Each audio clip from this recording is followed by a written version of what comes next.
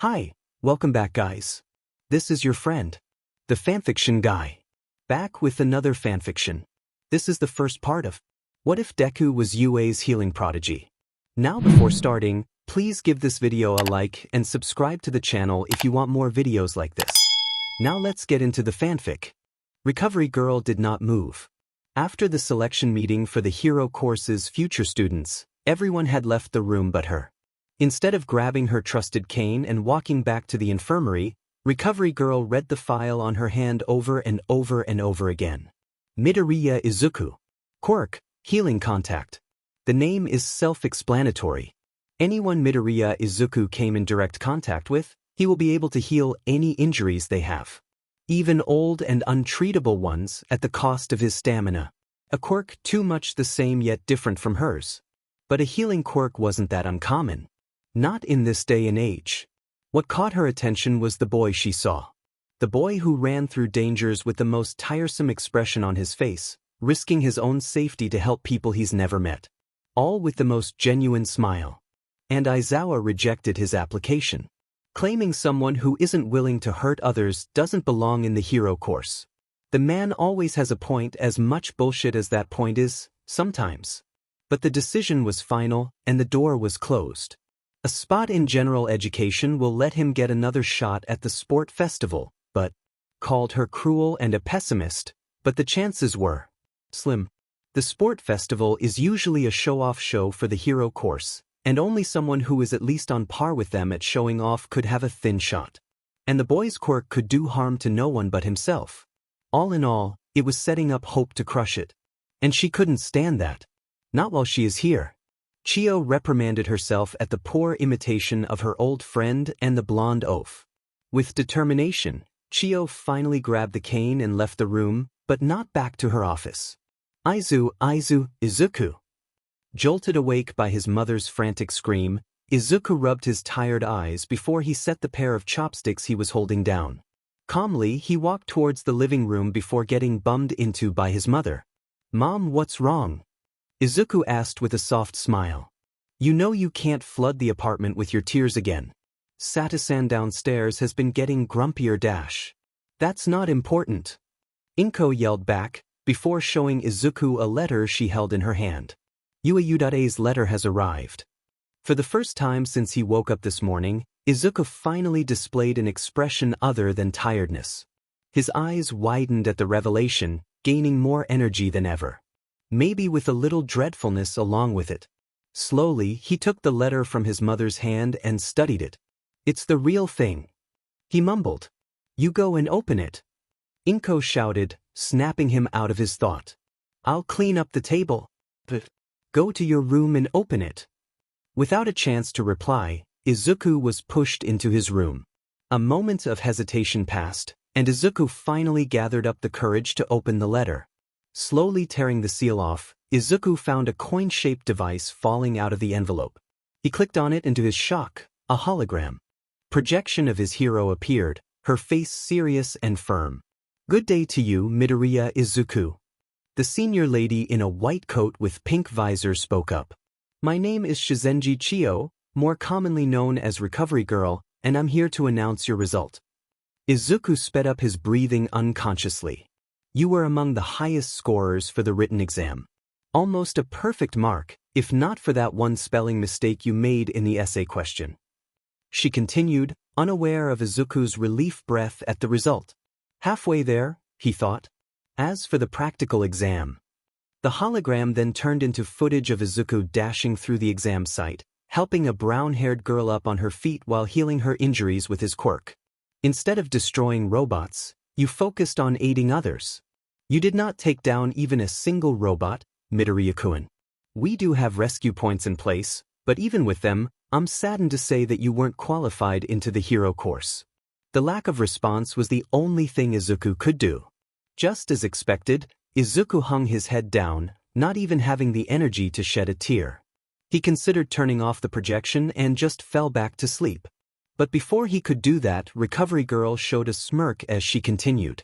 "That is where I came in." Her words stopped him from turning off the hologram. "I see the potential in you, Midoriya-kun, and I want to help you explore it. Principal Nizu did too, as he signed this. She revealed a piece of paper. Apprenticeship. She explained. Aside from your education in the general course, you will also be taking medical lessons with me. I'll teach you everything you need to know about being a healer, all in the span of 1 year. Once I deemed you qualify, you'll get the chance to transfer to the hero course. I need to make one thing clear though, I'll work you to the bones. So, you had better think twice before accepting this. Regardless of your decision, a seat in general education is already yours, Midoriya Izuku. Welcome to your maybe hero academia. The noise of a door being shut loudly jolted Izuku out of his sleep. With a yawn, he looked over and found his mentor walking in with an annoyed expression. Chiyo-sensei? Izuku asked as he watched the old lady make her way towards her chair. Who said you off this time? Your girlfriend, that's who. She replied, not looking over as she set the cane and threw herself onto the chair. The first year with the gravity quirk. Aizawa thought it would be nice to let them go all out on hand-to-hand combat. Uraraka-san. Izuku chuckled as he brewed the tea. Right, like I'm lucky enough to date her. He didn't notice the deadpanned look Chiyo gave him. That tea set is a gift from 1A's vice president, right? What about her? Yaoyorozu-san. Izuku hummed as he put sugar into the tea. She's amazing. I think the right word here is, too good for me. A painful groan escaped Chiyo. Almost a year in and her idiot of a student. Still hasn't realized a single thing. Okay, let's assume 1A is out of the equation. She continued, accepting the cup of tea from Izuku. What of 1B? The one with the vine hair? She definitely blushed when she talked to you this morning. Quite concerning, isn't it? Izuku nodded. I told her she could rest here and I'll watch over her until she gets better, but her face just turned redder. The seasonal fever is really getting out of hand. I think even Kuro-sensei caught it. Watching her student put on a concerned and thoughtful look, Chiyo couldn't help but mumble. Why did Setsuna have to fall for such a rockhead? What's that about Toku-san? Izuku asked. Oh no, did she catch the fever as well? Should I run over and check? She's fine. Quit yapping. Chiyo grabbed her cane as she threatened to whoop Izuku with it. I just don't understand her taste in men. Any of their tastes in men, actually. Izuku tilted his head in confusion. Less than a year ago, Shizunage Chiyo took Midoriya Izuku in with hope that he could succeed her, to be the one who helps heroes. Yet here she is, watching that boy seducing every single person without even realizing it. She knew she didn't regret teaching him. She was just worried he might actually be why she has a heart attack in the future. Case file number 1, Uraraka Ochako. Dear Diary, I'm afraid my nurse is going to get jumped. Deep breath, Izuku, deep breath. Izuku whispered to himself in front of the giant door. The sign said, 1C, looking down at him, waiting for him to open the door and enter. Taking in a deep breath as he told himself, Izuku entered the classroom. He's not here. Ochako whispered to herself as she looked around the classroom for a familiar set of fluffy green hair. She did catch sight of some fluffy hair, but both were pink and purple. Heck, the only green hair belonged to a girl who sat scarily still. Did he not make it in? But that's impossible. She only made it thanks to him. Rescue point was a thing, wasn't it? No one deserved those points more than that boy she saw running around, helping everyone in sight. The loud, glasses guy and the sparkling guy made it in. How the heck did that green angel not? Maybe he's in 1B?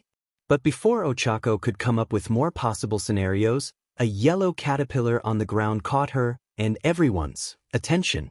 Izuku-kun. Looking up from his talk with Chiyo on their way back to the infirmary, Izuku saw a cheerful set of brown hair running towards him. She was still in her pink with a dark accent, skin-tight hero costume, waving with the most enthusiasm he ever saw from another human being.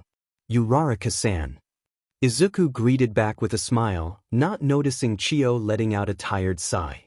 You look happy today. Did something good happen? Just happy to see you. Ochako replied with a blush, a gesture Izuku registered as her getting tired from running. Running immediately after strenuous exercise is really not good for your Health. Without hesitation, Izuku put a hand on Ochako's forehead, looking straight at her intensely for signs of fatigue. Your face is kind of hot right now. You're not making any eyes contact. You're making some strange noises. It doesn't look like fatigue, but it's not normal either. Chio-sensei, what's your thought? I believe you should let the poor girl have some space before she fainted. Chio calmly replied. While her rock-headed student was looking for signs, she had to witness the poor girl's face reach a new level of redness at the closeness. Well, I'm just going to use my quirk, just in case. Meanwhile, Izuku did not take a single clue as he grew more worried and started to grab Ochako's hand. At the sudden contact, Ochako let out some more gibberish as she watched her hand being gently held by Izuku. Ai Izuku-kun. Ochako managed to stutter out a response. I am fine. Really? You're going to get tired from using your quirk? What's a little fatigued if I could help you? Izuku joked, not noticing smoke started emitting from Ochako's bright red face. Hell, I'll do this for the rest of my life if I have to. Anything for you, Uraraka-san. Both didn't notice Chio already gave up and left. Excuse me, is anyone here? Ochako dragged herself into the infirmary with the most exhaustion she's ever felt. Mentally, that is. The entrance exam took the cake for physical exhaustion. Immediately after the threat of expulsion from her homeroom teacher, Ochako had to sit through lunch without eating a single thing. Dinner water is all she needs to stay healthy throughout the day. Daily lunch and breakfast just put more of a toll on her already limited pocket. To top on all of that, the quirk apprehension test made the atmosphere in her class tenser than ever. After realizing that they could get expelled at any moment, no one tried to strike up a conversation with anyone, which just made her focus more on her growling stomach. Hi, good evening. She didn't have the energy to turn towards where voice was coming from, focusing instead on staying awake. Recovery girl just left, but I'm here to look after the office when she's out. Can I help you with anything? Fine. Ochako dragged herself onto the bed. I just need to rest. Today has been tiring. Overwhelming first day, I assume. The soft, kind, and somewhat familiar voice chuckled. Recovery girl did tell me to expect someone from the first year to come. Ochako could hear noises of the cupboards being searched, along with the sound of water being poured into a cup. Usually, sleeping the tiredness off would be recommended, but sleeping with an empty stomach just makes it worse. She then saw a yakisoba bread being placed in front of her face. Without missing a single step, Ochako tore the packaging off and devoured the bread with only a few bites. She quickly snatched the cup of water away from the nurse's hand and gulped down the water. Easy there. The nurse's chuckle somehow even got softer. Saving someone 3 times in a row would be a new record for me. Ochako's head shot up and in an instant she recognized that face. The green angel who lifted that piece of debris up and rescued her. The same angel she's been looking for all morning. It's you! She screamed, earning a chuckle from him. Good to see you again too, Gravity Girl. He smiled as he offered her another glass of water. Rough day in the hero course. Ugh, the worst. Ochako groaned before she gulped down another glass of water. I take it you're having an easier day? Orientation was interesting. Izuku hummed. Nizu-sensei sure loves to talk about how to keep his hair smooth and fluffy. I still don't know how both those things went together. Other than that, it's mostly just a quick look over at what we're about to learn. Even recovery girl Oenel briefed me about what I should do while I'm here. So, 1B hasn't done the quirk apprehension test yet? Ochako tilted her head curiously. Well, I haven't seen anyone from 1B came yet. Izuku closed his eyes, trying to remember. But I doubt a quirk apprehension would result in someone coming here. Wait This time, Ochako's confused noise made Izuku look over at her. You're not in 1B? No. Izuku replied slowly, not understanding Ochako's shocked expression. I'm in 1C, General Education Department. But yeah, it's pretty cool that Midnight is our homeroom teacher. Like, they let pro heroes dash. But, Ochako sat up. Why aren't you in the hero course? You helped a lot of people. I guess I'm just not what Udata looks for. Izuku smiled sadly. But on the other hand, Recovery Girl herself offered to be my mentor. You've got to jump on that chance immediately, girl. Ochako couldn't believe her ears. The guy, no, the hero sitting in front of her wasn't qualified? Was Udata stupid? He literally ran through the entire exam site just to help others. Nothing screams, hero's material, louder than that. And yet, a great pervert got in instead of him. Would he be in the hero course if he hadn't risked saving me? A thought occurred in Ochako's head. It stinks, but it's not the end of the world. Izuku's words snapped Ochako out of her thought. I have the chance to work with my all-time favorite heroine Dash. It's my fault. Ochako's mindless mutter stopped Izuku's ranting. You failed because you had to jump in and save me from my stupid mistake. You could have been destroying robots and gotten more points if it hadn't for me. It's all my fault, Dash. Before Ochako could finish, she felt a swift, sharp pain in her forehead. She let out a painful yelp and looked up at the perpetrator. The green hair angel just flicked her forehead. Quit that, please. A frown appeared on Izuku's face. Ochako will never admit loudly that it doesn't suit his kind, pretty, and cute face. I failed because of me, all right? No one else. I don't regret helping others, so you shouldn't regret getting helped. But Dash, I saved you because I wanted to. Izuku firmly cut Ochako's off with a smirk. I made a choice. If Udate decided they wanted to fail me because of that, then too bad. I'm not changing my decisions. Never. I do this to help people. What's the point of becoming a hero if I have to abandon someone who needs help? Ochako could only stare at Izuku wordlessly, not even noticing a slight tinge of blush appeared on her cheeks. Thankfully, the boy himself took that more seriously than it should have been. Say, since you're already here, do you want me to use my quirk on you? Just like the entrance exam. He got closer and whispered into her ears, turning Ochako's blush harder. My quirk lets me heal others at the cost of my own energy. That's what I did at the entrance exam. BBB, but are you allowed to do that? Ochako stuttered. I don't think we can use our quirks without permission on school ground. What are you, a cop? Izuku chuckled. Wait, that's a stupid question. Ignore it. But you're right. Recovery Girl hasn't allowed me to use my quirk without her supervision just yet. But before Ochako could say anything else, she could hear Izuku's voice become more playful as he whispered into her ears. How about we let this become our little secret? Ochako fainted immediately as Izuku gently held her hands. One of your friends, just drop this off. Chiyo threw a shirt in Izuku's direction. Ignoring Chiyo's emphasis on the word, friends, Izuku immediately brightened up at the sight of his favorite shirt. Taking a glance at the shirt, Chiyo visibly gagged at its appearance. How is that your favorite shirt? It's funny. Izuku showed her a plain black t-shirt with the word, gym outfit, written on it. It's horrible. Chiyo remarked. Why did you even give that thing to someone? That thing could even rival my great-niece's hoodie in horribleness. Tokage's hoodie is awesome. Izuku stuck out his tongue in response. But I gave this shirt to Kirishima-san after his got burnt during training. Ah, I remember now. Chiyo nodded with a tired expression. That was a recorded simultaneous nosebleed at one moment. Quite scary, wasn't it? Izuku chuckled grimly. 40 simultaneous nosebleeds at the same time. I still think it was a villain's quirk at play. Not because you took off your shirt in front of them? Chiyo asked incredulously. Why would they bleed at me taking off my shirt?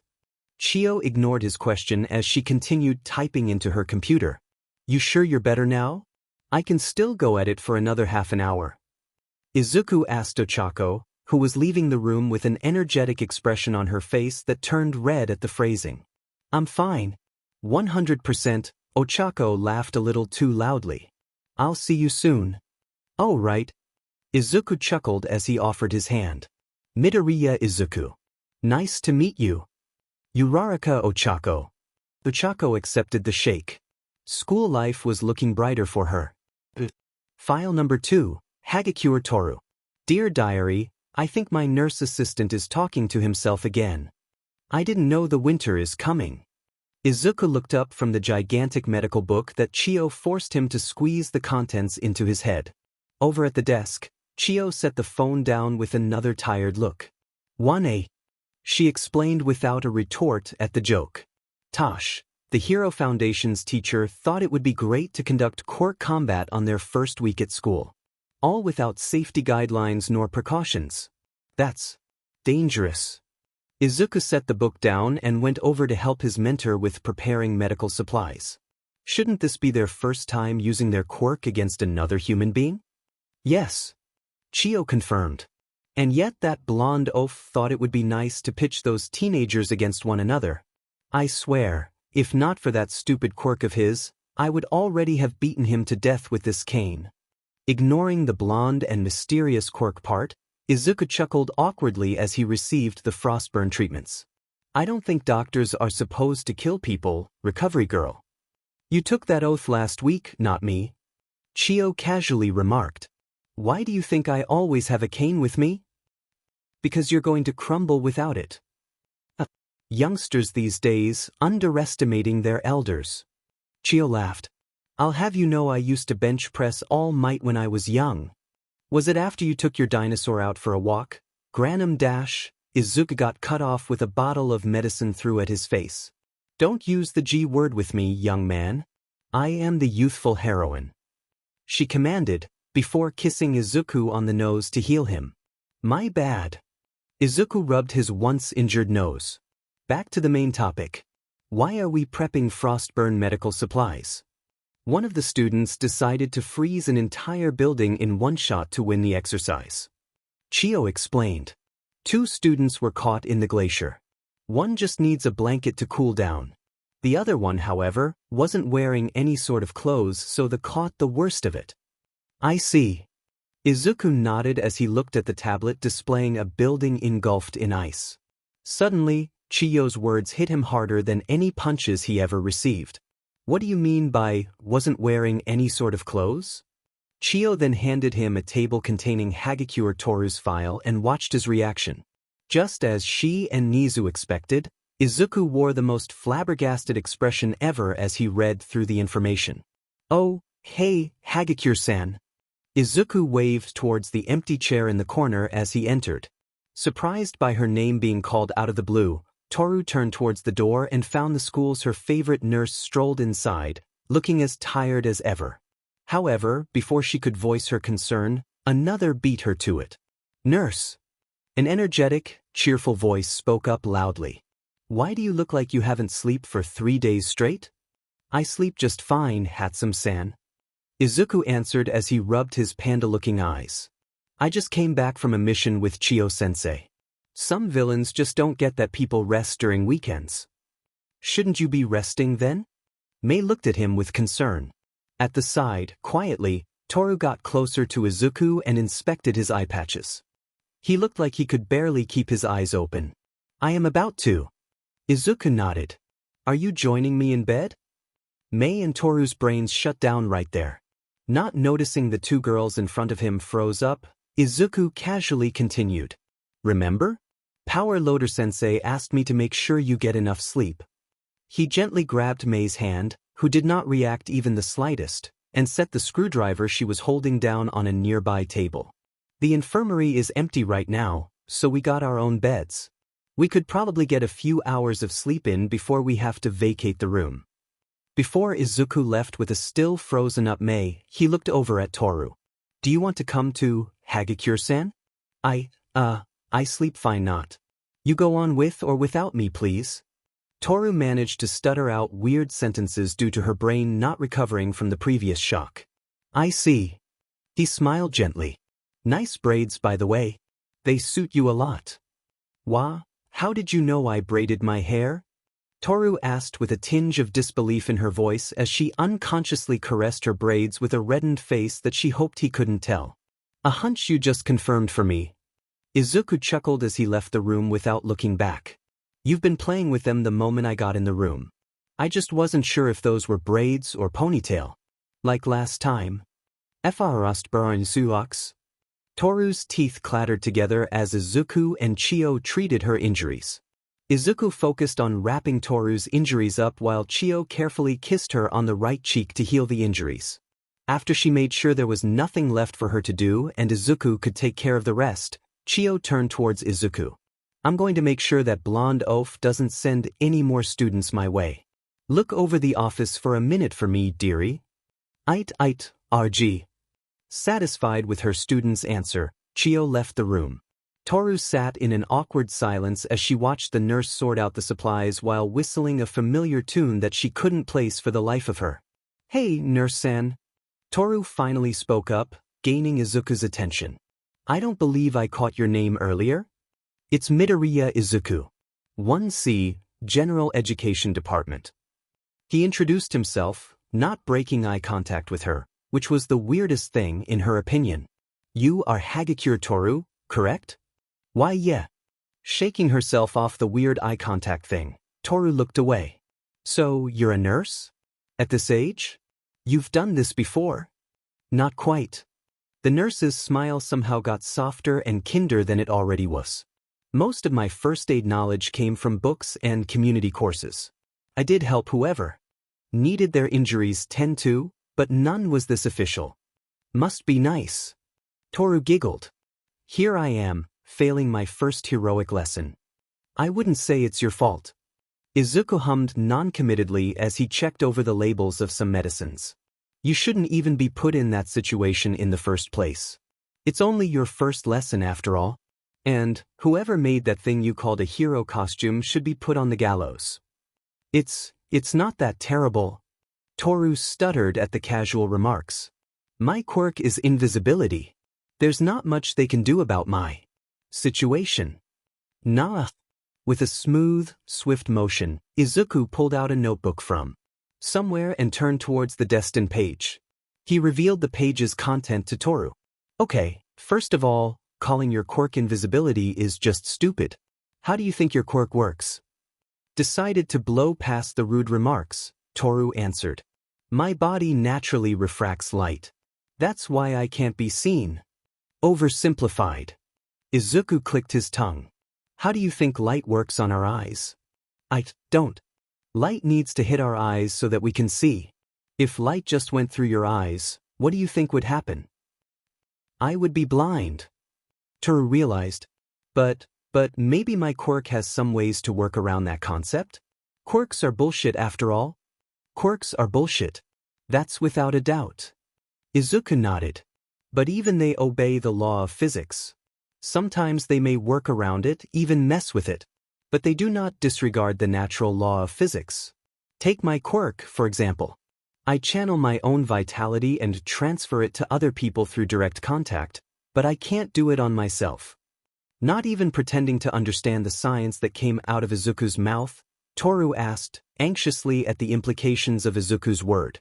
Then how does my quirk related to any of this? My theory is you aren't completely invisible. Izuku proudly announced his theory, missing Toru's hitched breath. Your pupils must be visible in the smallest, thinnest way possible to allow you to see. It's invisible to the human's eyes, but it's there. It's visible. That's how you can see. If you can figure out how it works, you may be able to switch between invisibility and visibility with a simple flick of a finger. How does that relate to your hero costume, you may ask? Well, a skin-tight suit tailored with your specific DNA can turn invisible and visible with you, so you won't have to walk around in your baby's uniform anymore. Well, it's not technically a baby's uniform because of the gloves and boots, but it's preposterous, nonetheless. No one should walk around like that even if they can't be SE-. I can become visible. With one simple sentence, Toru made Izuku stop in the middle of his ranting. Not understanding the heavy implications behind those words, Izuku answered. Theoretically speaking, at least. It's just a theory. A quirk theory. He smirked to himself, proud at the joke. All of a sudden, Toru's silence turned into sobs, and Izuku's brain stopped operating. Although overwhelmed by the sudden show of emotion, Izuku gently grabbed Toru's hand and spoke in the softest tone he could. I don't want to give you any false hope, Hagakure-san. Toru sobbed more at Izuku's words. But as long as it is still a possibility, Recovery Girl and I will work to the graves to make sure you can reach your full potential. She looked up. In front her was still the same set of viridian eyes. But the tiredness it had was completely replaced by determination and assurance. Not once did they break away from her own. For the first time ever in her life, Toru could feel someone looking at her. "Where are those notebooks coming from, by the way?" Setsuna asked, eyes still staring at Izuku's back in disbelief. "What notebooks?" Izuku replied cluelessly as he continued his writing. "That." Setsuna pointed at the notebook Izuku was holding in his hand. In return, Izuku looked at where Setsuna was pointed at and looked back at her with worry. "You sure Tetsu-san's punch didn't leave a concussion?" Setsuna turned towards her great-aunt as a last resort, trying to understand the sheer madness that was happening. Much to her disappointment, her aunt just gave her a cup of tea. "Something aren't for us mortals to know, Setsuna," Chio casually said as she sipped her tea. "Learn to live with it. Your live will be much easier." Setsuna gulped down the cup of tea like it was a bottle of liquor. "I'll talk with Shizenji-sensei about your hero costume," Izuku assured Toru. "The person who went through with the gloves and boots is already dead. To her, at least." I took an oath, sadly. Giggling at the joke, Toru mindlessly tugged her invisible hair behind her ears. "Thank you, Midoriya-kun. Honestly, you don't know how much you've helped me. It's in the job description." Izuku smiled at her words. "I'll be here if you need help with your quirk. Can I come visit for, lunch and stuff? Time to time?" Toru asked meekly, not daring to meet Izuku's eyes this time. "Just don't come wearing this again. You don't know how hard it is for me to keep my thoughts at bay." Before Toru could burst into flame from embarrassment, Izuku continued. "No feelings could describe how angry I am at this. Gloves and boots? It's an insult to the support industry. Nothing boils my blood more than this." Right." Toru whistled. "I'm angry too. Nothing but anger. Definitely only anger." Case file number 3, Kuda-kuji. Dear Diary, is there any way to check if someone is a Disney's princess? Angel exists. He knew it. One appeared in front of him. It all happened too fast. One moment, he was having lunch with Shuji and Tokoyami. Next thing he knew, the alarm almost blew his ears off. Chaos ensued immediately after. Students pushed against one another, completely disregarding others' safety. Thankfully, with his figure being naturally larger than others, Kuji wasn't hurt. Too badly. Physically, at least. The sound of alarm blaring through the hall, students screaming, telling each other to move, combined, triggered a panic attack. As a selective mute, Kuji never asked for anyone's help. Whenever he was having any of his episodes, an animal friend always came and was there for him, helping him to calm down. But currently, with the chaos ensuing, even with his best effort through the panic attack, no one heeded his call. Everything was becoming blurry. And he felt a gentle tap on his shoulder. "How many times do I need to tell you, Midoriya Izuku, that this is not a pet cafe?" Upon entering, Chio could already see a headache incoming. Yuda's big 3, its pride, was sitting on the floor, cuddling a rabbit. Chio-sensei. Her assistant, the one she left in charge of the infirmary while she was gone, was brewing tea like usual. "A cup of tea? Please," Chio asked before switching back to the main issue. "Why is there a rabbit here?" Izuku answered as he offered Chio a cup of tea, who thanked him as she grabbed it. "Kuda-san asked me to watch over his rabbit. He's out with Tokoyami-san to buy groceries." "Really?" Chio quirked an eyebrow. "I heard that boy is very protective and secretive of his rabbit. That's why I told him, I'll take care of any needs you have and show you a good time." "Those were your exact words?" Chio emphasized. "Yeah. And you said those while looking at him?" "Of course." Izuku smiled innocently. "I need to assure him Yuan will be well taken care of and she'll have fun here."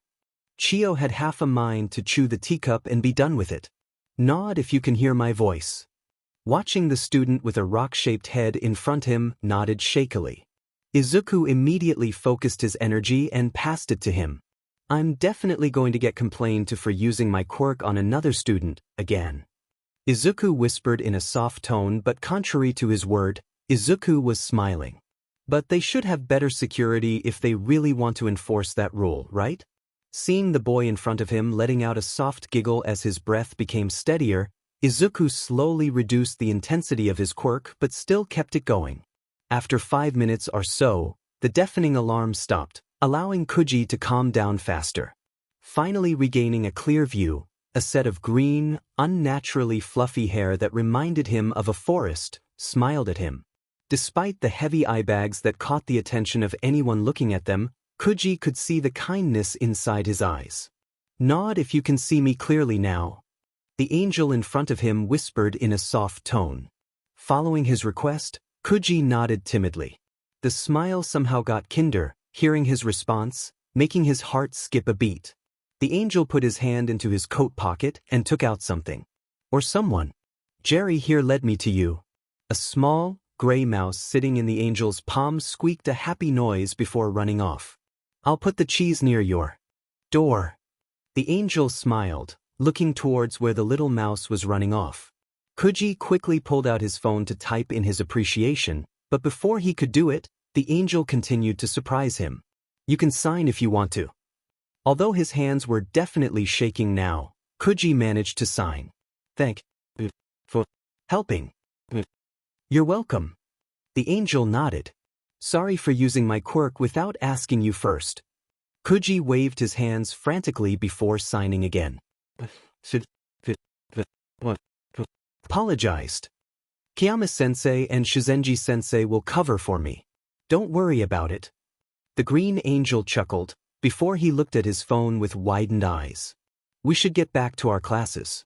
Just find me at the nurse's office after school if you need anything else, okay?"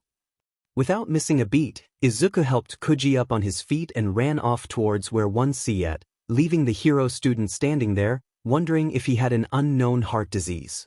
"You know you really shouldn't feed rodents infesting the school, right?" Chio said as she watched Izuku put some leftovers into a bento box. "It's not the 14th century." The boy replied casually as he continued packing the food. "And you're not a plague doctor. That would make a cool Halloween's cosplay for us, though." "I wear a costume every day, dearie," Chio replied, losing interest in reprimanding her student. "It's always Halloween." Izuku only chuckled at her response. Before Izuku could wave goodbye to Chio, the door to the nurse's office opened and a woman with short, blue navy-colored hair in a spacesuit peeked her head inside. "Shizenji-san, the principal is looking for you." "Did he say what is it about?" Chio looked at her. "Something about your old friend." Letting out a sigh, Chio grabbed her cane and left the room after reminding Izuku to clean up the infirmary before he went home. After Chio had left, Anan turned towards Izuku. "Going home now, Midoriya-kun?" "After I feed the mice." Izuku shook the food bag with a smile, before leaving the room with Anan. "I heard the mouses are helping Nizu with collecting information." Anan hummed as she watched Izuku carefully place the food in creaks and mouse holes. "Aizawa-senpai looked at me like a crazy person when I said that. I assume he hasn't watched Ratatouille yet?" Izuku chuckled as he knocked on the wall 3 times. Anan only giggled in response as she watched Izuku work with affection in her eyes. "The mouses are eating better than me." Anan sighed. "Cup noodles really aren't healthy for you. I can make breakfast for you every day if you want to." Izuku smiled before it turned into a smirk. "There will be a fee though." Izuku rode off the sight of Anan immediately put her helmet back on. "Chio-sensei's merch is really expensive." Izuku commented. Case file number 4. Azuitu. Dear Diary, how is someone that smart capable of being that stupid? A field trip? Really? Izuku whispered. "After that whole fiasco, I admit it's a bad idea." Nemuri sighed. "But at the end of the day, it's Nizu and the teacher in charge's decision. A medical staff's presence might elevate the student's concern. You can decline if you want to. I'll go with them if you think I'm any help." Izuku waved off her concern. But wouldn't Shizenji-sensei's presence better than an intern? Nizu didn't want to raise any false alarm. Nemuri made an air quote. Besides, 1B is having their battle trial today and Shizenji wanted to avoid what happened with 1A.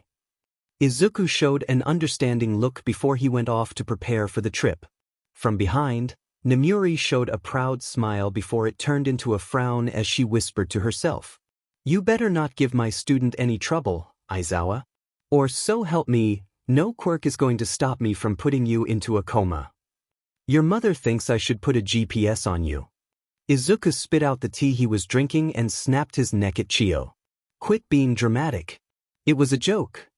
Chiyo's expression did not change. I'm a doctor, not your babysitter. Where you go or what you get yourself into aren't any my business. That wasn't funny. Izuku deadpanned. And I don't get into troubles. Remind me what happened last week? That night you ran out to get some medical supplies without informing anyone. It was supposed to be a short trip. Izuku mumbled. You guys are being unnecessarily overprotective. You came back with a bleeding head, Midoriya Izuku. I fell off the steps. And I still don't buy that. Chiyo sighed. Just don't get yourself in any trouble. You seriously remind me too much of someone I knew. This is Midoriya Izuku. He's Recovery Girl's trainee and a first year, like all of you. Aizawa gestured at Izuku, who waved at the population of 1A. He's here to observe and provide first aid if necessary. Taking a quick look at the present faces, Izuku's smile got wider at the sight of some familiar face. The one who knew him looked away, not daring to show their blushes.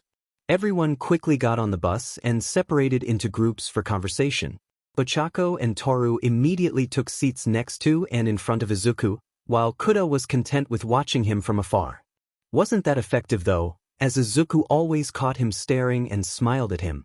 Excuse me for being rude, Midoriya-san, but did you not pass the heroics entrance exam? Tenya asked, a little too loudly as it caught everyone's attention. Ochako immediately cracked her knuckles, ready to throw hands. Yeah, I did not. Izuku chuckled awkwardly. I suppose purposefully avoiding engagements isn't a good thing for wannabe hero. But you recognized the true point of the exam, did you not? Tenya continued. You saved Uraraka-san from the zero-pointer. You even assisted Recovery Girl in her healing efforts. I merely provided the necessary amount of energy for Shizenji-sensei to heal them. Izuku scratched his cheek.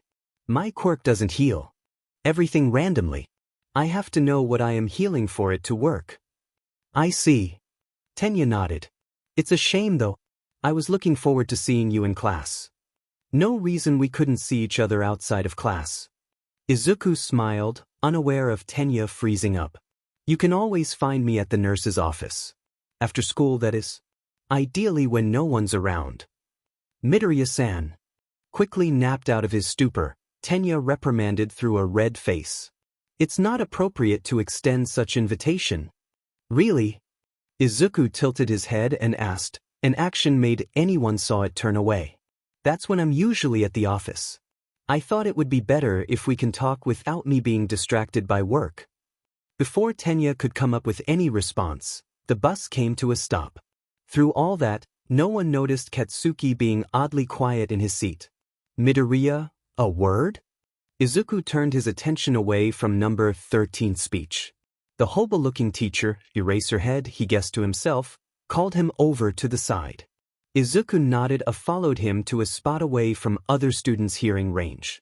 I know you have a tendency to jump in and help, but this is a learning opportunity for them. Aizawa said as he glanced over at the excited students. Wait until the end of the day to reveal your quirk to them. I don't want them getting complacent just because there's a healer nearby. Isn't it worse to let them run around with injuries all over? Izuku quirked an eyebrow. They'll have to get used to it at some point. Aizawa continued, not fazed by Izuku's reasoning. Still doesn't make it right. Izuku did not back down. They're still in training. If they are scared off by a little pain, then maybe this isn't the right career path for them. Aizawa ended the conversation as he turned his back on Izuku. Let's go. We're wasting time. Although not comfortable with the teacher's ideology, Izuku opted to stay quiet for now and watch how the exercise goes. However, Before number 13 could divide the class into teams, one of the students pointed at the plaza and asked, "What's that down there?"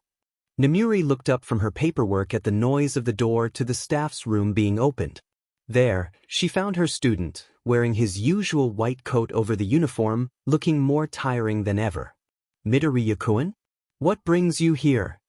"Nizu asked me to remind you that office hour is over, Kiyama-sensei." Izuku smiled.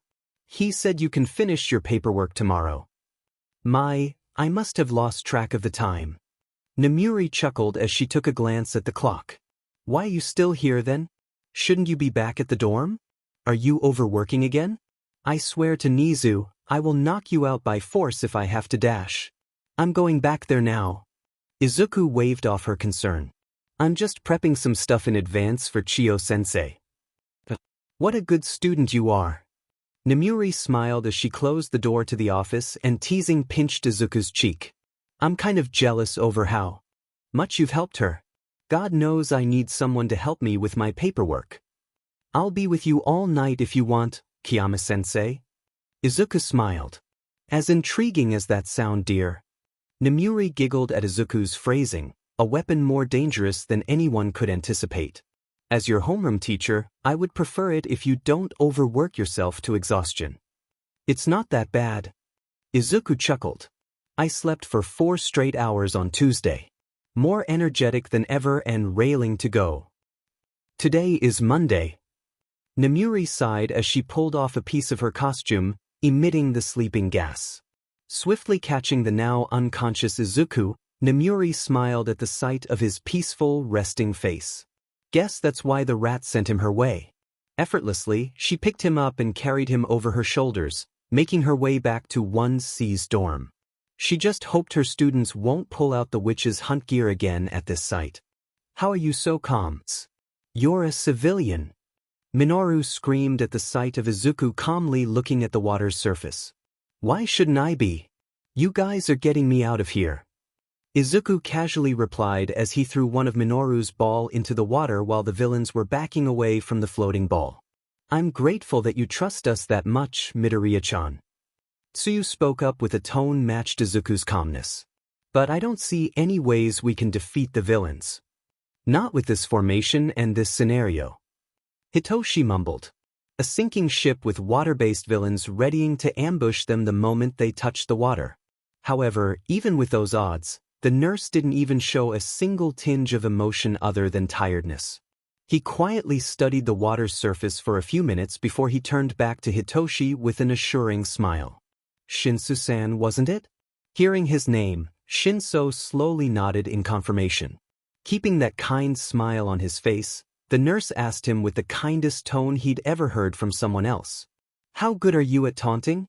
What do you think, Shuzenji-san?" The attention was now placed on Chiyo, who stayed quiet throughout the whole conversation. After thinking over the question for a moment, Chiyo spoke up. "You watched the footage, right?" Toshinori nodded at his old teacher, now co-worker's question. "Then you should know he isn't the type to punch the problems away like you and Nana." "But he wants to be a hero, does he not?" Toshinori argued. "Surely he must understand that it is inevitable." "You're starting to sound a lot like Aizawa there, Toshinori." Chiyo blankly stated, making Toshinori sputter. "I abstained from violence as much as possible too.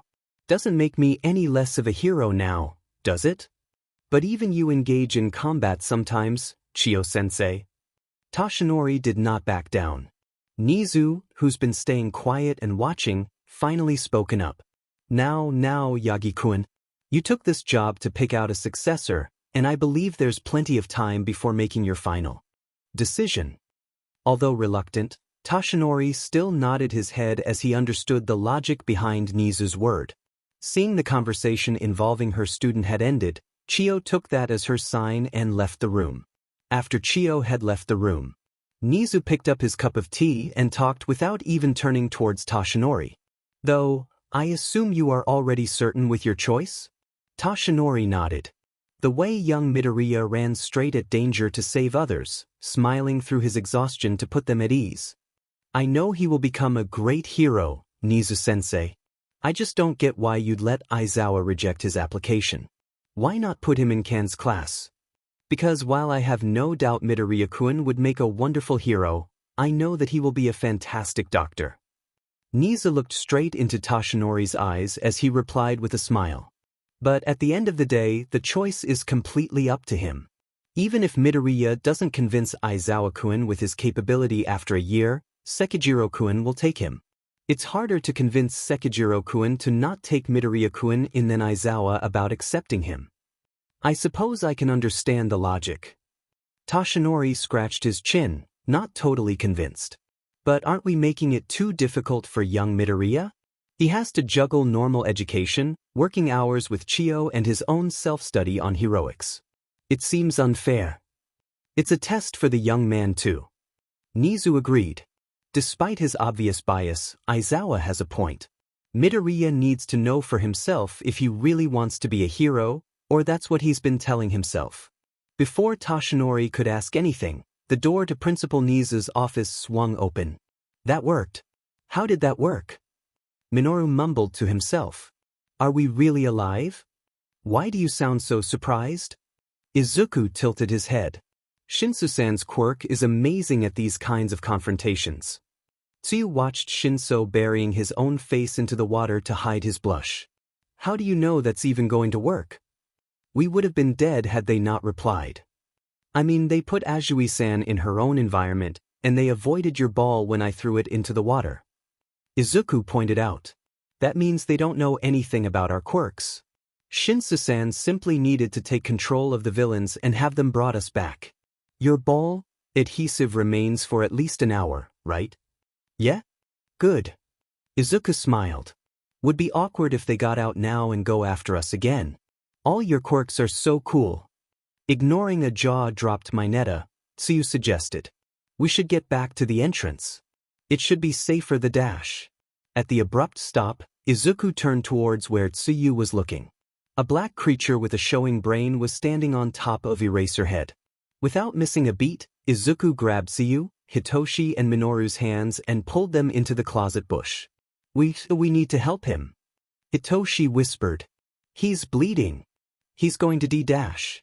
It's not head trauma. Izuku whispered eyes. Focusing on Aizawa. His pupils aren't dilating. That means he was still focusing his quirk on that thing. That means it's not a concussion. The blood is from pieces of debris cutting against his skin. That decayed part of his elbow is concerning, though. Before any of them could come up with a response at that Godspeed observation, the black mist that warped them away appeared slowly next to the man with hands covering all over him. Shigaraki Tamura, one of the students, has escaped. The black mist spoke. Reinforcement is on the way. We should leave. Demenit, Kurojairi. The handman scratched his neck. If you're not our getaway ticket, I would have dusted you. All Might isn't here too. What's the point of bringing the secret weapon if the boss isn't even here? Minoru released the breath that he didn't know he was holding. They're leaving? Thank All Might. But before we leave, Izuku could feel the malice that was aiming towards them. Let's leave him some dead students. Everything slowed down at that moment. Tsuyu could feel her face being grabbed by the villain's hand. The one with the disintegrating quirk.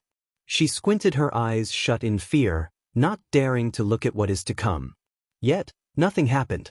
Slowly and shakily, Tsuyu peeked her eyes opened and glanced over to her right. Izuku was holding onto her hand for dear life. His eyes were squinting in exhaustion, he was panting. But his hand did not loosen even a little. A healer with a counter quirk? Tamura smirked. With his remaining hand, he reached over to Izuku's face. Let's see if you can use it on yourself. Tsuyu's eyes widened in fear. She let out a fearful croak, begging Izuku to run. But as a response, Izuku only smiled softly at her before glaring at Tamura, not even attempting to dodge the incoming death sentence. Tsuyu could still feel his tightened grip on her hand. She gripped it back. Aizu-chan. Hearing his name, Izuku lifted the book he was using to cover his face up and found a familiar face sitting next to him. Azui-san. Izuku smiled at the sight of Tsuyu. Can I help you with anything? I can come back later. So you said. You look tired. Also, call me Tsu. I always look tired. Seeing you make it better now. Izuku joked. What's up? Pushing down her blush, Tsuyu continued with a straight face. I tried the thing you suggested. Did it work? Izuku was suddenly holding a notebook and a pen, preparing to note down. Tsuyu nodded. No nightmares or waking up in the middle of the night. It's all thanks to you. I just suggested what has worked in the past. Izuku waved off the compliment. A picture that brings peace to you. Mine is the picture I took with my mom. What's yours? It's. This time, feeling a blush coming, Tsuyu turned away, not daring to meet Izuku's eyes. The picture of us. Oh, the one we took under the sunset on the bridge? Izuku nodded with a smug, proud smile. Did you know that the act of watching sunset can help you feel more relaxed, present and content? My mom recommended that spot. She used to go there with grandma and her brother on the weekends. Even though she wanted to clarify that it wasn't the sunset that calmed her, Tsuyu was content with sitting and listening to him talk. Izuku's soft-spoken tone always makes her feel at ease. On the side, despite her annoyance at the densest being on planet Earth, Chiyo couldn't help but smile at the cuteness of the scene. Even though she wanted nothing more than to shove some brain cells into her student. Annoying. Tamura clicked his tongue in annoyance as he looked behind his back. Aizawa was glaring at him with bright red eyes. No Mukildash. Before Tamura could end his command, Izuku threw Tsuyu into the water, with Hitoshi and Minoru immediately jumping after her. Ducking under a shocked Tamura, Izuku ran towards Aizawa and slid beside him. He grabbed Aizawa's hand and focused on using his quirk, patching up the decayed elbow. Cool move, healer. Tamura grinned, turning his attention away from the students who were now away from the shore. A touch-based quirk that heals. Finally, a player too worth playing against. Before Tamura could go further into that statement, the dome's top was crashed through by a huge figure. All Might was here. And he wasn't smiling. Case file number 5. Kuro's Anan. Dear Diary, they said the TON 618 is the heaviest black hole with the densest singularity discovered till date. Why do I have a nagging feeling that my assistant just topped that discovery? After All Might's arrival, Izuku moved Aizawa towards the entrance, where he found several students there circling around an injured 13. After ensuring Aizawa's injuries won't get any worse, Izuku left him to 1A's vice president who just arrived and focused on treating 13. Izuku immediately removed the gloves of 13's suit and grabbed her completely black hand. Izuku could feel his nose start to bleed, along with Ochako telling him something, but the headache and the exhaustion blur out everything else. Izuku's sole focus was on patching up the disintegrated wounds of his teacher. Gradually, his vision started to get blurry as his eyes started to blink more and more. Izuku bit down on his tongue to keep himself from falling unconscious, utilizing the pain and the taste of blood in his mouth to keep his brain from falling asleep. 5 minutes felt like an eternity. He hasn't overworked his quirk like this since the entrance exam, and even then, he stopped at nose bleeding. But he can still feel the pain. That means he could still endure it. Even when the sound of glasses shattering, door being kicked down following by gunshot, Izuku did not stop. Only when an unfamiliar, sweet, calming scent entered his nose that everything went black. Recovery girl. Ochako pleaded. Chiyo's eyes followed the sight of Izuku, Aizawa and Anan being put into an ambulance. It's not life-threatening. Chiyo answered. Aizawa's elbow stopped decaying before the nerves were affected. Kuro's might need some extra treatment with her back being torn open like that, but thankfully the bleeding was stopped. As for Midoriya, overworking his quirk caused an overload on his brain. An MRI scan is needed, but he was still conscious until midnight knocked him out, so it's safe to assume that he'll recover soon enough. Tsuyu's tightened fist loosened a little at the good news, although the guilt was still apparent on her face. Toru and Kuji went over to check up on the frog girl. Can we visit him? Ochako asked. I don't think it's a good idea, dearie. Chiyo assured her. But I'm sure he'll be up and running by next week. He's a tenacious brat after all. Now on to different matters. Nizu set down the papers and looked around the room. I read a paper that said checking up of the staff's life outside of work would improve productivity. Last weekend, I sent my rat friends on a mission to spy on Tartarus. Yagi-kun, now you do it. Spying on Tartarus? Blood came out of Toshinori's mouth. No, sharing. Nizu clarified. Your celebrity status would make you a terrible spy. Okay. Looking past a secret he shouldn't be hearing, Toshinori tried to remember what he did last weekend. With my partially healed stomach, I figured now would be a good opportunity for me to go and try out all the cuisines I've been missing out on for the past 5 years. A wise choice. Nizu nodded. What about you, Kankuen? I took my dog to his monthly spa. Inui came with us. Sekijiro shrugged as Ryo sneered to himself. What about you, Yamada-kun and Aizawa-kun? Sleep, patrol, sleep, marking papers. Shota answered unamusingly. The usual stuff. My radio shows. Hizashi excitedly yelled. A lot of requests for love advice from the students have been pouring in. And you, Shizenji-san? Just hanging out with my sister and her family. Chiyo replied. My fashion disaster of a grandniece needed help picking out an outfit. Oh, I smell a love story in the air. Namuri grinned. Was it a date? With my student? Yes. Everyone quietly agreed to ignore the sound of glass cracking coming from their youngest coworker. But your knuckled head probably thought it was only a friendly invitation, anyway. Really? Toshinori raised an eyebrow. Young Midoriya showed me a picture of them with matching sweaters. It was horrifying. Wow, All Might. Ken, Cementos, chuckled. Didn't expect you to roast the kids like that. Oh right, sorry. Toshinori scratched his head embarrassingly. The children looked cute together. Everyone stopped for a second at the noise of glass cracking getting louder. But the sweaters they picked out were horrifying. Toshinori continued, sweat dripping down his face. I do not understand who in their right mind would sell them. Couldn't be that bad, right? Majima asked. I've looked straight into the eyes of the boogeyman, Majima. Toshinori rubbed his face with his palm. But those sweaters, they scare me. But at least they look cute together. Toshinori, I am trying so hard to not be in a black hole's singularity. Toshinori and the rest of the staff followed Chiyo's glance towards Anan.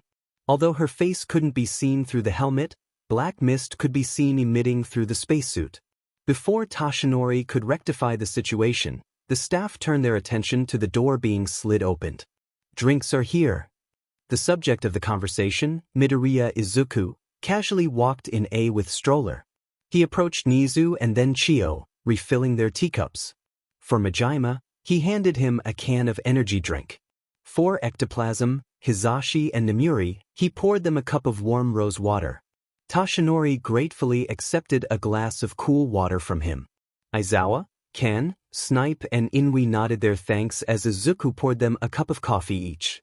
As they received their drinks, the rest of Udare's staff watched with interest as Izuku approached Anan. Kuro-sensei, you're looking happy today. Izuku smiled as he gently handed her a non-alcoholic cocktail. Just happy to see you, Midoriya-kun. Somehow with her mask already off, Anan smiled as she accepted the cup from Izuku. This cocktail is amazing. I'm glad to hear that. Izuku nodded as he started to turn towards the door. If you want more, you can always find me at the dorm. I'll even give you a little extra service. Before Izuku closed the door, he asked. While we're on that topic, the teacher's bar really needs some touch-up. I can make better drinks with the tool I have at the dorms. Watching the nurse left, everyone quietly watched as Anan sipped her cocktail with a goofy smile and a bright red face. What's the verdict, Your Honor? Ectoplasm turned to Nizu. Oh, she's definitely in love. Nizu cackled. That means 1 week of overtime, Aizawa. Aizawa responded by drinking his coffee like a tequila shot. After passing out from her fight against Kurojiiri, Anan woke up in a hospital bed, feeling strangely energetic. After informing the nurses and doing a few checkups with the doctor, Anan finally heard what happened from a detective. All about what happened to the students until reinforcement had arrived. including why her supposedly fatal injuries only felt itchy now. Immediately after the detective had left, Anan came straight to Izuku's room. Sliding the door open, she found Chio sitting next to him, reading through some papers. Urare's medical staff looked up from their conversation at the unexpected visitor. "Hey, you're finally awake," Izuku said with a joking smile, almost earning himself a cane if he hadn't been in bandages. "How are you feeling, Kuro-sensei?" Before Anan could come up with an answer, Chio grabbed her cane. "I need to go talk to All Might," Chio told them before she left the room. "Be back in 10 dearies? Minutes or hours?" Izuku asked. "I'm going to let you figure that out yourself." She closed the door. As she left, Anan then approached the chair next to Izuku's bed and sat down, looking all over the nurse. "I heard about what you did, Midoriya-kun," Anan whispered in an apologetic tone. "I'm so sorry.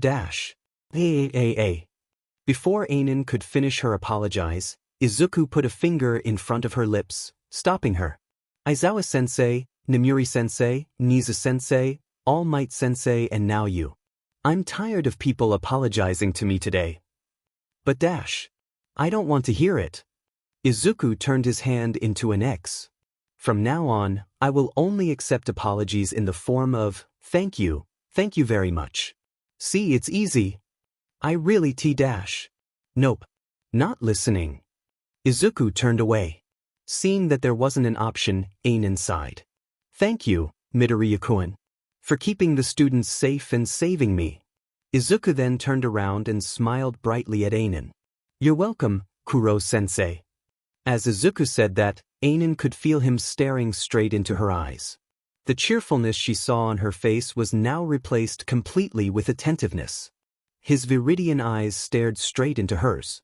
Izuku slowly leaned in as more seconds went by, completely ignorant of Anan's red face and the fact that their nose was almost touching. Even though she was experiencing the most embarrassment she ever felt in her entire life, something about Izuku's eyes entrapped her, keeping her still, not daring to move a single muscle. Only when Anan was positive that she was leaking her quirk on accident that Izuku finally broke back into a smile as he sat back down on his bed.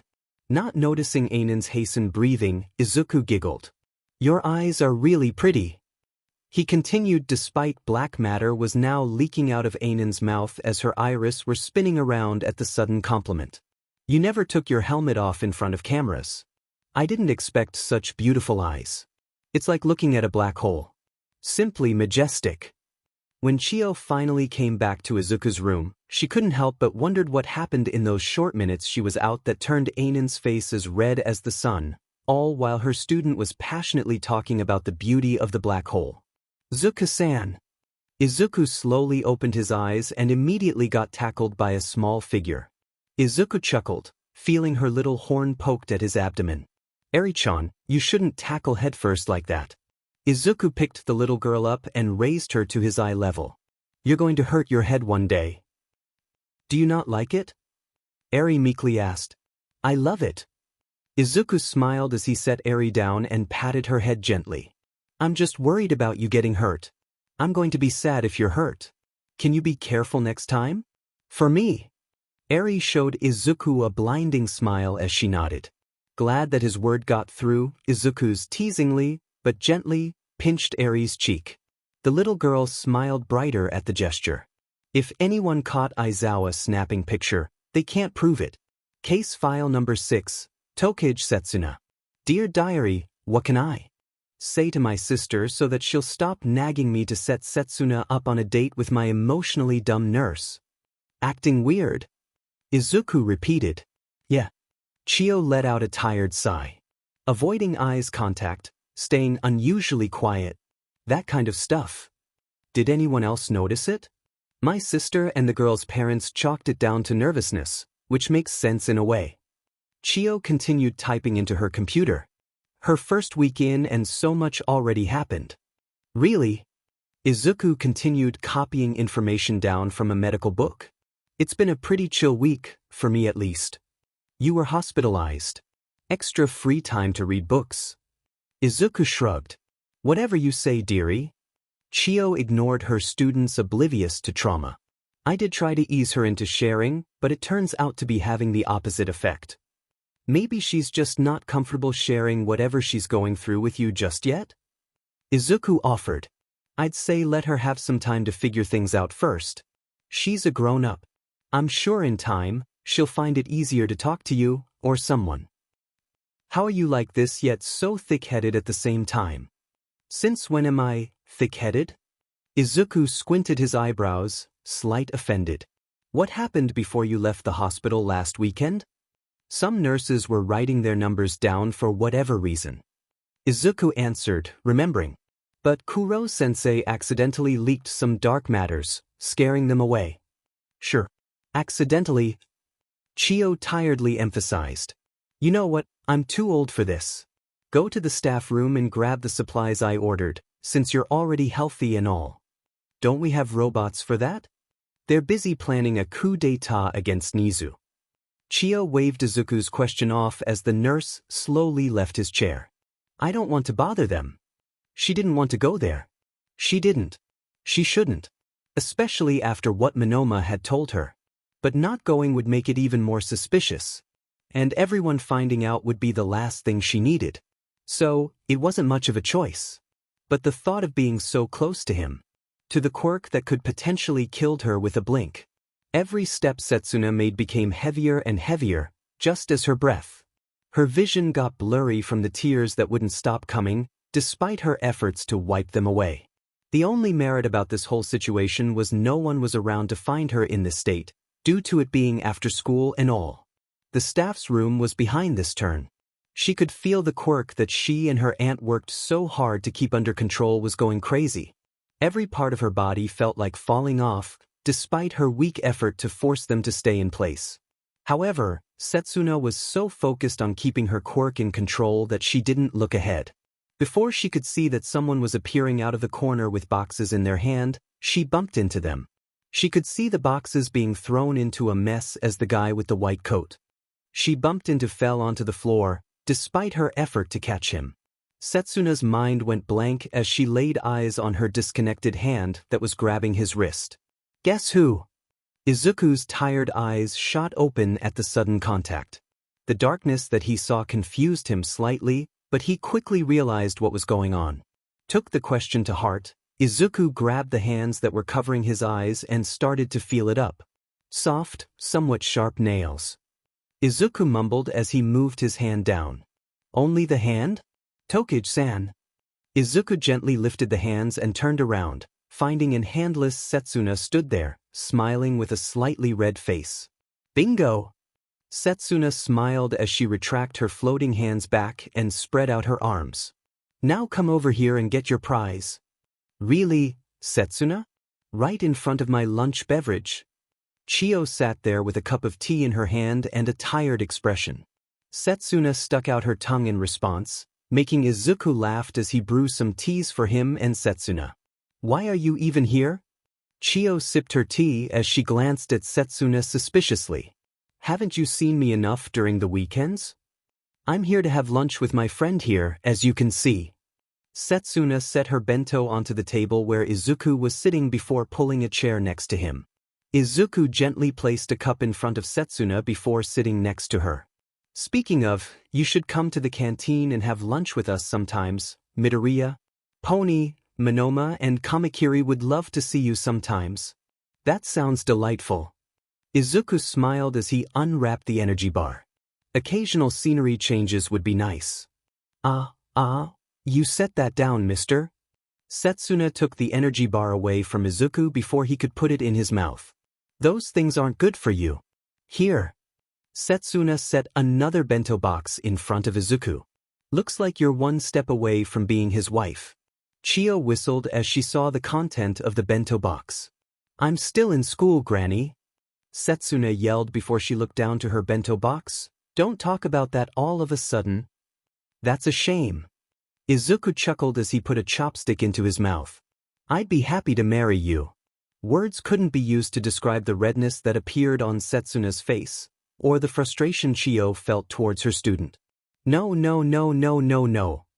Despair filled Setsuna's thought as she noticed the other guy looked at his hand being grabbed by a detached hand. He's going to realize what it is and freaked out. He's going to tell everyone what a freak she is. He's going to need a hand. The green-haired guy offered her his hand. His face wore a gentle smile as he chuckled. Must be quite a shock for you to lose a body part like that. Setsuna studied his expression in disbelief. Her hand was still grabbing onto his wrist, and yet, he wore nothing but gentle on his face. No disgust, no fear. Just gentle and worry. You're okay? Setsuna asked in a whisper. Even with a dead hand attaching to you, went unsaid. You should ask yourself that first. He scratched his head as he chuckled. She watched as he gently and carefully loosens her detached hand. You're not scared? She accidentally mumbled, watching him calmly do what most people were too afraid or disgusted at to do. I don't think I should be, right? He hummed as he studied her hand from his palm. You aren't bleeding, you're more worried about me than the fact that you don't have a hand currently, so I assume that you can either reattach this hand, or you can regenerate. Which is so cool if I may. Setsuna could feel her jaw drop lower. You're not put off because I can regenerate. So you can regenerate. That's so cool. Watching his tired eyes shone brighter, Setsuna could feel her face getting hotter. To precisely regenerate a body part, one needs a very NTMT knowledge on humans' anatomy. Not even mentioning you can detach a body part. You have to be able to feel every single joint, fiber and muscle of your body. My quirk, I'm Midoriya Izuku, by the way. My quirk boosts healing, but it can't regrow a body part like yours. Not to my knowledge, at least. But that would be so cool if I could. How do you imagine your regeneration? Do you imagine a healing process? Or do you focus on converting your energy for your body to do it itself? Is it caloric convert? Or is it dash? Slow down. I couldn't catch that. Setsuna stopped him. Oh, sorry. I tend to do that whenever I'm excited. Izuku embarrassingly scratched his chin. Your quirk is just so cool. Before Setsuna could reply to that, she heard a door being slid open. What's with the mess? A rough, deep voice asked with a tone of annoyance and curiosity. Yamada-sensei, Aizawa-sensei. I fell. Sorry for the mess. Izuku replied. Aizawa. Erase her head. Erasure. Disconnected. Broken. Setsuna immediately curled up and hung on to the closest person, trying to hide behind him. Away from erasure. Please don't use your quirk. Please don't use your quirk. Please don't use your quirk dash. She squinted her eyes shut, her sobs muffled behind Izuku's back. You need help with that, little listener? Hisashi asked as he started to walk towards Izuku. No. Izuku yelled a little too loudly. I can pick it up by myself. It's my mess after all. Nonsense. Hisashi smiled. As teachers, it's our duty to help students. Right, Shota? Stop screaming. It's annoying. Aizawa grumbled. Sometimes I think you want me to use Era Dash. Actually, I do need your help with something. Izuku shouted, cutting the teachers off. I heard the robots are planning a coup. Seriously? Aizawa asked, his expression changed from one of boredom to fear. 100% serious. Izuku nodded. I think they're in one of the supply rooms. You should probably stop them before we get shoved into a tube and live in a simulation. It's a Matrix's reference. Don't worry about it. Izuku smiled awkwardly as he watched the teachers, looking at him weirdly before they left. There you go, human. The robot spoke in a condescending tone as it handed Izuku a box. Better trip on your feet and injure yourself. Izuku's sweat dropped at the threat as he accepted the box from the robot. They really hate you, huh? Chio commented as she watched the interaction. Their leader said, snitches get sticks last week. Izuku sighed. I think all their hatred towards Nizu-sensei has already been pointed towards me. Maybe you shouldn't have snitched on them? Chio offered. It was the only thing I could think of. Izuku shrugged. Living with my choices, I guess. I'll arrange you a nice funeral if anything happens. Chio patted his back with her cane. Though I doubt the hero students would let anything happen to you. Just means that they're the type of heroes we can depend on in the future. Izuku smiled at the thought. Chio kept quiet as she walked with Izuku back to the office. That's a lot, Toki-san. Izuku whispered as he kept his healing contact with Setsuna. Yeah. Setsuna mumbled. I know I should tell Auntie Chi, but I'm just scared that she'll be disappointed in me. She had to go through a lot of things so that I could have a shot at UA. I'm a student, and he's a teacher and a pro hero. Their choice is obvious. It's not, Toki-san. Izuku said seriously. You are their student. Shizenji-sensei's grandniece. And that's important. No one's safety is worth more than another. I just don't know if I can do it. Setsuna said, her hand gripping Izuku's tighter. I can come with you if you want. Izuku smiled softly, assuring her. Heck, I'll up and leave you today if you don't get to stay. You shouldn't do that. She mumbled, getting red in the face. It's not worth it. You're worth it, Toki-san. I'll be there with you. Whenever, wherever. Izuku did not give any thought to Setsuna putting her forehead onto his chest. Case file number 7, Togai Chikuchi. Dear Diary, today I learned my nurse doesn't hurt people physically. Verbally and emotionally, on the other hand. I'm proud but don't tell him that. Got to keep up appearances after all. So, the sport festival is coming. At Nemuri's announcement, the population of 1C stood up from their seats and cheered, much to Nemuri's approval. Nothing beats the excitement and fire of youth, after all. Now, I know you're excited. But calm down and let me explain it first. Nemuri raised her voice over the noise, making them sit down in anticipation. As you've already guessed, the sport festival is more of an event for hero courses students to shine. Chants of boos were heard, but Nemuri quickly quieted them down with an air whip. But that doesn't mean you can't. She continued, catching their fullest attention. If you manage to outshine them at their own games, it will be your chance to transfer to the hero course. Just as I did back then. The students had looks of surprise written on their faces.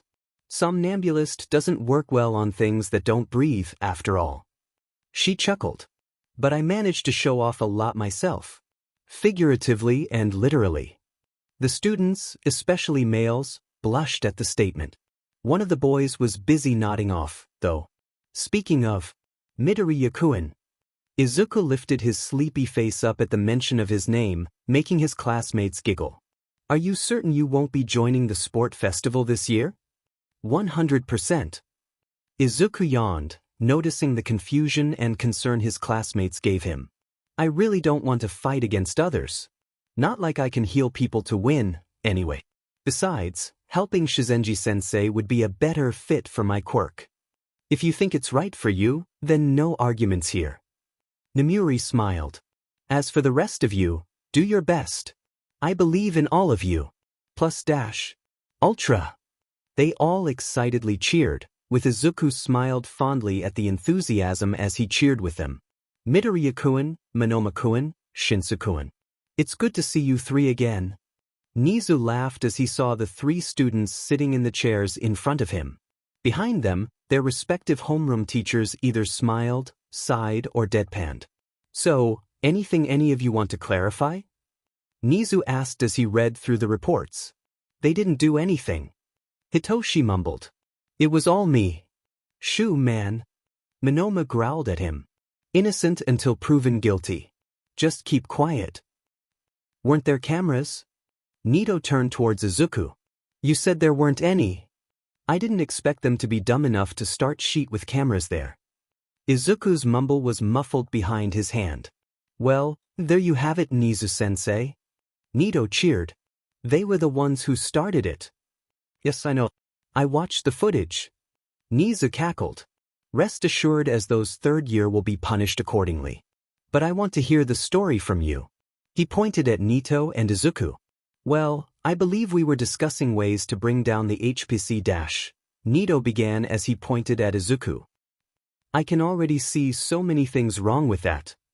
Aizawa grumbled. Ignoring him, Nito continued. Just when we were walking, we noticed Shinsu-san here getting harassed by other students. Usually, seeing someone from 1A in peril sparks joy in me, But I hate bullies more than I hate his dash. He pointed at Aizawa. Class, so I helped. It says here you broke their noses.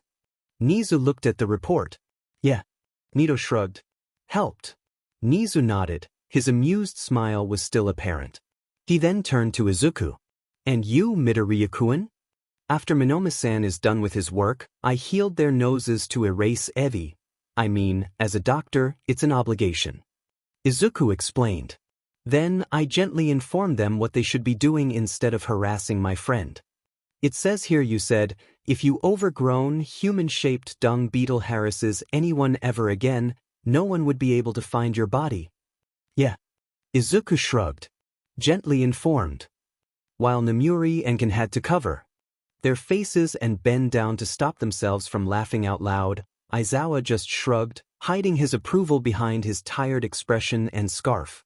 Hitoshi tried to look for a hole so he could jump into it and hide how red his face was. Nizu laughed out loud for several minutes before dismissing the teenagers. You're really not participating?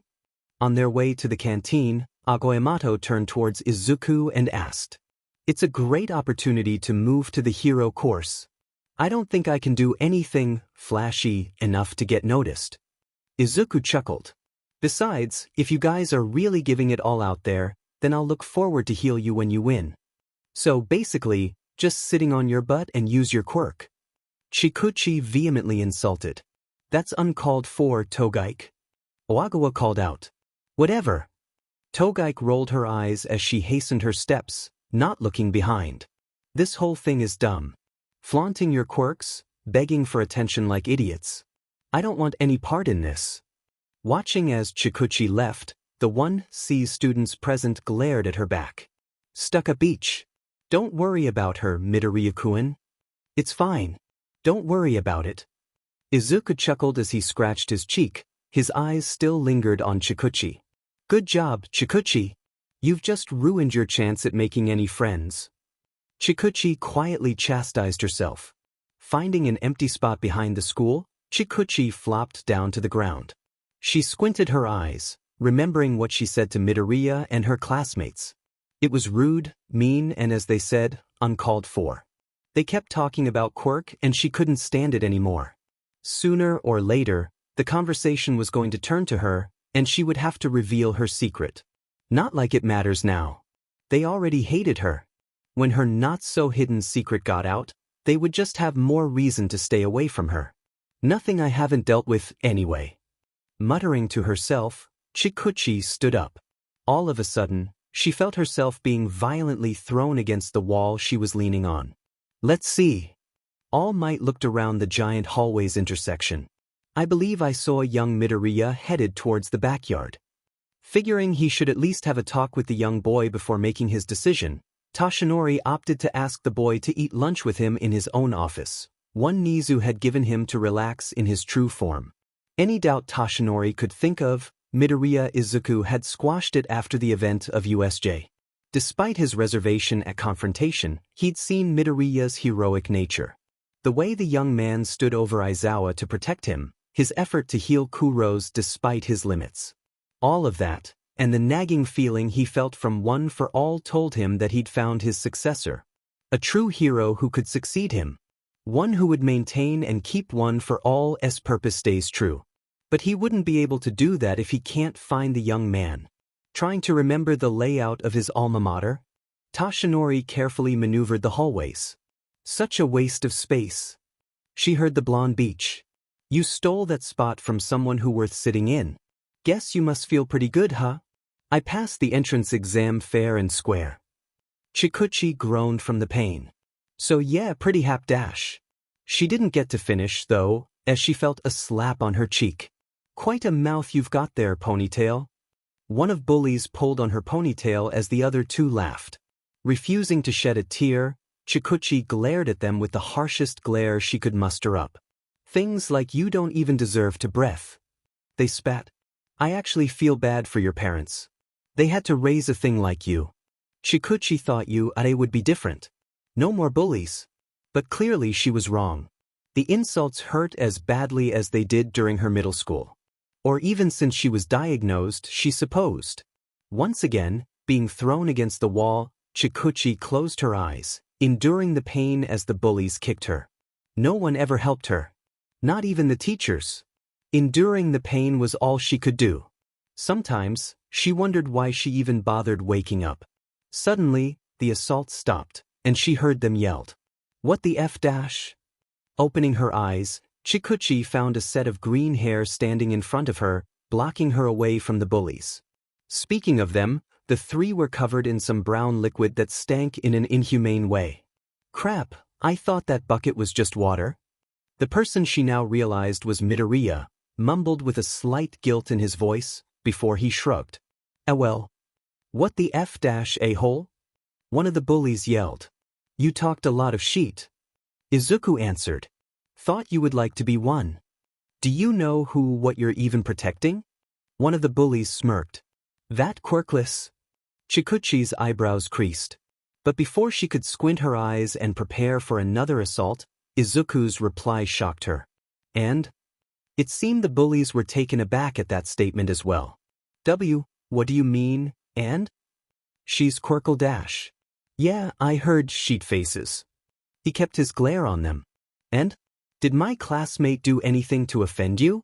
Something so offensive and revolting that you thought it was a good idea to assault her in Urare's backyard, a school that has zero tolerance towards violence and discrimination? Or you dipshits thought that you would get away with it because Togaisan is quirkless, a normal person without a source of unnecessary power? Are your brains filled with as much shit as your personality and mindset? Is it genetics? Or is it taught and encouraged? I'm curious because I do not see a single good reason for you to attack her apart from you being a bunch of quirkus bimbo who got away with so much in their life that they thought everything they do is justifiable in the eyes of others. The silence that followed Izuku's insult was loud. So loud that it took one of the bullies a few minutes to gather himself as he barked. It's your words against us. He smirked. Who do you think everyone will trust? 3 second-year students who got toilet water thrown at them? Or a first year who threw the water and a slightly bruised quirkless? That is an interesting question, young man. Everyone's necks snapped towards the voice. They landed eyes on All Might, who slowly approached them. His blue piercing eyes glared at them, sending a shiver down their spines. The assuring smile he always wore was nowhere to be seen, instead replaced by a deep frown filled with anger. Oh, All Might. The blonde leader pointed at Izuku. That hooligan dash. Do not even bother. All Might growled, shutting them up. All Might turned towards Izuku, and his eyes immediately softened at the sight of him covering his classmate. Please take her to the infirmary, young Midoriya. I will take care of this. Izuku nodded before he helped Chikuchi up to her feet and made their way towards the infirmary. Oh, is he Slee dash? Shoo. Chikuchi loudly shushed her classmates. That caused the opposite result to what she was trying to achieve. Izuku slowly opened his eyes from the sofa as he sat himself up. How long was I sleeping? Izuku asked with a yawn. Me Midoriya. Chikuchi turned towards him. About 10-15 minutes. Geez, Togaike. One of the guys joked as he walked towards the stairs. Maybe you shouldn't have shushed so loudly. Chikuchi shot him a look that said she was going to poison his dinner later. She then moved and sat next to Izuku and apologized. Sorry, Midoriya. I didn't mean to wake you up. It's fine, Togaike-san. Izuku waved her off. It's the living room, after all. I shouldn't even be falling asleep here. Why are you so tired to begin with?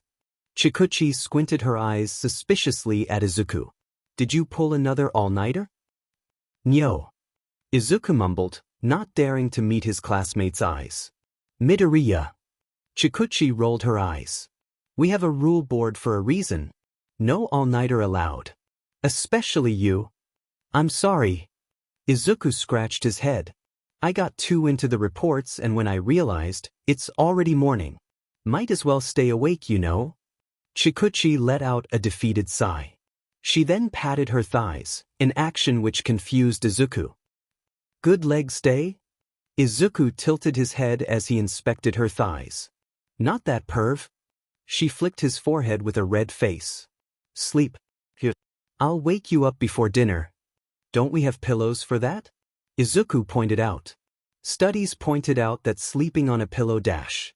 Midoriya Izuku, if you don't lie down now, I'll knock you out. Right away, ma'am. Taking the threat seriously, Izuku begrudgingly put his head onto Chikuchi's thighs as he laid down on the sofa. I don't get what's the big idea. Izuku's grumble slowly getting softer as his breathing became slower. I'm fine. Without sleep. Chikuchi was surprised how fast it was for Izuku to fall asleep and wake up. The boy fell asleep in less than a second, while waking up in less than one. She watched as Izuku peacefully and slowly breathed. A smile slowly crept onto her lips as her hand went through his soft, fluffy hair. The sound of the clock ticking echoed the empty common hall, creating a world of its own with 2 occupants. I spent years of my life despising myself over something I wasn't born with. Something I resent myself and everyone else for. I woke up every day, feeling the needs to fall back asleep to escape from everything. Chikuchi whispered. And you came into my life, Midoriya Izuku. In less than half a year, you're the reason I looked forward to waking up every day. You make me love the world that I once hated. She giggled. Even if you're too dense to realize it, I love the you that look at me for who I am, not what I wasn't born with. The you that smile at me every time no matter how tired you are. The you that make me feel loved and appreciated, something I didn't know I could experience again. She studied his peaceful face, the eye bags that were always apparent, the freckles that made her blush every time she thought about them. I love you, Midoriya Izuku. Even if you might not feel the same way, I'll always love you. As Chikuchi was entrapped in her own world, the stairs of 1C's dorm were packed with 18 other students and a pro hero, each one trying to squeeze through another for the front view. Get off, old lady. Agoyamato sneered at his homeroom teacher. You're blocking the view. Watch your mouth, young man. Nemuri hissed back. And I'm not missing out on this. It's too pure and romantic. Both of you shut up. Another female student shushed. She's going to notice us. Chikuchi stayed quiet as she watched Izuku search through the cabinet. After he helped her to the nurse's office and informed recovery girl what happened, the school's doctor kissed her on the cheek before she left for Nizu's office. She told them that they could stay here for the next PRD but have to return before the one after that started. Izuku gently held Chikuchi's hand as he used his quirk on her, making her feel re-energized. The two then sat in silence as Izuku took the time to sort out the cabinet. After somewhat half an hour had passed, Chikuchi finally spoke up. Why? At the sudden question, Izuku turned around. Noticing his confused expression, Chikuchi elaborated. Why did you help me? Because you looked like you needed help. He shrugged. I wanted to talk to you, so I followed you after you break away from our classmates. I saw you got thrown against the wall and I grabbed the closest thing I could find. I'm quirkless, Midoriya. She yelled, but she was glaring at her diamond red shoes instead of Izuku. But did you help me? Izuku tilted his head. What's that have got to do with anything? He continued, not noticing Chikuchi looking at him. You needed help, Togake-san, so I did. I don't know what else to tell you. No one ever cared. She mumbled. Not at home. Not at school. Everyone I turned to has either ignored me or took part in making my life miserable. No one cares. I don't dash. Before she could finish her sentence, she could feel Izuku gently holding her hands. You do. You matter, Togake-san. Please don't listen to anyone who tells you otherwise, okay? Not even yourself. I can't even imagine what you've gone through, so I can't understand. Chikuchi tried to reel in her sobs. But please don't tell yourself that. You're my classmate, Togake-san. You're important to me. She sobbed louder. I do care. Please, let me be someone you can cry and rely on. She gripped his hand tightly, letting her tears go free. Case file number 8, Monoma Nito. Dear Diary, do you know what dense objects do to each other? They attract. Again? I didn't know anyone of 1B has been here before. Well, apart from Tokage-san, that is. Izuku whistled. What did they do? Apart from landing himself here on his first heroic lesson? Chio sighed. He splashed a cup of water at one of the business course students for quote-unquote, insulting his favorite group of actors. That doesn't sound too bad. Not to you, he who threw a bucket of toilet water at 3 other students. Chio remarked. 3 other bimbos? Izuku corrected. I was very specific about that part on the report. But that doesn't explain why he's serving detention here. None of the staff members are available to watch over him. Nizu is enhancing security for the sport festival this year. He wants input from every single one of us. Chio explained. You're our best choice, considering what you did last Monday. Good job on that, by the way. Thanks. Those 3 hours of detention was fun. Izuku smiled. Especially with Togage-san being there. She didn't have to stay, though. Wonder why she did. Are you really asking that question? Chio asked with a disbelief tone. She literally leaned her head on your shoulder.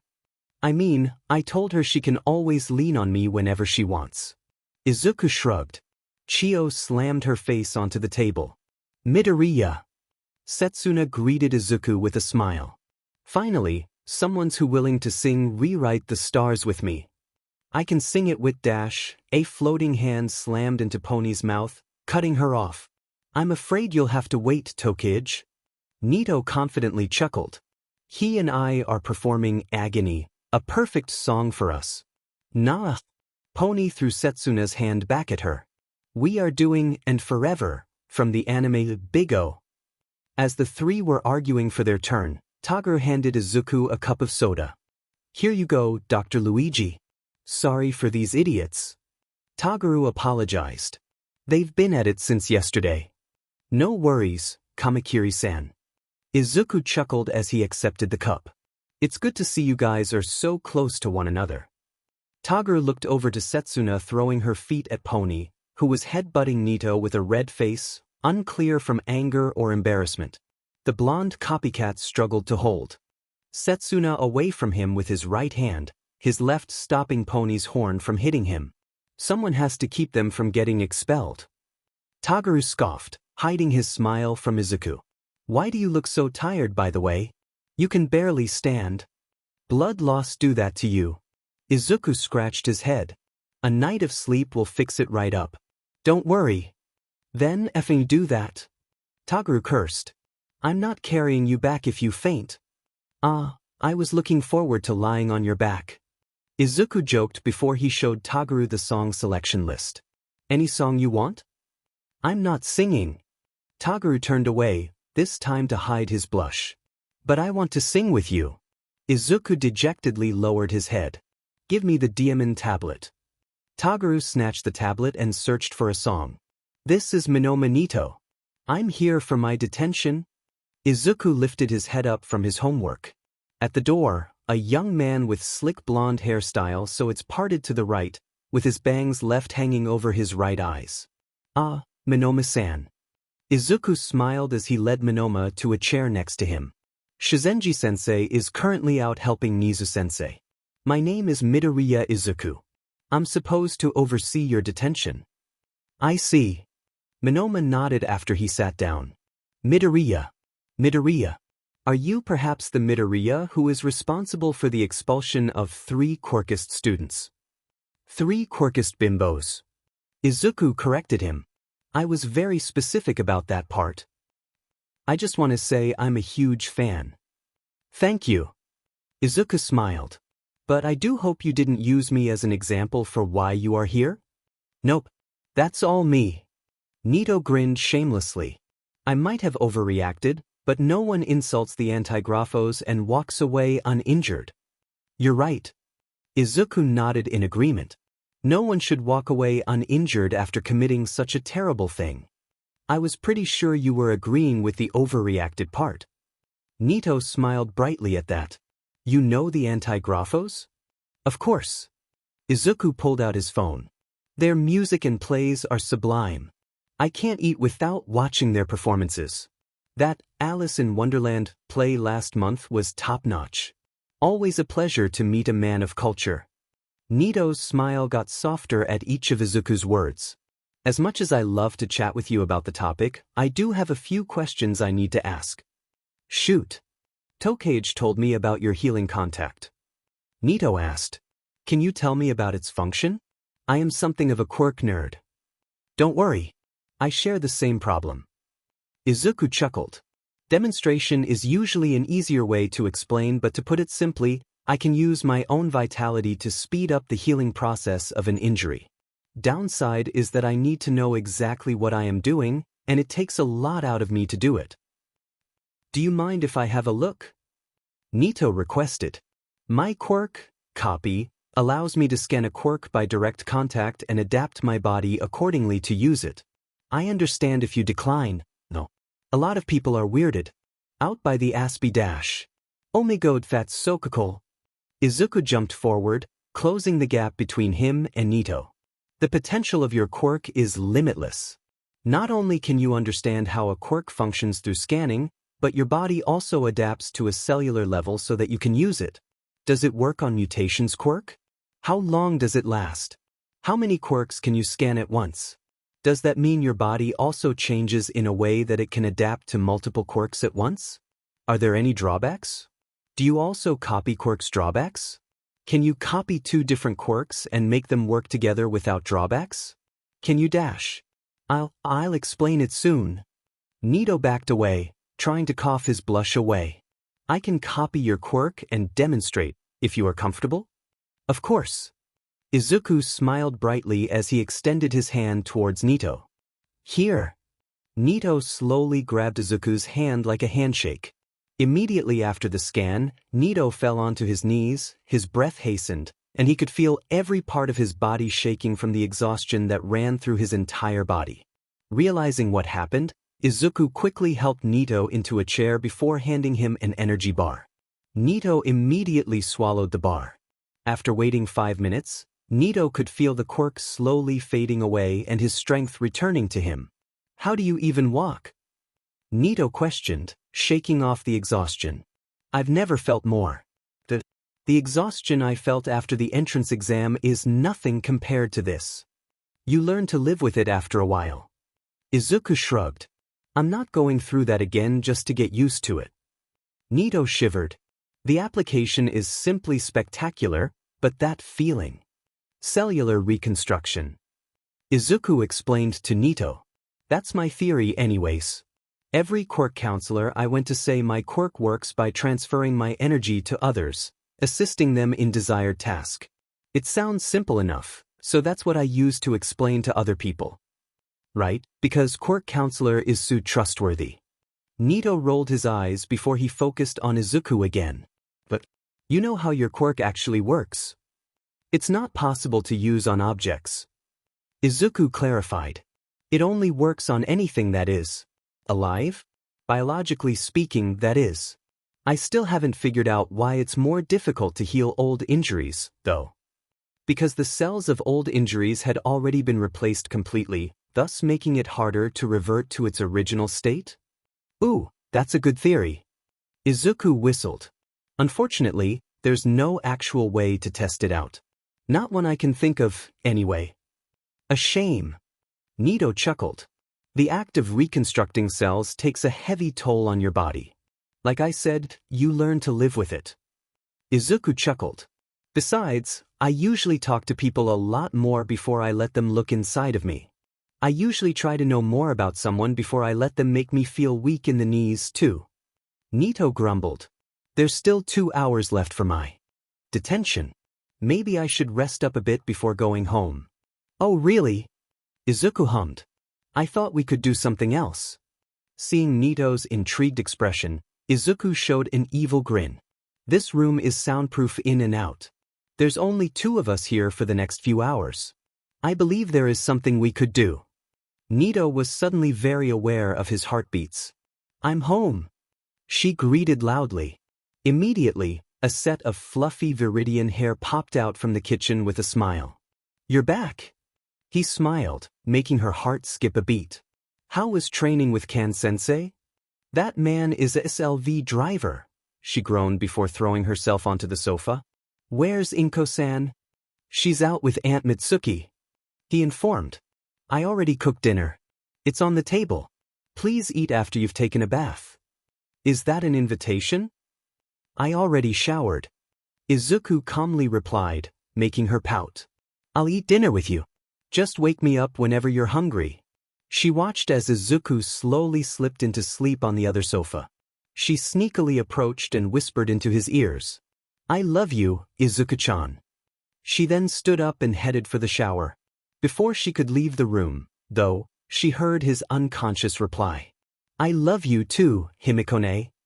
Himiko giggled as she closed the door quietly. You know what, Setsuna? Chiyo sighed. I want to support everything you do. But if you ask me for tips so you can stuck my assistant dash. Don't call it stuck. Setsuna lightly elbowed Chiyo with a red face. A clarification of admiration. Chiyo's only response was poking her cane at Setsuna's back. As the pair reached the nurse's office, Chiyo turned to her grandniece while grabbing the door's handle. Your idiots are here. Wait for me to dismiss them. Bet my hoodie they're doing something in there. Don't be ridiculous. Chiyo scoffed as she slid open the door. It's been only 3 hours. What could they be do dash? Lady, I just feel like I won't get you out of my mind. Chiyo watched Nito standing on a chair and sang with a pen in his hand as a microphone. I feel love for the first time. And I know that it's true. I can tell by the look in your eyes. She turned to her assistant, who was singing along with a rolled-up notebook in his hand. As the beat continued, the two singing gremlins turned towards her. She could see their eyes widened at the sight of her and Setsuna. Before Chiyo could come up with a response, her grandniece pulled a chair in between them, jumped on it, and sang. Lady, hear me tonight. 'Cause my feeling is just so right. Like a sign, they sang together perfectly. As we dance, by the moonlight. Can't you see you're my delight? And the number of singing goblins increased by 1. With a defeated sigh, Chiyo closed the door to her office to prevent the noise from attracting more of their kinds. As Chiyo pulled out her phone to record the scene, she contemplated at the thought of whether she should retire or not. Number 9. Flying Goblin Torino Sorahiko. Dear Diary, it seems my past has come to bother me again. He might be shorter than before, like I shorter, but he's still as annoying. I don't care if he's still taller than me. He's a goblin who can fly. I don't want your smartphone. Sensei. Toshinori stuttered as he hit his legs to stop them from shaking. It's me. Toshinori. Toshinori? Who's that? The old voice asked. What happened to Watanabe, the usual sales guy? It's All Might. Nana-sensei's student? Punching bag. Ah, Toshinori. He could hear the old man grinned. Finally found the ball to contact me? I'm still shaking a lot, does that count? That'll wear off. So, why do you call? I've found him, Sorahiko-sensei. Toshinori spoke up seriously. My successor. Took you long enough, eh? Is it the kid Sasaki suggested? No, Toshinori shook his head. He's different. He's not an official hero student, but I see so much of Nana-sensei in him, sensei. He's the right choice. I'm sure of it. You must have thought about it a lot. So why even call me? Despite your teaching method, Toshinori shivered at the memory. I value your opinion a lot, sensei. Would it be possible for you to come to U.A and talk to him? What about Shizenji? What's her take on your choice? She recognized his talent too. She actually mentors him. Toshinori explained as he scratched his head. But she was not supportive. She wasn't outright against it, but I don't believe she supports it as well. If what you said about him is true, then I don't blame her. She took Nana's death hard. Maybe even harder than us. You know that. Toshinori turned quiet at that. Without a response from his student, Sorahiko coughed loudly to break the tension before saying, I'll come to U.A and talk to the kid. Might as well watch the sport festival live and give you a good kick.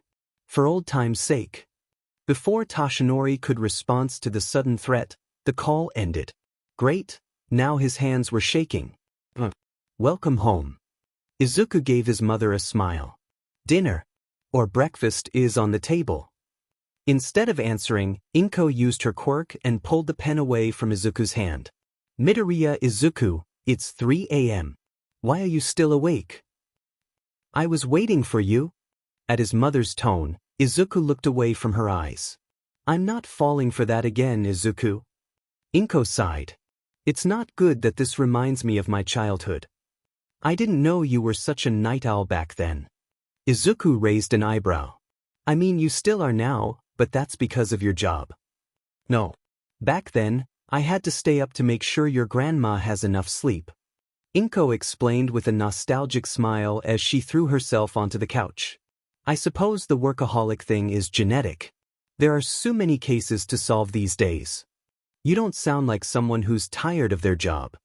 Because I'm helping people with my job. Inko grinned. Guess that's genetics too. Izuku chuckled as he watched Inko slowly fall asleep. He took a piece of blanket and put it over her. Quietly, he turned off the light, grabbed his report and sneaked out of the living room. Before the door was closed, he heard his mother call out to him. We're going out for lunch tomorrow. Himiko's choosing where we're going to eat if you wake up later than her. You wouldn't. Izuku squinted his eyes. Not if you go to sleep now. Inko replied. I'll unlock your door. She'll sneak in again. They're coming to you for frostburn, Midoriya Izuku. Chio poked her cane at Izuku's cheek. Why am I seeing them leaving with red faces?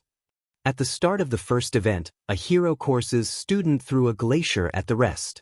While the rest of the heroic course wasn't affected, many from the general education, support and business department had to come to Izuku and Chio for their injuries. Because of how their quirks work, Chio and Izuku have separate booths to work in. Chio's quirk healed fast, but they took a lot out of the patients. Anyone who didn't want to rest on the beds at Chio's booth can come to Izuku so he could revitalize enough for them to continue enjoying the festival. But for some reason, anyone who visited Izuku's booth left with a red face. I didn't do anything. Izuku moved the cane away from his cheek. While holding their hands to heal, I complimented them for the good work, and told them that as long as they tried their best, they are already heroes to me. Sometimes I think you're doing it intentionally. I complimented them by myself. Maybe it's the heat. It was not the heat. Confirming that her assistant had zero clue about what he just did, Chio gave up and returned to her booth. Izuku only shrugged at his mentor before returning to his booth. And immediately, he found an old man in yellow laying in a pool of red. Izuku blinked at the sight before staring for a few minutes.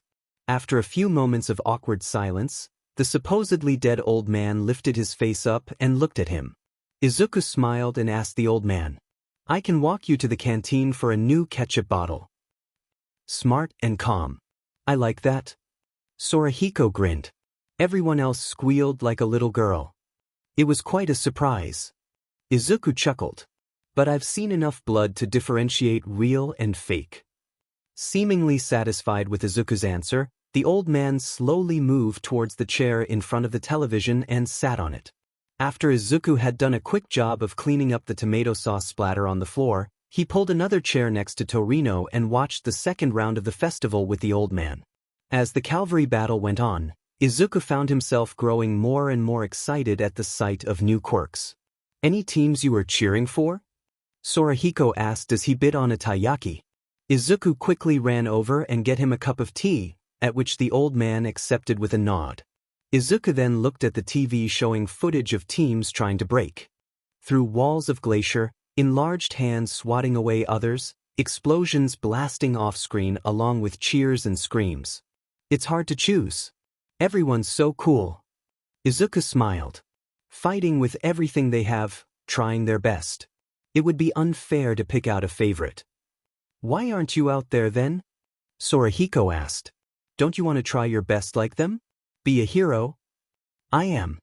Izuku smiled wider, his eyes never left the TV. After they've tried their best out there, I'll try my best in here to heal and patch them up. I mean, I know I'm not out there doing the fight like normal heroes. Izuku continued, not noticing Torino looking at him with nostalgia. But saving people isn't just winning a fight. It's about if I'm able to put a smile on their faces, making them feel safe. It's my way of being a hero. That's what my mom said when I was 6, anyway. I turned that into my whole belief system. A smart mother you have. Sorahiko chuckled. She sounds like a good friend of mine. Toshinori could learn a thing or two from her. Really? Izuku asked curiously. What is your friend like? A strong, confident, beautiful and smart woman. Snarky and mischievous and yet denser than a rock. Sorahiko huffed amusingly. Her husband must have performed a ritual or something. That woman wouldn't get it if you took your shirt off in front of her. Can someone be that oblivious? Izuku chuckled. You have no idea, kid. Sorahiko laughed out loud. You should ask Dash. Suddenly, the door to Izuku's booth slid open. Both occupants stopped their conversation, turned towards the door and found a tall, thin figure, and a senior lady with a set-off look on her face. Why, Goblin. Chio raised her voice. Stop bothering my student. He's got work to do. Can it, Siren? Sorahiko grunted as he hopped off the chair. I'm just having a chat with the young lad. Besides, isn't he too nice to be your student, malicious bat? As the argument devolved further, Izuku waved goodbye to the tall blonde who bowed slightly to apologize before pushing the adults out of the room. Midoriya-san. Inko turned around and found a familiar set of seafoam green hair that reached just past her shoulders. Inko set down the cup of coffee she was holding and stood up. Fukukado-chan. Inko smiled as she hugged the younger heroine. What brings you here? Homicide? Grand larceny? Kidnapped? Still as workaholic as ever, I see. Emmy laughed out loud. I was just in the area. Mind joining me for lunch? Was just in the area? Inko raised her eyebrow. Your school and agency are like 2-3 prefectures away from here. What were you doing here? I was Dash, Emmy stuttered, her eyes darting around, not daring to meet with Inko's green, round eyes. That's right. I was here to buy some gifts. Ah, I see. Inko had a look of realization like she finally understood something. Well, if you want, I'll help after we've had lunch. Really? Emmy smiled, a little too wide and bright before she regained her cool. Thank you, Midoriya-san. I appreciate it. Anything for you, cutie. Inko giggled before she grabbed Emmy's hand and left. As the scene was happening, from the corner, Sansa and Naomasa watched the interaction. After Inko pulled a red-faced Emmy out of the room, Sansa leaned over and whispered, You sure she doesn't know what's going on? Positive. Without looking up from his paperwork, Naomasa sipped his coffee. That's our brightest and densest detective at work right there. This is the third heroines who asked her out for lunch this week. Sansa emphasized. You're telling me she still has no clue? You'll get used to it. Case file number 10, Yayoro Momo. Dear Diary, my student is going to ruin the economy. Or maybe he already has. Your face is looking quite red, Ochako-chan. Tsuyu said, studying a red-faced Ochako who walked in after visiting the nurse's booth. Were you crying? No. This is something else. Ochako stuttered as she remembered her hands being held while the pain from her injuries eased out. I really thought you had him with that meteor rain. Toru aggressively flailed her hands around. Ochako only nodded her head mindlessly as she sat down on a chair next to Tsuyu with a dreamy look on her face. Currently, a set of viridian hair, his emerald, green eyes and his soft-spoken voice was the only thing occupied her thought. She unwarily let out a strange laugh as his compliments came back to her. Someone wakes Uraraka up? Kyuka asked as she poked an unresponsive Ochako. Yamamo's match is starting. Midoriya-san. Izuku looked up from his book and found 1A's vice president in front of him with books in her hands. Yayorozu-san. Izuku smiled. I didn't know you visit the library. I've only seen Yanagi-san and Jiroda-san. I've heard good things about this place, so I decided to give it a try. Momo coughed into her fist before gesturing to the chair in front of Izuku. Do you mind if I join you? I very much don't. Izuku smiled brightly. It's always nice to spend time with someone I like. Momo blushed profusely as she pulled out a book and covered her face with it. They then sat in the quiet library, with only the sound of pages flipping echoing through the empty room. Occasionally, Momo took quick peeks at Izuku, and every time she laid eyes on his tired yet undivided attentiveness on the book he was holding, Momo could feel her face getting hotter before she quickly turned back to her book, hiding her blush from Izuku. After an hour had passed, Izuku gently closed his book and stretched along with a yawn. Momo also gently put a bookmark on a page before closing it and asked Izuku, "You seem tired, Midoriya-san." Momo asked with worry, "Do you perhaps have trouble sleeping recently?" "I guess." Izuku hummed. "Every time I try to sleep, I think about work. I read that readings help you feel sleepy, but I like to read, so I just ended up finishing the whole thing." "You must be exhausted." Momo hastily reached her bag and pulled out a thermos. She elegantly poured a cup of tea and gave it to Izuku, who gratefully accepted it. Izuku immediately felt relaxed as he sipped the tea. "Amazing as always, Yaoyorozu-san." Izuku praised, at which Momo showed a relief and giddy smile. "It's lavender tea," Momo explained. "Mother said it helps whenever she found trouble sleeping." Izuku chuckled at Momo's enthusiasm as she explained the tea's effect. Taking another sip, Izuku could feel himself nodding off as he mumbled with a smile, "I wish I could marry someone who makes such a good tea." Momo was very glad that Izuku had fallen asleep, and that no one was around to witness the dolls she created in a panic. "I've got to move on and be who I am." Izuku hummed to the song that was randomly stuck in his head with 2 hot dogs in his hands. Chio took over and told him to get something to eat. After running around to talk with a few pro heroes and trying out some activities, Izuku was currently returning to his booth with the lunch he bought. However, he heard a voice call out to him. "He who snitched." A robotic tone called him.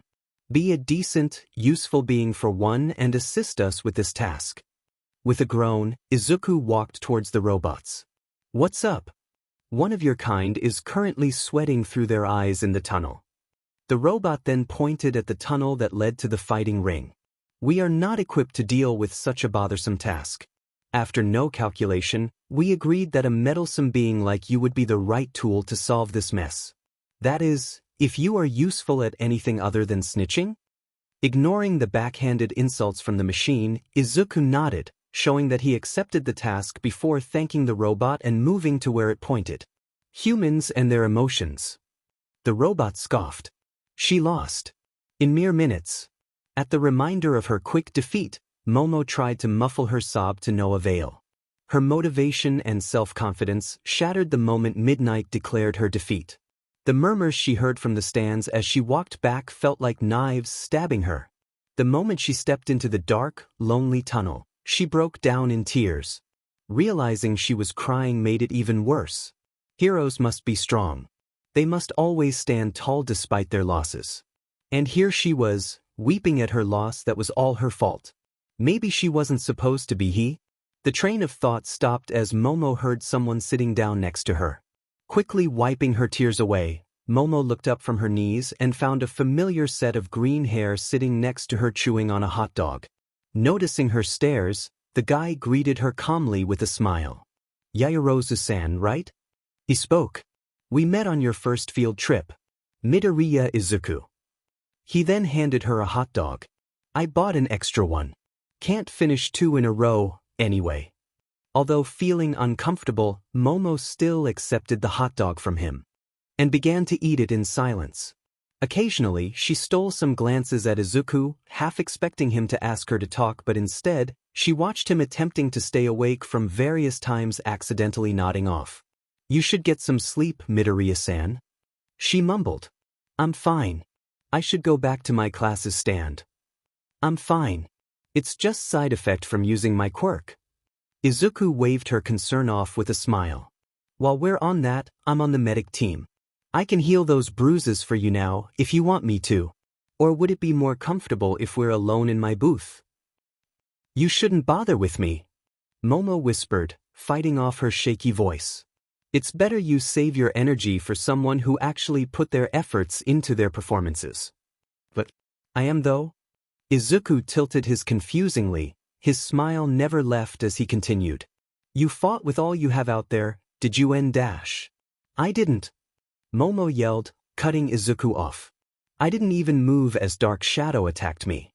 I just stood there, cowering behind my shield and got pushed out of the ring like an idiot. Tears were leaking out of her eyes again. They were all right. The other kids, my parents, my maids and butlers, my teachers. All of them. I'm not suitable to be a hero. I don't belong dash. Let's say everything you just said is true. Izuku cut her off, gaining her attention. Let's pretend you're not suitable to be a hero. Let's say whatever crap everyone told you was true.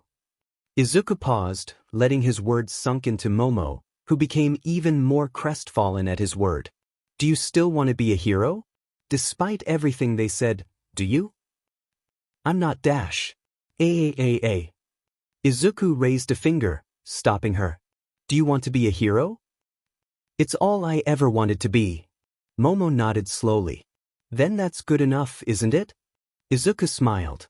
You still believe it's the right thing for you despite what everyone else said. You're on recommendation. That means someone thinks you belong here, and I agree with them. Do you really think so? Momo asked with a shaky voice. I do. Izuku confidently nodded. But you were the one who worked through hell to get here. Do you? Momo lifted her head up and showed a genuine smile through her teary face. I do. Momo nodded. Screw everyone else. They stood there and laughed. Ignoring the deafening cheering that happened outside, they stood there and laughed with each other. Having someone who believes in you is nice. That is one expensive tea set. Chiyo whistled as she studied the tea set that Izuku was using to brew some teas. It is, isn't it? Izuku smiled as he handed a cup of tea to Chiyo. Yaoyorozu-san gave this to me as a gift. A gift? What for? She said it was for being her friend. Izuku sipped his tea with a happy expression. This friendship tea set costs more than my yearly salary. Chiyo sipped her tea with an uncomfortable expression. How rich is she? She said she's the economy. It's scary that she said that so casually. Case file number 11, Midoriya Himiko. Formerly Toga Himiko.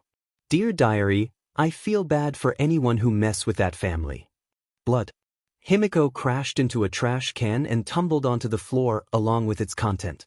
Not even attempting to stand up, Himiko weakly dug through mess she just made, looking for any edible food. Blood. She needed blood.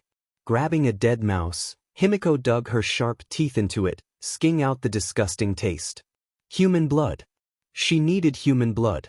Her vision became blurry as the voice inside her head kept getting louder and louder, overwhelming her sanity. The flicking streetlights became marks for her to keep moving forward. Soon enough she saw someone. A human. A boy. Couldn't be older than herself. Despite whatever rational thought left in her, Himiko aimed straight at him. She tackled him down to the ground and dug her teeth into his neck. Just as she did the rat hours ago. Just as she did every animal she managed to sneak into her room away from her parents. Her name was Toga Himiko. And she wasn't normal. Just as her parents have always told her. She was a monster. So, I'll see you tomorrow, Shizenji-sensei. Izuku bowed goodbye to her with a sleepy expression. You look like you can barely walk. Chiyo sighed. Let me drive you home.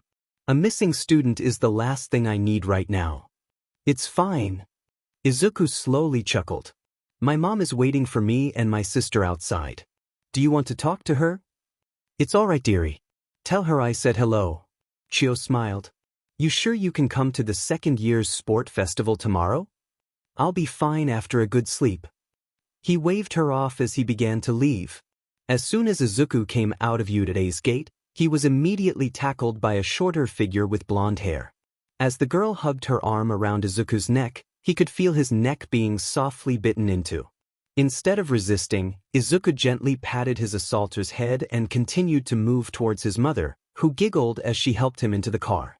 All right, what do you kids want for dinner? Inko asked as she drove. Sushi.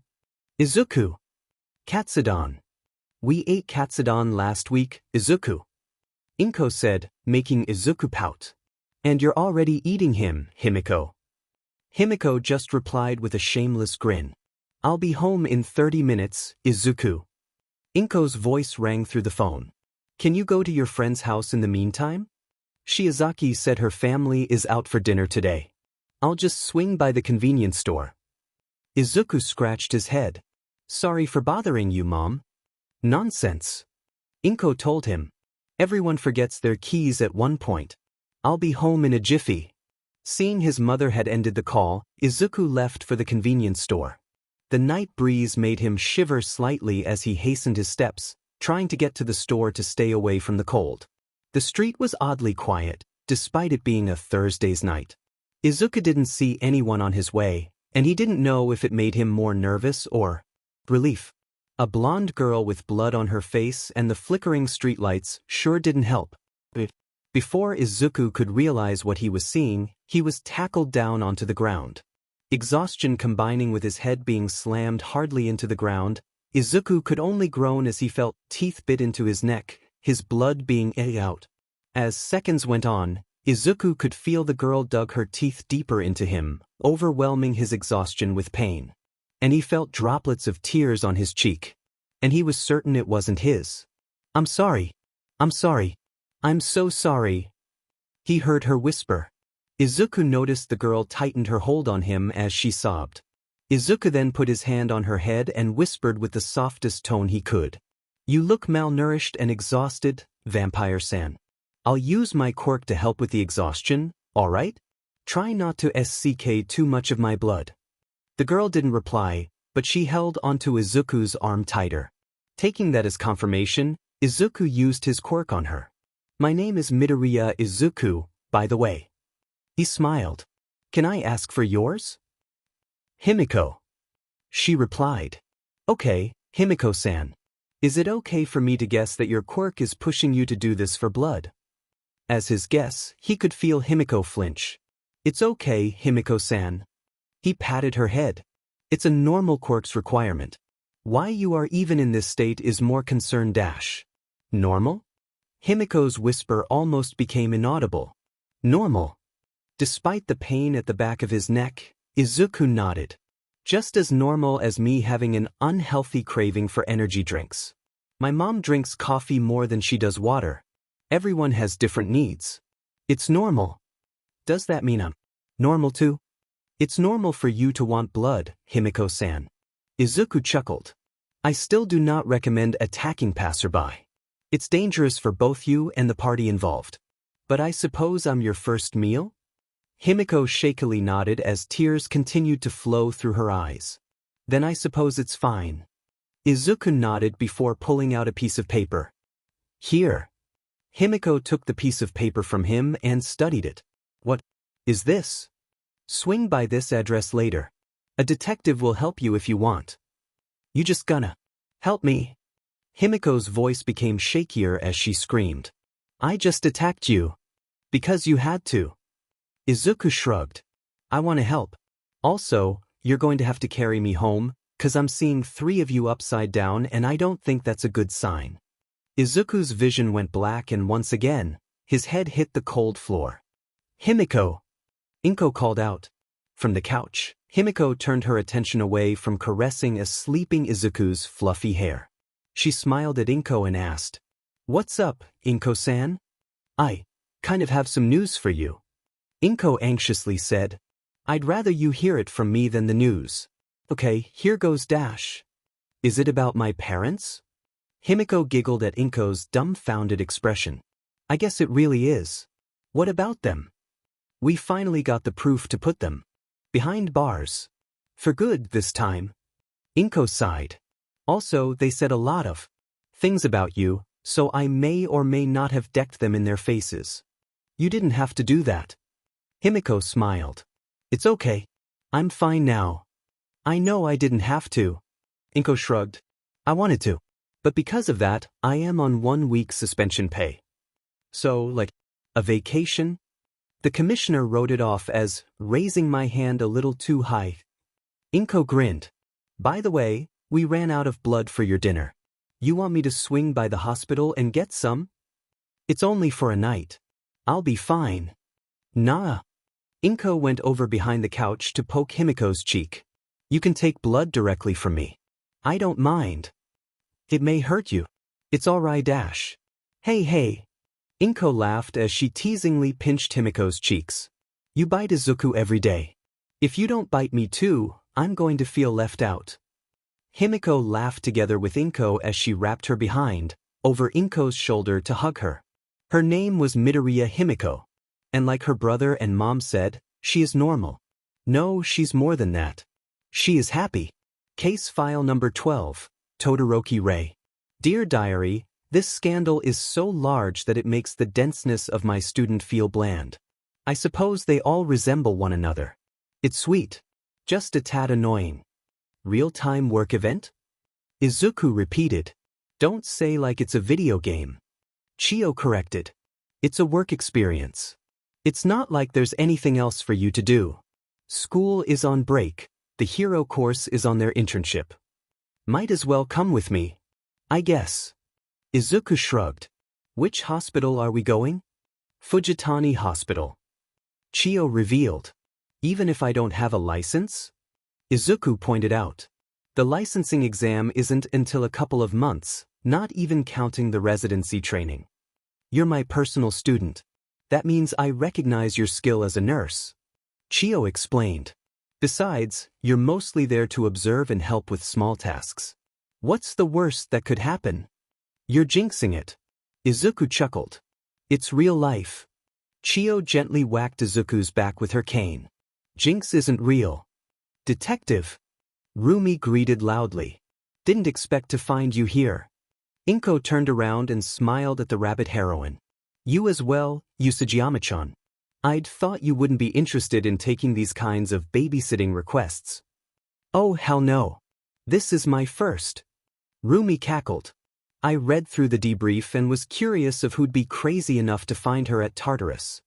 I guess. Inko shrugged, before she showed a victorious grin. But if they sent someone as important as you, then my hunch is confirmed.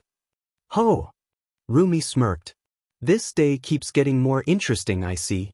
First, your brat made the dragon blush like a high school girl. Tatsuma-chan? Oh my. Inko showed a concerned look. I suppose it's good that Izuku was there to check on her fever before it got worse. Now it's you and this secret mission? Rumi ignored her and continued. Anything you can. Spill for little ol' me? I'd tell you anything you want, Usajiyama-chan. Inko teased before she walked into the room with a file. But then I wouldn't be able to talk with you over coffee later. Rumi only scoffed with a red face as she watched Inko disappear behind the enforced door of Tartarus. Give me the sterilizer. 1 second. Give me the bandages. On the way. Give me the operation knife. Coming up. Go to the storage room and get me the amputation kit, Midoriya. Coming up. As Izuku ran around to help Chio with her work, a group of doctors and nurses from the side stood in a circle and whispered to one another. Get me the application form. The head doctor whispered. The moment he graduates, we're hiring him. Doesn't he need a license first? To work here? A doctor asked. Good point. The head doctor snapped his finger in realization. We're sponsoring that. What about the residency training? A nurse raised her hand. He got taken in and is studying under the Shizenji Chio, aka recovery girl at UA. The head doctor clapped his hands together to emphasize his point. If that's not quality residency training, I don't know what is. I just got here, so excuse me for being ignorant. A doctor chimed in. But why are we talking about hiring a student nurse? This is his first day at one of the busiest hospitals in the country. He's only medically trained for slightly over a month, and yet, his efficiency is top tier. The head doctor explained with excitement. I thought Shizenji-san brought him here to show him the cruelty of this industry. I didn't expect her to bring the most potential doctor we've ever had since her. Is he always like that? A nurse whispered to her coworker as they listened to the head doctor's rant. Only when he recognized real talent. The senior nurse shrugged. By the way, it's lunchtime. Who's in charge of room 159? It's Suzuki, but she called sick for work. Another nurse replied. Should I dash? I'll do it. Everyone turned to a smiling Izuku. Midoriya-kun, the head doctor said with a smile. How do you feel so far? Tired, but that's just how I am, doctor. Izuku chuckled. I overheard needing some help to get lunch to a patient? Yes, but I don't think you should do it. A nurse scratched her head. It's not like we don't trust you, it's just not the safest option for a student on observation. Seeing Izuku tilted his head in confusion, a nurse came in and explained. She's a patient in the mental ward, Midoriya-kun. Are you sure you still want to do it? Certain.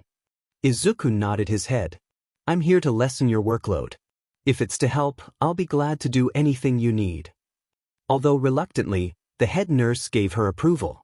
Izuku bowed slightly to thank her before leaving for the ration storage.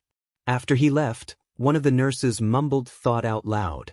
God, I wish I was 10 years younger. Hey, Kohai-kun. Nijire looked over from behind Izuku.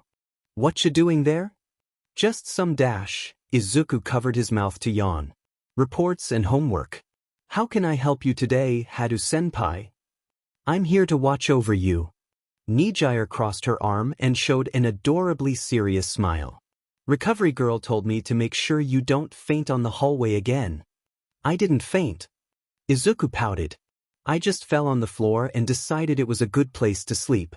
I don't understand why everyone made such a big deal out of it. UA's floor is comfy. Nijire nodded in agreement. Once, I got back from a fight and I thought, walking is too tiresome. Let's just sleep on the floor and wake up in the morning. That way, I can get to class faster. Right. Izuku nodded with her. It's just sleeping. Our quirks affect our stamina. We need sleep. Why does everyone always default it as fainting? Ooh, speaking of our quirks. Nijire showed an excited smile as she jumped up and down on the spot. I tried that thing you mentioned. It worked. It did. Izuku's eyes shone brightly. The direct contact blast thing worked? That just opens so many doors. You can temporarily paralyze your opponent with a precise shot at their nervous system or taking down an entire structure. Not to mention dash. That's what I thought too. Nijire excitedly nodded.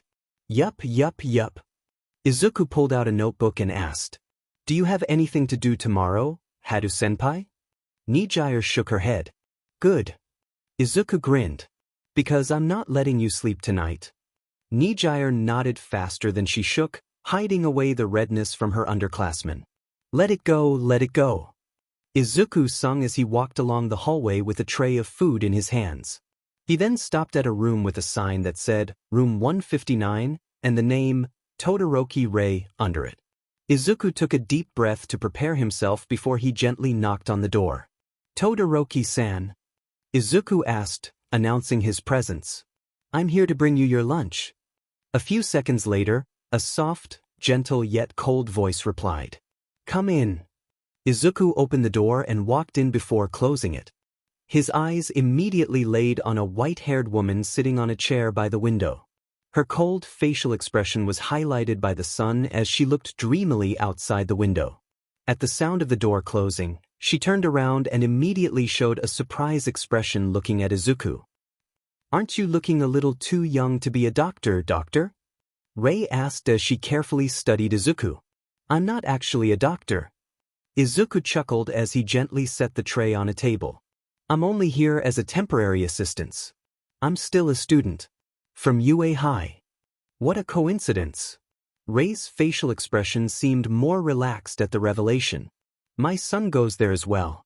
Are you a first-year student? Midoriya Izuku. He introduced. Nice to meet you, Todoroki-san. Call me Ray, please, Midoriya-kun. I'm more comfortable with it. She smiled as she gestured him to sit on the chair in front of her. Are you a first-year student? I am. Izuku nodded. 1C, General Education Department. Which class is your son in, Todoroki-san? I know he's in the hero course. 1A, if my memory is correct.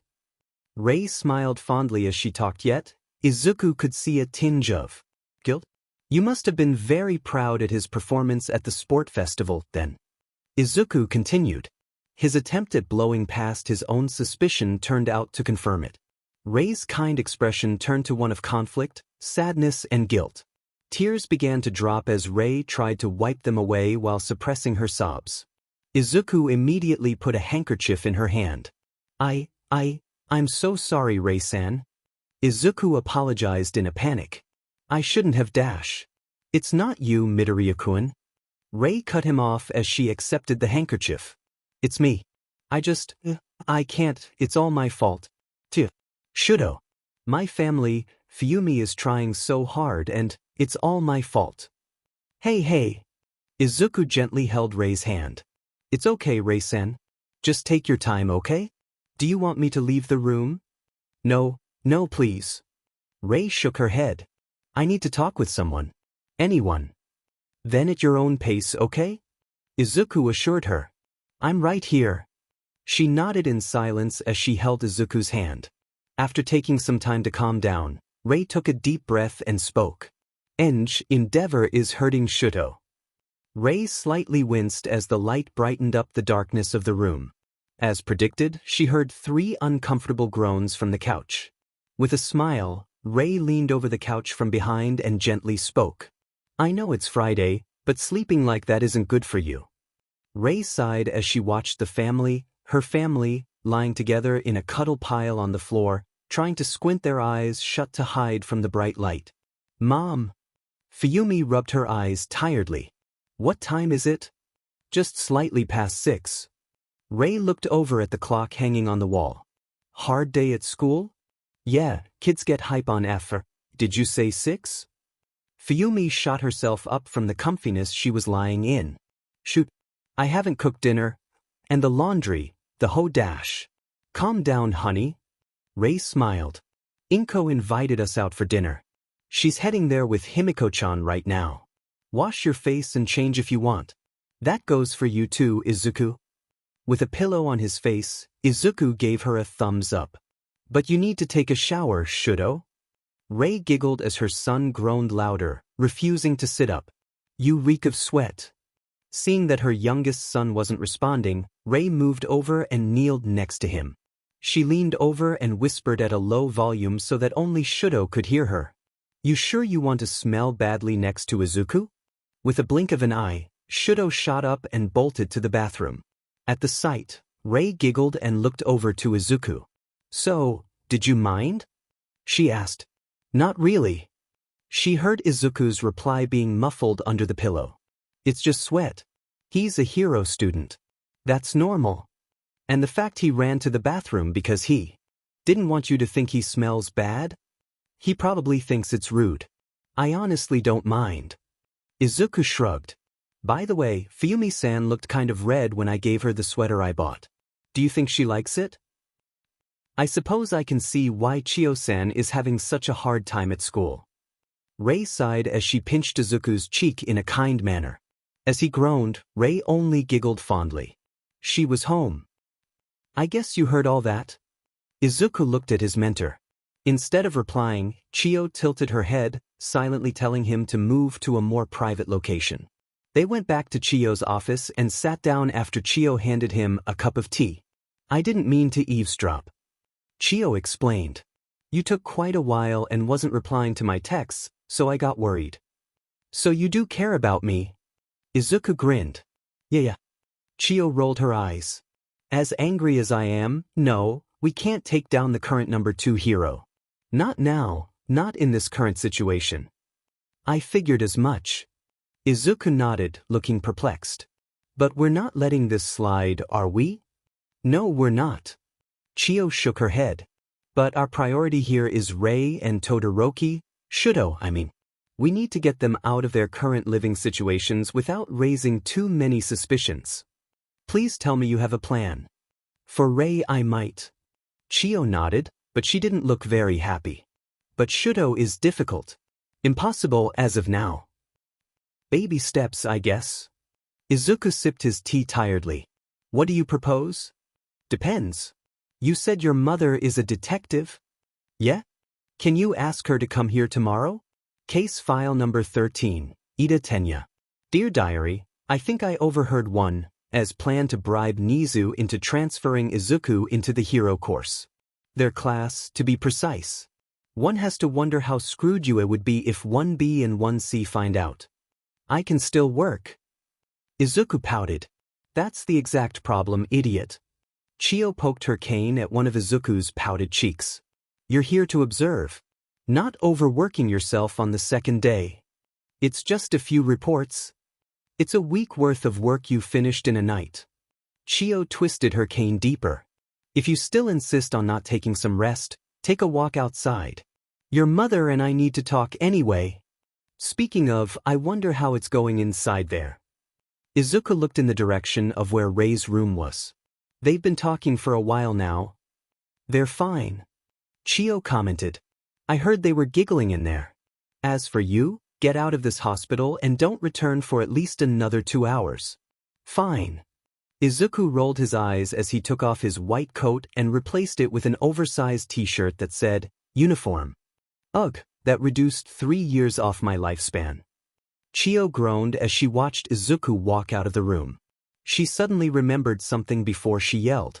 I missed your mother before she went into Ray's room. What was her name again? It's Inko.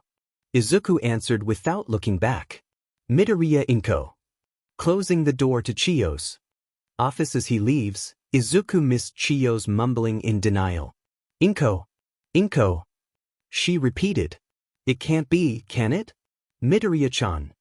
Himiko turned around at the call of her family's name. She laid eyes on Tommy jogging towards her while waving with an excited smile. Tatami-chan. Himiko grinned. She greeted with a stuck voice. Someone's excited to see me. Watching Tatami stutter for words with a face redder than Emi-sensei's, Himiko giggled as she gently patted Tatami's back. You've got to get used to this at one point. What's up? It's about the makeup license exam. Tatami poked her fingers together embarrassingly. I'm still kind of nervous. Do you want to go to the arcade with me and Yo? Before the big day? Here I thought it can be our private date. Himiko whispered into Tatami's ear. But I'll bite. If you promise another day for just the two of us, that is. Watching smoke start to come out of Tatami's ears by her shameless flirtation, Himiko had to wonder how her mother and brother do it without even taking a single hint. Heck, she could tell her whole class was having some sort of crushes on her just by winking at them. At least the lines she learned from the density of their head were extremely useful for her fighting tactics. I just want to feel this moment. Izuku hummed as he held onto the new bag of clothes he bought. Since there was nothing to do around his hospital, Izuku took the train to Hosu to enjoy the department stores the city has to offer. Izuku strolled around and picked up a couple of t-shirts for himself, Inko, Himiko, Ray and Chiyo. He considered getting t-shirts for Nito, Setsuna and the people at the church he usually volunteered at, but seeing that it would take a lot more time, he filed the task for another day. Heading towards the station to get back to Fujitani Hospital to resume his shift. Also, to hear more about the current situation with Ray. But before Izuku could step into the station, a loud explosion noise boomed behind him. Whipping his head around, Izuku found a weird yet familiar creature with an exposing brain getting kicked out of a train. Nomu! Izuku mumbled in disbelief, before another familiar, short old man in yellow dashing after it to chase it down. Torino-san? What is even dash? Kid! A hero called out to him with a panicked look. Evacuate down to the platform right now. It's dangerous out here. What is even going on? Izuku yelled back. The Nomus are attacking the city. The hero replied as he looked over to where the white Nomu had run off to. They're all over the city. It's total chaos out here. How many? It's not your problem to care about it. The hero yelled. Get down to the station right and dash. Before he could finish his sentence, the sound of someone shrieking along with loud engine noise caught both of their attention. Before the hero could snap out of it, a plastic bag was thrown at his face. Take care of that for me, please. Izuku was immediately gone. I'm too old to get grounded like this. Izuku pouted with crossed arms. It's not grounded. Chiyo casually and elegantly drank her tea. It's a detention. It's not better. Izuku commented. A shame, isn't it? Chio replied. With a defeated sigh, Izuku went over to his table and sat down. For you, detention means rest. Chio called out without looking at him. Do not grab anything that you can use to write. That goes for you and work tools too, Hatsum. But I can write my ideas down? Mei looked up from her Lego set. Yes, but try not to come up with anything that violates the Geneva Convention. Also, help me watch over this workaholic nurse right here.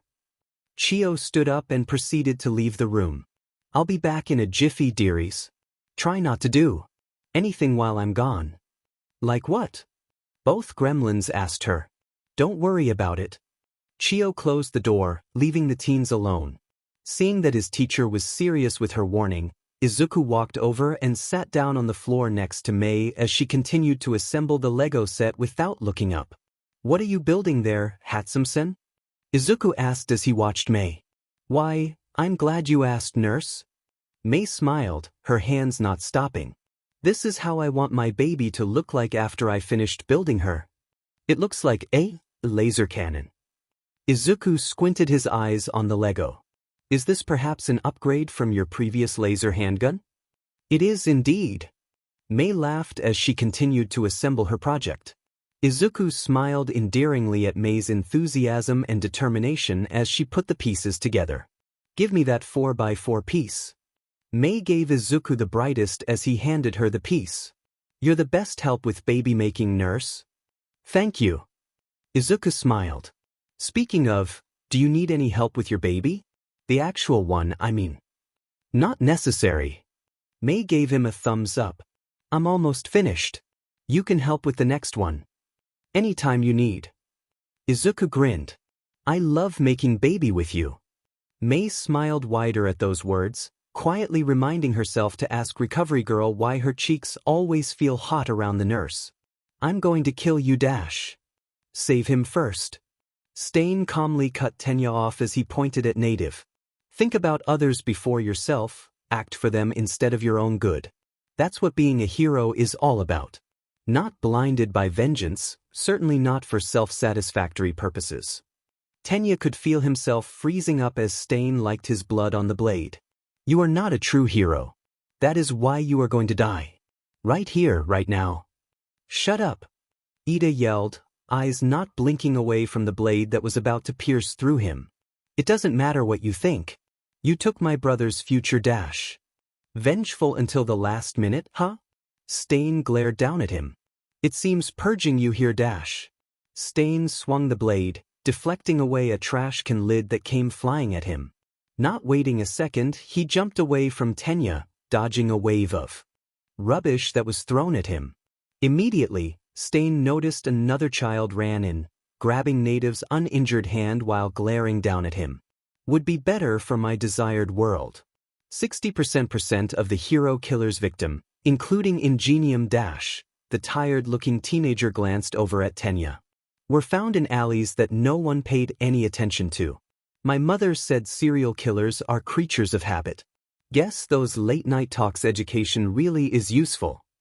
This doesn't concern you, Midoriya. Tenya yelled at him. He's mine. Get away from him. Izuku ignored him and whispered to Native. The blood is clotted. Can you move? I can't. Native groaned as he struggled to stand up.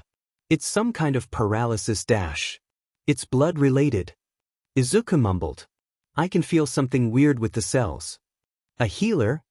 Stain spoke up, his eyes watched Izuku carefully. Your effort and bravery are respectable, child. Leave now and you may live. Cool. Without a change in expression, Izuku nodded as he put Native's hand over his shoulder. In a blink, a knife cut through Izuku's cheek and stuck into the wall behind him. They do not have that privilege. False heroes don't deserve to live. People don't need privileges to not get murdered by a serial killer. Izuku glared back as he gently set Native down, seeing that there was no way to get out unharmed. I don't care about this crusade or ideas of yours. Just let me get two very injured people out of here, dash. They are parasites that tainted the very idea of being a hero. Stain raised his voice. A true hero is someone who should risk everything for the sole purpose of saving others. That man over there stalled fights until cameras were on him. He used his fame to partake in sponsorship dash. It's for donation dash. Excuses. Stain hissed. And that one dash, he pointed the sword over at Tenya. Abandoned his belief for vengeance. Someone clouded by so much hatred would only do more harm if left alive. He's the brother of someone you crippled. Izuku fought back while sneakily tapped on his phone from behind. And yes, while what he's doing is extremely stupid and reckless dash. What are you dash? Tenya tried to refute, but Izuku ignored him and continued. And absolutely suicidal, it makes sense. He's human. They're all human. If you're expecting everyone to be like All Might, that's on you, you delusional, noseless lunatic. And you dash. Izuku pointed his finger at Tenya, who flinched at being targeted. What the bloody hell were you thinking? You think what? You just going to stroll in here and defeat the hero killer that killed over 6 heroes and crippled your brother, Ingenium? Have you thought what might happen if you die here? I have to be the one who does it. Tenya argued. Ingenium has to be the one who defeats him. The one who kills him. You are too far gone dash, Stain groaned but was shut up by Izuku. Lips moving, still talking. Izuku pointed his finger at Stain before looking back at Tenya. You just want to, and that's different. You said Ingenium has to be the one who defeats him? Bullshit. The Ingenium I saw on TV never wore that face. Are you going to live up to that name? Or you're going to change it to something worse? This is none of your business. Tenya snapped at him. His voice became shakier and shakier. Meddling in others' business is what being a hero all about. Izuku snapped back. That's why I'm going to get you and Native out of here. Even if I have to knock your dumb ass out and drag you the hell out of this alley on 13th Street next to a DMN taco restaurant. Stain wore a maniacal, satisfied grin as he listened to Izuku's words. So, you are ready to put down your life for these fakes? No, Izuku glared at him. I'm ready to save these two from you.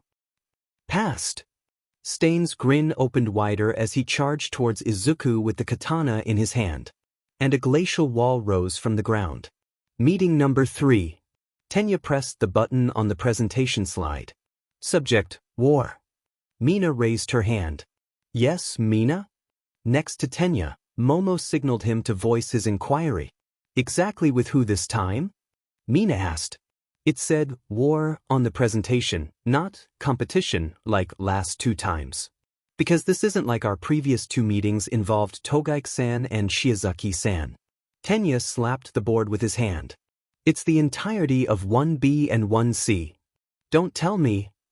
Ochako abruptly stood up from her seats, eyes widening in realization. Yes. Momo lowered her head in shame. They have successfully invited Midoriya-kun over for a sleepover? Sons of beaches. Ijiro hugged his head in desperation. I understand your feelings, Kirishima-kun, but please refrain from using such languages. Tenya reprimanded him. Unlike them, we are here to discuss like civilized human being. Civilization. Katsuki slammed his hands on the table. We are killing those motherfuckers. Amidst the argument, Shudo raised his hands up. I don't mind. And everyone's glare was now on him. Like a switch had been turned, Tenya snapped. You have nepotism treatment, Ice Cone. Your family is close with his. Doesn't that apply to Bakugo as well? Shudo calmly pointed at Katsuki. He is too much of a Tsundra Beach to do any like that. The F, did you say glasses? Katsuki yelled with a red face. Before the situation could get any worse, everyone turned deadly quiet as a familiar voice followed a knock on the dorm door. Is anyone home? Izuku asked from behind the door. I have some spare cookies. As the noise of the door handle being turned, Momo instantly threw a smoke bomb onto the ground while everyone else ran around to hide everything. Izuku coughed a little as he walked into a room full of smoke before setting the basket down and getting to open the windows. Terribly apologize, Midoriya-kun. Momo ran to Izuku and helped him open the windows. I was trying to replicate Midnight's sensei sleeping. Gas. It's all good. Izuku chuckled. You must be needing some supplements after training. I have some cookies in that basket. There's just enough for everyone in there, but if you want, I'll bake some todash. Midoriya-kun. From the smoke, Tenya walked out and approached Izuku while ignoring a death glare that Momo was giving him. What a pleasant surprise. To what do we owe this visit? Ida-san. Izuku greeted him with a smile. I'm just here to give out some cookies I baked. There's one for everyone. All of them are in bags with everyone's names. How's Tensei-san? Thank you for your concern. He's recovering well. Tenya nodded with a soft smile. The crutch is still needed to go outside, but he doesn't need it to walk around the house anymore. That's great news, Ida-san. Izuku clapped his hands together before he pulled out 2 small see-through bags that were tied by a little red ribbon. For you and him. Tenya accepted the bag with a red face. Thank you, Midoriya-kun. You're welcome. Izuku nodded. Waving 1A goodbye, Izuku put his green scarf back on and left the dorm. Before the door was closed, Izuku turned towards Tenya and winked. I put a little bit more effort and love into those, by the way. After Izuku had closed the door and oblivious to the carnage behind it, he pulled up the recipe and read it again. Lastly, remember to put effort and love into these gifts. They will 100% enjoy it when you give it to them. Izuku mumbled to himself with a smile. I hope they like it. Case file number 14. Todoroki Shudo. Dear Diary, my Pokemon knowledge has betrayed me. I have been lied to my entire life. Grass type is super effective against ice type. What do you think about a bracelet that also acts as a GPS, Izuku? I think you should keep that away from me, Mom. Izuku replied to Inko's suggestion as he put a slice of apple into his mouth. Inko only hummed at the rejection as she continued to cut a few more slices. Then you better do something about that trouble magnet thing you have going on. Inko put a slice of apple into her mouth. Just you wait until Ibra-chan hears about this. I don't have to wait for anything if no one tells her. Izuku stuck out his tongue. I mean, legally, we aren't allowed to say anything after that whole GG order. Better innocent victim than punished hero sometimes. Inko shrugged. I'm just said that it's Endeavor who is getting the credit. Like Demon, what about Gran Torino who actually arrived on time and knocked out the hero killer? I don't think Torino-san would like the attention seeing how he's somewhat retired. Izuku pointed out. Speaking of, how's the case with Ray-san? It's going. Inko sighed. Intentionally or not, Ray was the one who injured Shuto-kun. Our only option here is for her to get her out the proper way. Which means a very intensive psych evaluation, a place of residence, and someone who deems fit to look over her for a while after she gets out. Don't we need family's approval too? Like, Endeavor's approval. That's easy. I won't bore you with the details. Inko waved Izuku's concern off. I'm more worried about the toll the whole process would take on Ray. As they were talking, Inko's phone rang. She took a quick look at it, sighed and stood up. I need to take this call. Inko walked towards the door. Be back in a sec, sweetie. You grounded me. Izuku complained.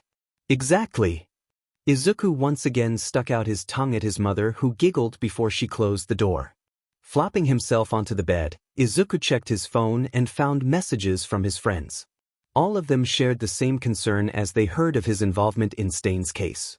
As Izuku read through and replied to the messages, he heard knocks on his door. Come in. Izuku called out loudly. The door slid open, revealing a dual-colored hair teen with a cold expression walked in. Todoroki-san. Izuku's eyes widened. What a surprise. I wasn't expecting you. Ida is talking to his family. Shudo replied blankly. I did not want to intrude on him. I also owe you a thank you for assisting me in taking down Stain. I should be the one who thanked you. Izuku smiled as he gestured Shudo to sit down on the chair by his bed. Things would have turned bad hadn't you arrived. Shudo only replied with a nod. The two sat in silence, both not knowing what to say to the other. After a moment of awkward silence, Izuku finally broke it. Todoroki-san, is it okay if I ask about your quirk? Shudo nodded. It's half cold, half hot, right? Izuku smiled. Can you control the temperature, density of your ice? I can control how fragile the ice is, the force, the amount and how big the area it affects. That's so cool. Izuku nodded his head. But if I remember correctly, half of you was covered in ice if you overused it, correct? Izuku then looked straight into Shudo's heterochromia eyes and with his soft tone and sincerity, Izuku asked, "Why don't you use your fire?" Detective Midoriya. Inko turned towards the voice that called out to her. A woman in white hair elegantly walked towards her direction with a kind smile on her face that contrasts to her sharp eyes. Ray-chan. Inko smiled. What brings you out of the castle? I heard about what happened with Midoriya-kun, so I wanted to check up on him. Ray explained. He also said that I should exercise more often, so. I'm going back to his room now. Inko pointed towards the direction of Izuku's room and took the spot by Ray's side. Busy day at work? Ray asked. Just updating some information for the heroes' agencies. Inko sighed. The Hosu attack left a lot of things to clean up after. Not counting the cult of followers who heard Stain's word on that viral clip. The speech he made after he rescued Midoriya-kun from that thing, correct? Ray wondered as she recalled the footage of Stain saving Izuku from a Nomu with wings. The one about true hero and whatnot. The reason it got viral was because of the amount of people who agrees with it. Inko commented. The commission put a lot of pressure on the police department to take it down. Permanently. How's it going then? Honestly, best we could do is slow down the pace of it being spread. Inko admitted. Thankfully, the HPSC has no control over how the police work, so I can just direct them to our voicemail. I do hope you've been having a better day than mine. Fuyumi told me Shudo was mostly unharmed aside from a few scratches he received. Ray nodded. I wanted to go and talk to him, but... Hey, it's okay, honey. Inko gently patted Ray's back as the woman wore a crestfallen expression. Just take it easy, alright? I'm sure it's hard for both of you to ta-dash. Izuku's voice came from the hospital room's door. Why don't you use your fire? The adult froze up. The four students blinked at the sight of Chio, who wore a deadpanned expression that turned more and more tired as the seconds dragged on. The eerie silence went on for another 5 minutes before Chio finally let out the most tiring sigh Izuku ever heard from her. Just for the sake of my curiosity, what are you guys doing here at this hour? After hours club activity. Izuku offered. At midnight? Aha. Chohumt. And is that a pentacle drawn on my office's floor? I'll clean it up when we're finished. Izuku shrugged.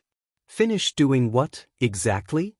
We are attempting to summon a demonic being that shall serve as a way for us to covertly communicate with one another, be it directly or indirectly. Reiko explained. The dark stars align, converging at the center, creating a round table for the dark nights that serves it. Fumikage whispered mysteriously. What a mad banquet of darkness this evening turned out to be. Shirhai grinned. Chio looked through the 3 other students before looking back at her assistant, silently begging for a proper explanation. Yanagi-san found a forum with a ritual on how to communicate telepathically. Izuku explained. She said it is for Emily to communicate more easily with us. My inner sibling wishes to converse more freely with my classmates and your assistant, recovery girl. Reiko added in. She is under the impression that her thoughts are not well transferred over by me. Chio nodded and looked back over at Izuku. Shouldn't you ask your girlfriend from the support department about that first before starting a cult meeting in my office? His what? Reiko shot up from her seating position, as did Fumikage, who did it in a quieter manner but no less shocked. As that happened, Shirhai was silently brainstorming possible pranks he could pull on the support course. I did text Hatsum-san about that. Izuku replied, not noticing 3 heads snapping at his answer. She said she's currently focusing on another project, so that would take quite a while. We're not dating, by the way. I'm sure she has better options than a sleepless nurse. Try Dense, but that girl isn't any wiser, anyway. Chio shrugged before she grinned at the other 3. Doors wide open for you kids, it seems. As Shurhai and Fumikage were busy hiding in the darkest corner of the room at that comment, Reiko was very not subtly breath out a sigh of relief. The ashen-haired girl turned towards Izuku and with her indifferent expression, announced, "It appears fate agrees with us and so does your mentor, my beloved. Would you now agree to take our hands in marriage? As in walk you down the aisle when you get married?" "Gladly." Izuku showed a beaming smile. "Though I really think your father should do it. This is the 5th time you've asked me." Reiko nodded before turning towards Chiyo while pointing at Izuku. "You are certain this is incurable? If it is, I would have done it long ago." Chiyo sighed. Even with Shuto glaring at him with utmost fury, Izuku's smile did not drop slightly. "Your fire is a natural solution to your ice and that goes in the opposite way as well. The drawback your right side has can be easily fixed with your phi dash. I know what I am capable of." Shuto hissed, cutting Izuku off. "It's none of your business. Of course, it's your quirk." Izuku continued. "But clearly by using only your right side, you are operating at half of your power. That affects your performance and proves to be dangerous for yourself, is it not?" "I don't care." Shuto's glare hardened. "I will become a hero using only my mother's ice. Not his fire." "Whose ice and fire?" "What?" Caught off guard, Shuto blinked. "What are your parents' quirks, Todoroki-san?" "Frost and Hellflame." "And what is your quirk?" "Half cold, half hot." "That means the fire and ice that come out of you are yours, then." "You don't understand." Shuto's glare hardened once again. "My father dash. And exactly how many people you are going to put in danger because you are half-butting out there, Todoroki-san?" This time, Izuku matched his own glare with Shuto. "You expect to go out there and fight with half of what you have because of your father? Is that why you want to be a hero? Out of spite?" Before Shuto could find an answer to that question, the door to Izuku's room was pushed open. The teenagers turned and found Ray standing at the door. Despite tears rolling down her eyes, Ray did not show any other expression other than attentiveness. Her serious eyes were locked with Shuto's shock. "I'll drop this right now if you say so, but I'm willing to bet that's not who you are." Izuku turned back and continued to push on. "So, I'm going to ask again, why do you want to be a hero?" "Because dash," Shuto mumbled, not looking away from his mother. "Because I dash." "Rough day?" Ray asked, poking Shuto who laid his face on the dining table. "Work study? More like child labor. Not even the fun ones. Just dangerous and tiring." Shuto groaned. "What type of child labors do you categorize at fun?" Fuyumi's sweat dropped as she set the table. "Why did you even pick him for your work study?" Natsuo asked incredulously. "You of all people should know how that man is." "I've ignored half of myself for a long time, Natsuo." Shuto looked up. "I'm just doing all I can to catch up." "Enji's work attitude is admirable." Ray nodded as she pat Shuto's head. "Despite his dog-sheet personality and obsession, that is." "Language, Mom." Fuyumi begged, much to Ray's amusement. "How about a lighter topic then?" Natsuo grinned. "How's that crush on that Midoriya kid going?" Contrary to Natsuo's expectation, Shuto once again slammed his face onto the table as Ray giggled even louder. "That bad, huh?" Natsuo chuckled as he drank the water. He couldn't even form a proper sentence when Izuku cupped his cheeks to check for injuries. Fuyumi smugly grinned as she recalled the memory from their last interaction. "That's rich, coming from you." Natsuo gave his sister a side eye. "Didn't you almost faint when the kid put his forehead on yours?"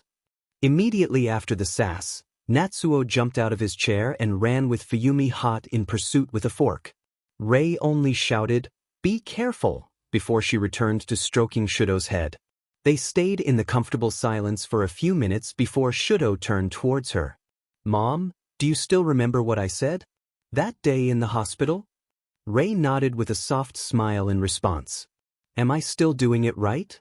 Shuto asked with worry. "Are you happy now? We are so getting chased out of here." Inko sighed as she covered her ears from the loud fire alarm's noise. Izuku only giggled as he sat by his mother outside of the room. Quirk accident, mum? Izuku grinned. You taught me to use that excuse. I'm regretting it now. Inko groaned. I'm the one who has to write this report later. Inko peeked into the room to Ray and Shudo crying as they hugged each other. With a smile, she gently closed the door.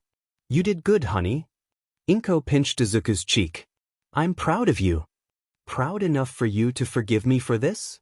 Oh, hell no. Inko grinned. No katsudon this weekend.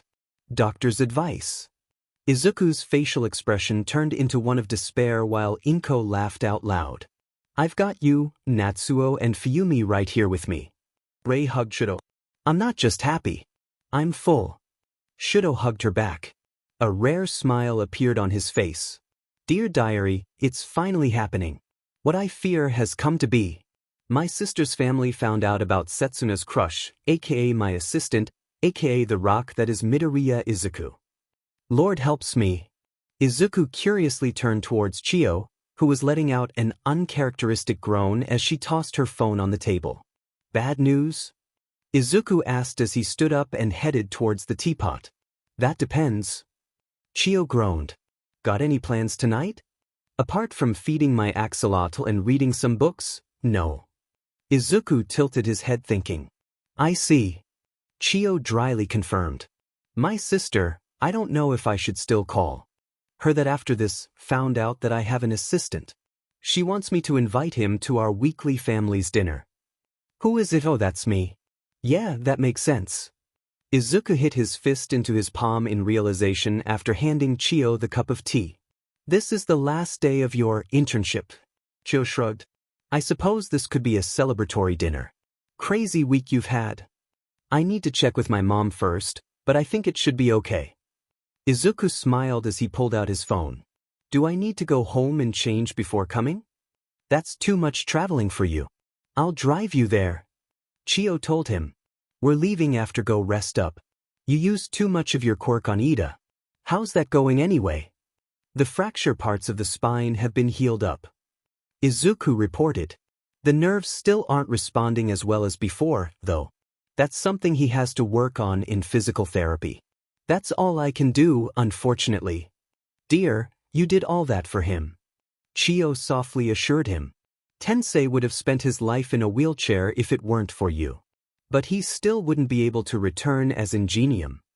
Izuku muttered. We can't save everyone, Midoriya. Chiyo poked her cane at the dejected Izuku. But we're trying our best for those within arm's reach, and that's important. Chiyo returned to her paperwork after she acknowledged the nod came from Izuku. I could still save more dash. A woman in a dark costume shakily stood up.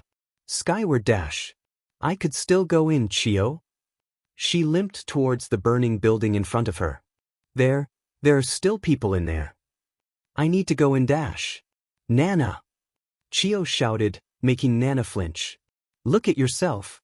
You can't even walk right. Stay here and let Torino and Yagi handle the rest.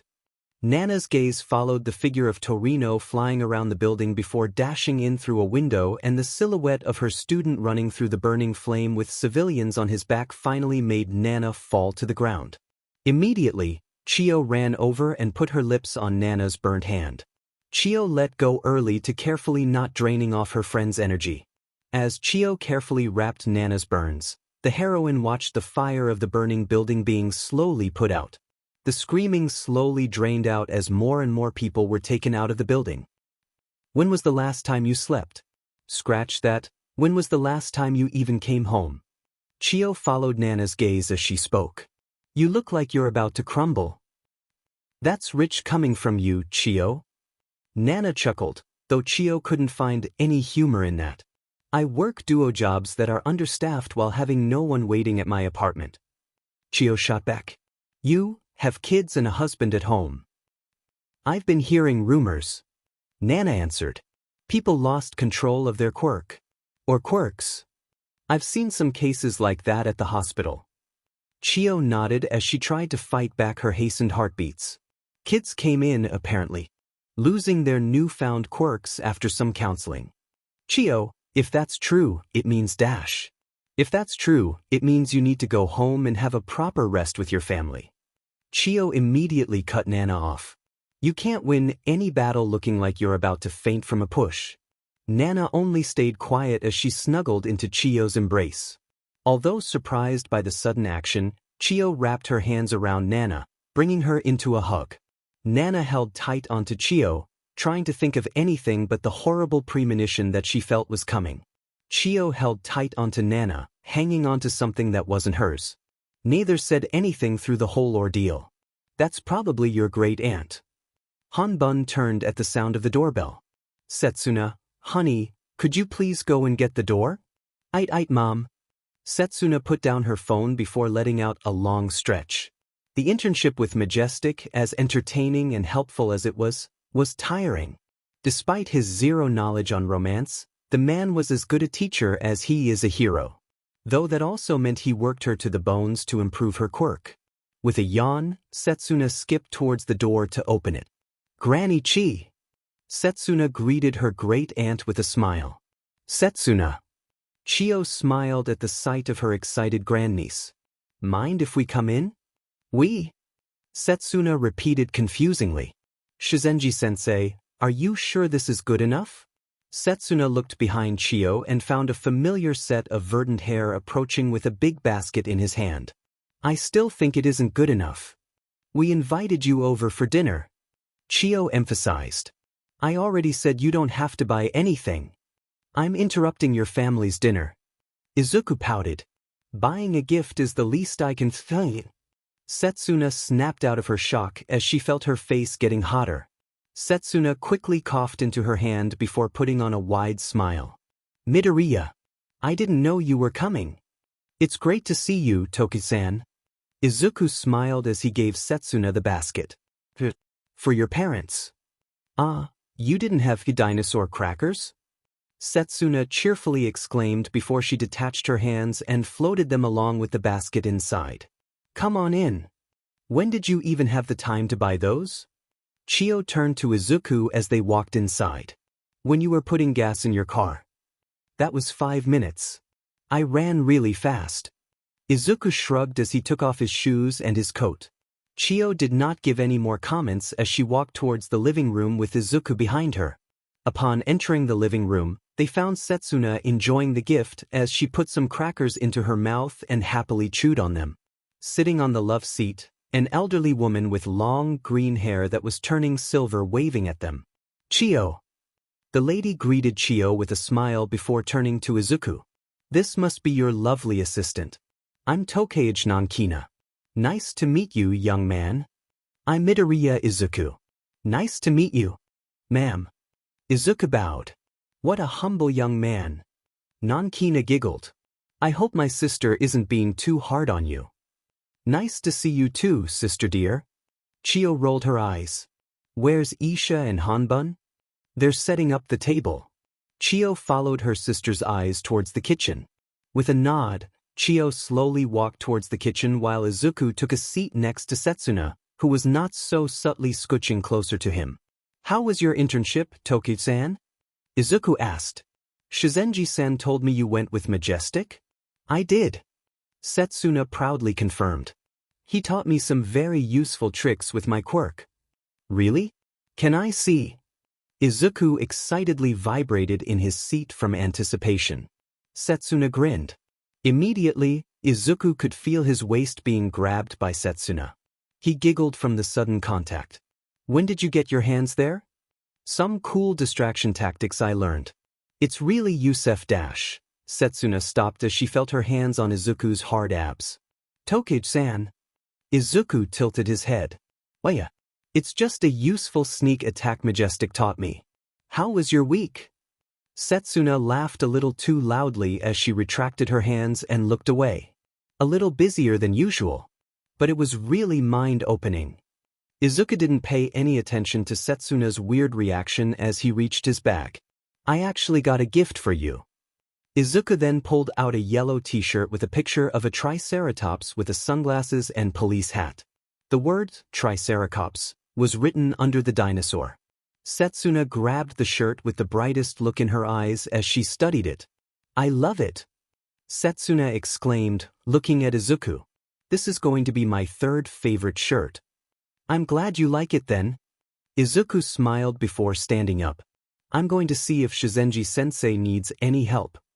After Izuku left the living room, Nankina, who had been staying quiet throughout the whole conversation, turned towards her granddaughter with a mischievous grin on her face. That was cute. I don't know what you're talking about. Setsuna looked away. Of course. Nankina nodded. I guess I was just mistaking that cute moment with you caressing his abs while drooling like a hungry T-Rex. Setsuna immediately buried her face into a pillow, not looking at her grandma. Stupid hot, CC, buff nurse. She pouted angrily with a blush on her face as she remembered the sensation. Hey, it's my favorite honey badger. Nana strode in with 2 bags of snacks and a cheerful smile. How are you, Nizu? Skyward. Nizu replied without a change in expression nor looking up from his book. As energetic as ever, I see. Nana chuckled as she set a bag next to Nizu before sitting down opposite him. What's that book you've got there? Instead of replying, Nizu slightly tilted the book over so Nana could read the title. The heroine took a quick glance and visibly gagged as she read the title. I thought you said you only read books that are worth your time? Only way to discern a bad book is to read some. Nizu replied unamusingly. You human has an interesting way of disagreeing with everything that had or will happen. Every single conversation, action could very well turn into an all-out war. You aren't wrong there. Nana nodded. Chio and Sora had a fight just now over who's picking up my kids for the day. I assume Recovery Girl has come out victorious? Nizu wondered, uninterested. Her rock-paper-scissors rule is always a sure win for her. Nana shrugged. Maybe next time you should pick the kids up? My daughter would love to meet you again. That's a kind offer, Skyward. For the first time since Nana came in, Nizu showed a small smile. But I don't believe my presence would be helpful for a child's development. Unless you want them to turn out ruthless and heartless like I am, that is. You sit on the idea, okay? Nana stood up and headed for the door. Before Nizu could return to reading in peace, Nana's voice once again made him look up from his book. That heartless thing is bullshit, by the way. Ruthless, maybe, but not heartless. And what makes you come to that conclusion? I have a good feeling when I first met you. Nana grinned. I'm sure you're going to be a great teacher one day. Nizu silently sipped on his tea with a smile on his lips after Nana closed the door. You want something? Chio blankly stated. What makes you think so? Nankina cluelessly asked. I practically raised you, Nankina. Chio rolled her eyes. What do you want? Don't be such a killjoy. Nankina giggled as her eyes darted towards the living room. I'm just feeling nostalgic. Chio silently followed her sister's eyes toward the living room. There they saw Setsuna and Izuku sitting together on the love seat, squeezing against each other as they giggled at something on Setsuna's phone, completely unaware of Setsuna's parents recording the scene as they themselves hugged each other. They remind me of you from back then, you know. Nankina's observation pierced Chiyo's ears like a sharp, rusty knife. You and Shimura-san. It wasn't like that. Chiyo mumbled. Almost half a century passed, and I still don't believe that. Nankina stuck out her tongue before she finally turned to face her sister with a serious look. Chiyo, I know you still dash. Don't. Chiyo cut her off. Just don't. Not today. Okay, sorry. Nankina sighed. I just hope Setsuna won't become like you. Not once since the conversation started until it ended did Chiyo looked away from her grandniece. A smile slowly crept onto her lips as she watched Izuku tied Setsuna's hair into braids. I do hope so too. She mumbled. Case file number 15, Kodai Yui. Dear Diary, it is hard to understand Kodai due to her being a person few or any words. But holy hell, the look she gave that dense being. I didn't believe the phrase, seeing one's emotion through their eyes, but I also don't understand what is going on inside his head that makes him not realizing what is going on. But happiness, ecstatic, excited, relief, enjoyment. were the direct opposites of what Yui was feeling as she held onto her side while limping towards the nurse's office. She silently cursed at Kamakiri for the sharp edges he put on one of the pipes that ran through her. It didn't help that her perpetually neutral expression threw a lot of people off from talking to her, aside from Shoda and Kendo. But even they have their own friend groups. Groups that she couldn't or rarely join because the canteen was too noisy for her sensitive ears. It also wasn't easy to make friends, being socially awkward and selectively mute. Yui winced as she felt another sharp pain. The nurse's office was at the end of this hallway, but every step she took just made the room feel further and further away. It only took a few more steps until Yui realized she couldn't stand straight anymore as her feet entangled with each other, causing her to lose balance. Yui let out a strained yelp as her face came closer to the floor. What in tarnation dash? Chio let out a scream as she walked into her office and laid her eyes on the horrid sight in front of her. At her scream, her assistant turned around. Chio-sensei, good afternoon. He smiled. How's the meeting? Not as scary as whatever is going on here. She yelled. Why are you covered in mushrooms? I fell asleep on a bench. Izuku shrugged. That explains so much yet so little. Chio finally relaxed a little as she cautiously made her way to her table.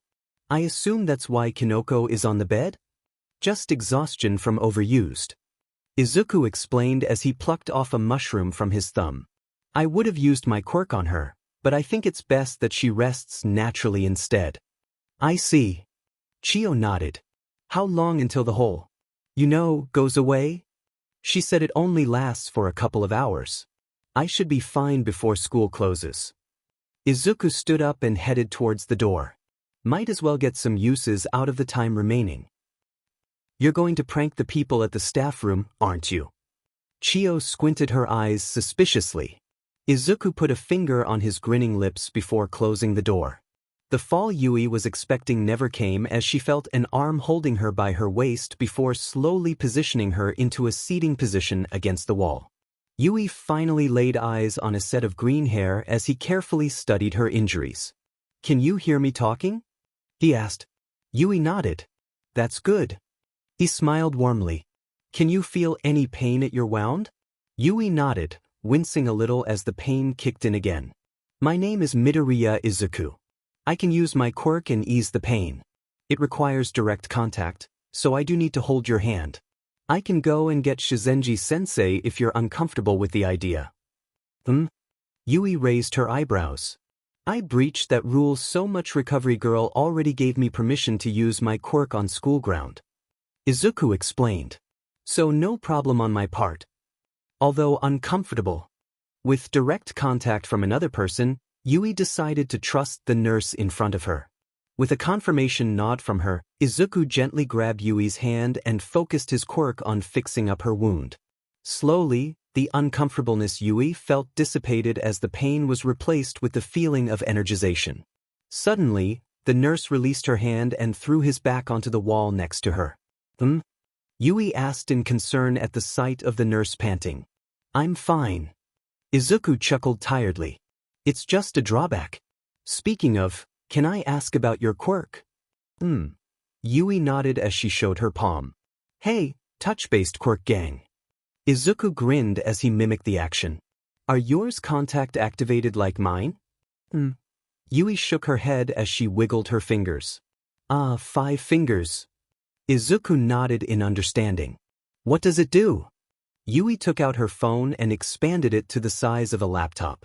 Yui felt a sense of smug as she put her fingers on both hands together and shrunk the phone back to its original size as Izuku watched in amazement with admiration in his eyes. With his eyes still closing, Izuku let out a long stretch while yawning.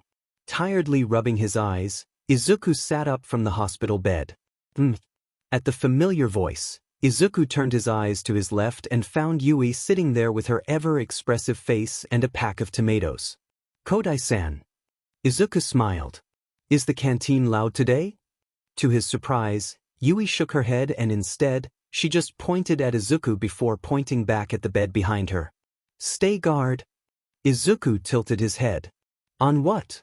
At that question, the drape was pulled open, revealing an ashen-haired girl with a tiredness that could match Izuku. Yui is here on a mission to prevent myself from being closer to you, my beloved. Reiko explained.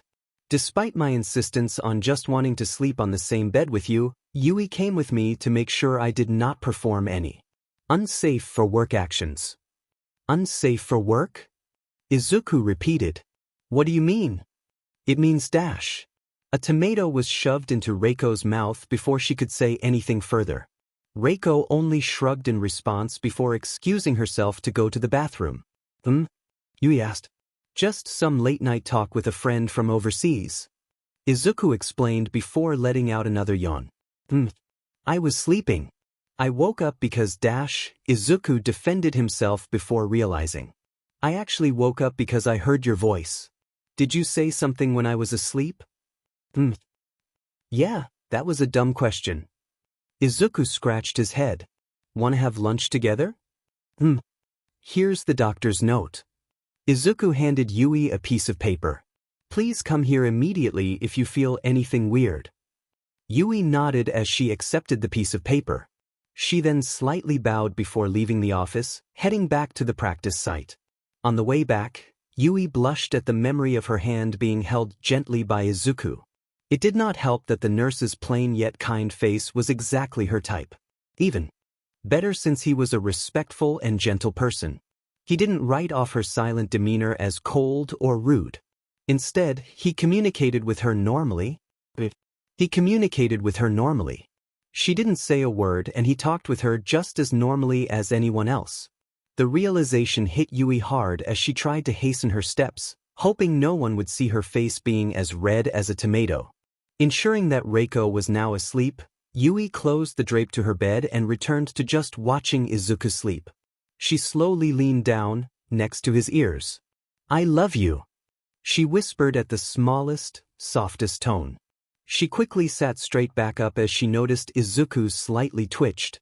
She quietly swore to herself that the next time she says those 3 words, he would be awake and listen. Preferably without Emily listening in on them. As much as I want to say no. Chiyo sighed tiredly. At the end of the day, it's his decision. I understand. Toshinori nodded. Then I shall do it. Chiyo gripped her cane tightly. I will tell young Midoriya about One for All. Case file number 16, Nizu. Dear Diary, there's a phrase that I really like. You can't make the same mistake twice. The second time you make it, it's not a mistake. It's a choice. 10 years ago, the head of Hero Public Safety Commission made a mistake, threatening the wrong person which he paid dearly for it. If they're really making the same choice again, I'm afraid they deserve it this time. I understand you wish to talk to Midoriya-kun about One for All, Yagi-kun. With his usual indifferent smile, Nizu looked down at the number 1 hero, who was kneeling on the floor. But I do not believe stalking the young man is the right way to go. Even Kiyama-kun was weirded out by your actions. Behind him, Chiyo and Sorahiko rubbing their own faces tiredly as they watched their old student being chewed out. The heroic foundation teacher only managed to nod as Nizu continued to speak. Now, instead of stalking him before classes start, ongoing, and end, have you tried approaching him during his working hours with Shizenji-san? Nizu asked. I believe she is more than understanding to give you both some privacy. I did try that. Toshinori dejectedly answered. But young Midoriya's friends are always with him. It's a different student every day. This I can confirm. Chiyo nodded, before she drove the sharp point of her cane onto Toshinori's back. But have some decorum, would you? That's my student you're stalking there. Please stop calling it stalking. Toshinori pleaded. It's just difficult to ask the young man to speak privately with someone he doesn't know. You're the number 1 hero, you blonde oaf. Sorahiko kicked him on his back. Your face is everywhere. It's infuriating. Now, Shizenji-san, Torino-san. I believe Yagi-kun has learned his lesson. Nizu cackled as he was satisfied with the lecture. Let me have a talk with the young man. It's a good opportunity to get to know the possible holder of One for All after all. Nizu-sensei dash. I will not reveal One for All. Nizu addressed the issue before it was even brought up. I believe that's fit for the current holder. I'll just have a quick chat with the young man before setting up a meeting for you, Yagi-kun. Does that sound good? Better than this one following him around. Sorahiko grunted. I agree with the goblin.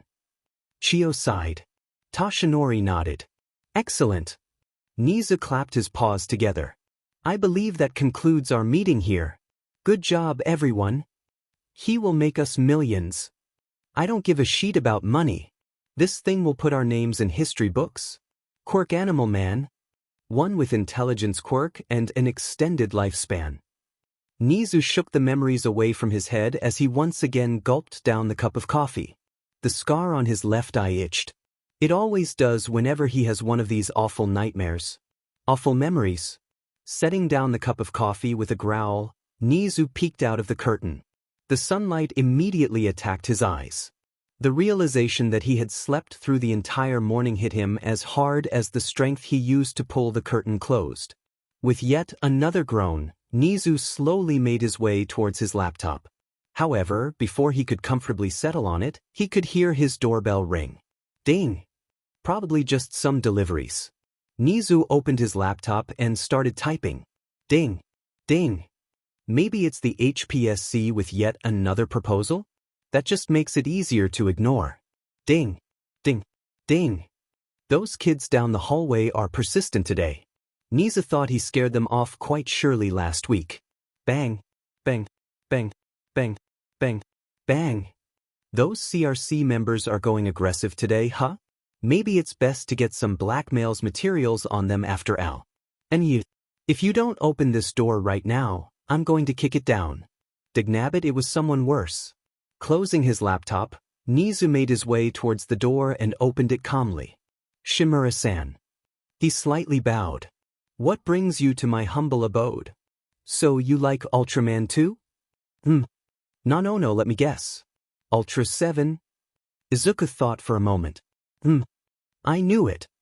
Izuku snapped his finger. That season was peak Ultraman. Yui poked her index fingers together. Of course I'll watch it with you, Kodai-san. Izuku showed her a beaming smile. When is good for you? If it's Friday, I can probably ask for a projector to use in here. Otherwise, we'll have to watch it on the computer, which we might have to sit quite close together to wadash. Any day except for Friday? Got it. Izuku nodded. Chio watched the conversation go on with absolute confusion. She shook herself off the shock and turned to her assistant. Are you telepathic? Chio asked. Nope. Izuku held his head for a few seconds before answering. Then how the hell did? She didn't even. What? She talks fine. Izuku tilted his head confusingly, an action Yui mimicked. What are you talking about? I'm too sober for this. Chio groaned. Go home, Kodai. It's getting late. Yui crossed her arms. No, you are not using that tack. Oh hey, I can understand you after all. Chio blinked in amazement. Anyway, go home. It's an order. She's right, Kodai-san. Izuku turned to Yui, who was tilting her head yet again.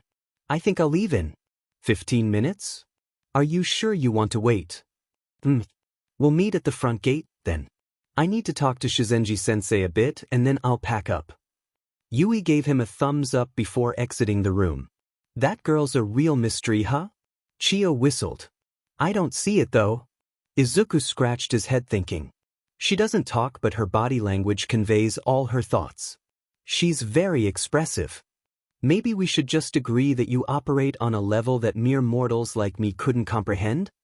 Chio declared. We still need to address the notebook thing. What notebook thing? Later. Chio interrupted. You have a guest. Before Izuku could voice his question, something. Or rather, someone dropped from the ceiling. The creature in the suit stood proud on the chair with a cheerful smile as he introduced himself. Am I a dog, a mouse, a bear, or human? It's me, Yui's one and only Principal Nizu. Nizu cheered. Good afternoon, Principal Nizu. Izuku slight bowed. Shizenji-sensei said you want to speak with me? That is correct, Midoriya-kun. Nizu cackled. May I ask what it is about? Worry not, student of mine. Nizu assured as he sat down on the chair and gestured Izuku to sit down on the one in front of him. At that cue, Chio quietly left the room. I thought it is already past time I have a conversation with the school's first nurse. How are you today, Midoriya-kun?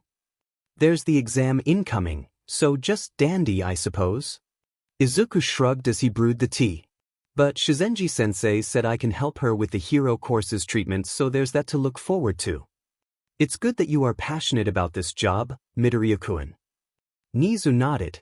Would you prefer to continue this after you have transferred to the hero course? Izuku froze in the middle of handing the cup of tea to Nizu. The chimera took it himself from Izuku's hand. You are here for a chance to transfer after all. Nizu continued.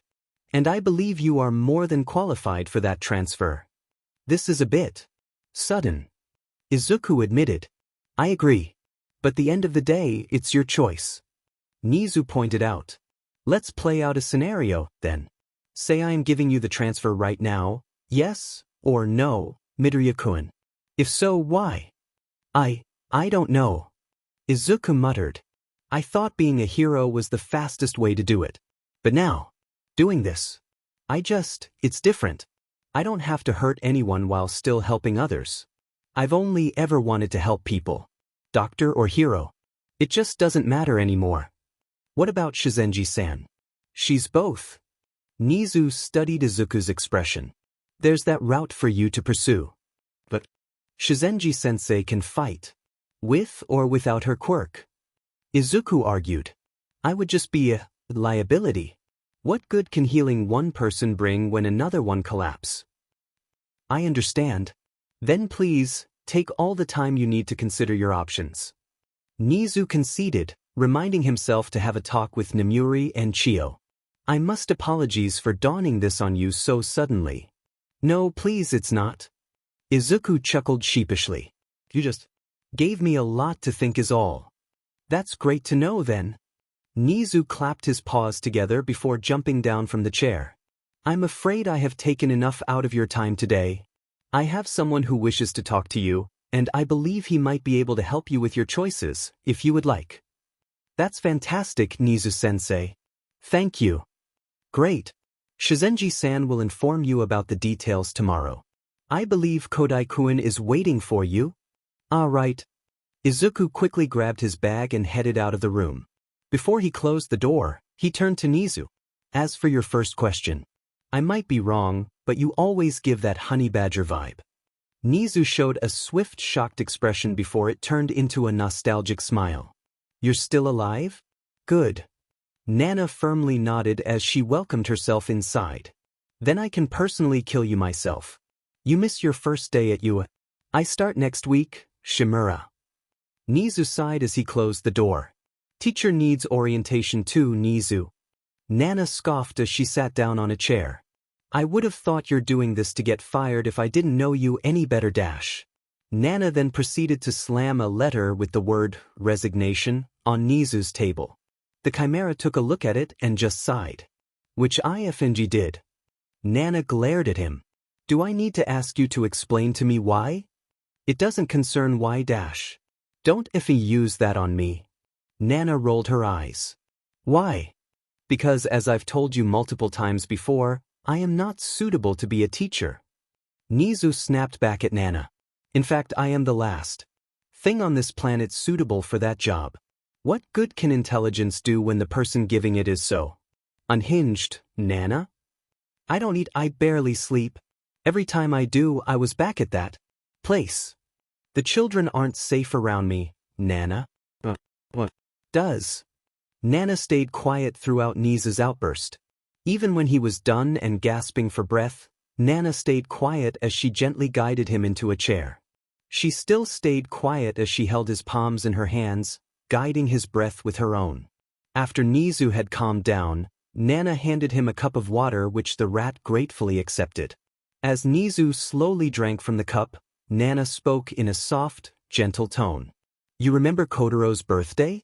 The first time I took you to see my kids. Nizu nodded. Then you must remember how happy my daughter was when he played with you. Hell, you took over as her favorite uncle. Hiko was flabbergasted. Nana chuckled as Nizu also smiled slightly. That's when I realized you should be a teacher. Just right. Nana, you know what happened to me? Nizu mumbled. How can I be sure they'll be safe around me? Because I saw it when you were playing with them. Your smile. Nana grinned. A kind, soft and genuine one. She then grabbed Nizu's resignation letter and handed it to him. I know you will be a great teacher, Nizu. Please, just give it a chance. Nana pleaded. The children need someone who's been through darkness to guide them to the light. Nizu shakily took the letter from Nana's hand. He stared at it for a few minutes in silence.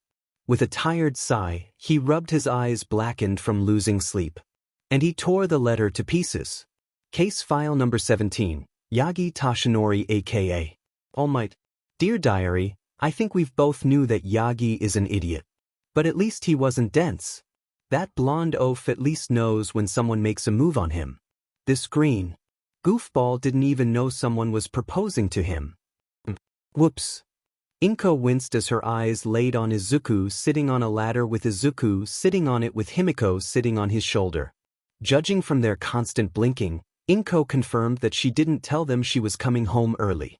Tell us you're home because you forgot your key. With a welcome banner in her hands, Himiko pleaded. Please. I don't think lying straight to your face would set a good example, Himiko. Inko admitted. Hold up, Himiko. Let's look at this positively. Izuku smugly smiled. Mom is alone. We still have time dash. Detective Midoriya? A familiar voice cut Izuku off as he stood up in a panic, forgetting where he was. With a surprise yelp, Himiko grabbed onto the wall as Izuku hugged her around her waist before the ladder collapsed. Inko watched attentively as her children hung onto each other from the ceiling. Is this normal in your house? Inko turned around and found Ray looking at the scene in shock. They're usually more gremlin than this. Inko shrugged. Shouldn't we help them down? Ray asked in concern. Inko only showed Ray a grin before turning back to her children. Ray watched in bewilderment as Izuku effortlessly dropped down on the ground and held his hands out, catching Himiko in a princess carry. Good catch, Izu-chan. Himiko giggled. Onwards to helping Ray send packs. I'm setting you down. Izuku smiled sweetly. And Todoroki just blasted us straight to the shadow realm with his fire. Mina groaned as Izuku lightheartedly giggled at her complaints. Did you at least win the fight? Izuku asked as he continued to write down answers to his homework. It was a tie. Time out, you know? Mina whistled with a pen in her mouth. What's your answer for this question, Midori? I went through that with you earlier, Ashido-san. Izuku casually replied. 3 times. Studying is hard. Mina threw herself onto the pink beanbag behind her. She then watched Izuku's focused expression for a while. Suddenly, an idea popped into Mina's head as she sat up and crawled over to Izuku with it. Me. Too. Mina seductively called, making Izuku turn towards her. What's with that tone, Ashido-san? Izuku innocently asked. You know, I just put on a request to soundproof this room last week. That reminds me. I should put in a similar request for Hatsum-san's room. Izuku wondered. A lot of 1H have been asking for my help to rein her in on the weekends. A man and a woman, alone in a room. Mina whispered into his ears. Who knows what's going to happen in a closed room? Oh. Izuku quirked an eyebrow. Got you. Mina grinned. See, no one can resist the good old Mina's char dash. You make a great point, Ashido-san. Izuku cut Mina's off. We're alone in a soundproof room, with no one to interrupt us. Me, Midori? Mina nervously asked. I suppose now would be a better time than ever. Especially with 2 of us here. Izuku grinned as he leaned over Mina, whose face was turning from pink to scarlet red. Izuku then leaned in, his lips next to Mina's ears. Mina suppressed as Izuku's soft breath attacked her ears. Midori, if we're going to do it, at least let me dash. Get out your math homework, Ashido-san. We've got work to do. Immediately, Mina went straight for the door, attempting an escape. Has Ray settled into your house? Chiyo asked before she took a sip from the cup of tea in her hand. But to be fair, she doesn't have that much stuff to pack. Izuku answered. Mom had to drag her shopping yesterday. I surely hope her clothing choices aren't as terrible as her son? I'll have you know I have an amazing sense of fashion. You guys are just too behind time to understand them. Only Tokage-san gets me. Izuku stuck out his tongue before he shrugged. But then I would argue that this fashion sense is a Midoriya kind of thing. Mom said my dad was the one who bought all my shirts when I was young. Personally, I would file that as child abuse, but let's not get carried away. Chiyo deadpanned. I believe I've never heard you mention your dad before? He and Mom divorced when I was 6 or something? Can't remember. Izuku shrugged. It was a mutual decision since they both work too much. We still talk from time to time. He's in America now, actually. Your mom didn't change back to her maiden name after the divorce? She said it was not worth the paperwork. Izuku chuckled. Akatani isn't that good of a name anyway. Your grandparents aren't going to be happy hearing that. Chiyo quirked an eyebrow. They'll forgive me. I'm their first grandchild. Izuku grinned. You tell me you don't have a soft spot for Tokage-san? Well played, child. Chiyo raised her hands in defeat. Now go back to your afternoon classes and ready for that appointment you have. After Izuku had waved her goodbye and disappeared behind the closed door, Chiyo's expression changed to one of disappointment as she let out a tired sigh while rubbing her tired eyes. She opened the drawer under her table and picked up a picture. Frame from it. Holding it up high, Chiyo again looked at the photo she took with her best friend's family and friends. Despite it being slowly more and more withered with time, Chiyo could still see a grumpy Sorahiko putting a teenage Toshinori in a headlock. On their left was her younger self kneeling to hug an emerald-haired girl, while next to them was the girl's older brother hiding behind his parents. Akatani and Midoriya, not Shimura. Chiyo whispered to herself with her gaze fixed to the picture. I knew that. I read the file. Her wrinkled fingers touched the frame tenderly. I shouldn't have gotten my hopes up. Maybe it's better this way. Her fingers stopped as they traced to Nana's face. Chiyo bit her lips, preventing them from shaking. She took a deep breath before putting the picture back into the drawer. With a heavy heart, she closed the drawer and turned back to her computer. Maybe it's better that the boy and his mother weren't a Shimura. She didn't think she could afford to get attached again. Have you ever thought about how small we are in this vast universe? Laying on the bed, Izuku wondered. No matter how impactful our actions are today or in the future, it will all but a blink in the near future? It's still lunch, Izuku. With the sandwich in her hand, Chiyo blinked. Have you been drinking coffee again? Well, yes, but that's not important now. Izuku abruptly replied. I have opened my third eye, my sixth sense, Chiyo-sensei. This realm, among many others, is destined for invasion. Only combat shall dash. All right, let's get you to bed, dear. Chiyo closed the drapes. I'll inform Namuri that you won't be attending afternoon classes. I am fine, Chiyo-sensei. Izuku insisted. But I must inform this realm's protector of the upcoming invasion. They must be prepared for dash. For combat. I know. Chiyo half-heartedly agreed with him as she typed on her phone. We played that game yesterday, remember? At your house? With your mother and sister? You must be one of Earthrealm's champion then. Izuku gasped. Yes, I am. And the Netherrealm might have me when it earns me. Now go back to bed. I swear I'm banning anything caffeine in this DMN building. This is a lot of firepower in one room for career counseling. Izuku nervously commented as he took a quick look around the room. 2 couches sitting directly opposite each other, surrounding a coffee table. On one of the couches, a blonde, dangerously malnutritioned man was sitting between Sorahiko and Nizu. On the opposite couch, Chiyo signaled him to take a seat next to her. It is career counseling, Midoriya-kun. Nizu clarified as Izuku took a seat next to Chiyo. This is just at a different scale, I suppose. I'll leave it to Yagi-kun to give you the details. Then why are you, Torino-san and Shizenji-sensei here? because this is probably going to be the most outrageous story you've ever heard. Nizu explained. And it is going to be unbelievable. That's why we are here to clarify any doubts or concerns you may have during and after. Izuku hesitantly nodded in understanding. Seeing that, Toshinori took that as his sign to introduce himself. I believe this is our second meetings, young Midoriya. Toshinori spoke up. My name is Yagi Toshinori. On paper, I am merely All Might's private assistant. This is not our second meetings, though? Izuku cut him off. Excuse me? Chio glared at Toshinori. Is it not? My apologies, young Midoriya, but I only remember our first interaction, which was during the sport festival. I'm pretty sure we've talked plenty of times before. Izuku showed a confused expression.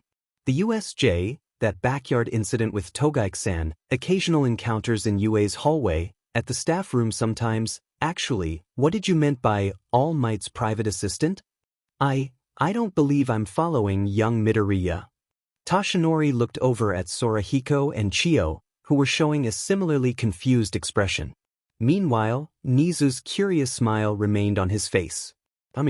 All Might is All Might's private assistant? How does that even work? I mean, it could work if you do everything by yourself, which you absolutely could since you're All Might. But why call yourself your own assistant? That's just weird, isn't it? Izuku tilted his head. Also, I just learned All Might's real name. Isn't it supposed to be a huge secret? I've followed your entire career since debut, and this is the first time I've heard of it. Also, why do you look like you haven't eaten anything since you've escaped being buried alive for a month? Izuku's rant was met with absolute bewilderment from the three adults in the room. Nizu's curious smile turned into one of mischievous grin as he listened to Izuku's discovery. Shizenji-sensei. Toshinori looked at Chio. I assure you, Toshinori, that I did not say a single word about this to him. Chio replied, still trying to make sense of the situation. Why is everyone looking so surprised? Izuku asked Nizu. They didn't know? They do, Midoriya-kun. How you do is why they are in such state. Nizu cackled as he offered Izuku a cup of tea. Mind if I ask how you came to such a baffling conclusion? Did someone tell you? It's very obvious, isn't it? Izuku accepted the cup of tea. Let's put the similar eyes, hair color and hairstyle aside. Anytime I meet him it's always the same clothing. The way he speaks and his voice is almost the same. Whenever I walk into the staff room, he's in All Might seat. And even though his name is not on the staff roster, he seems to be very familiar with the rest of the staff. I just put two and two together. And I believe you haven't told anyone about your discovery? I thought everybody knew. Izuku mumbled. It's like telling them the sky is blue. Like, what even is the point?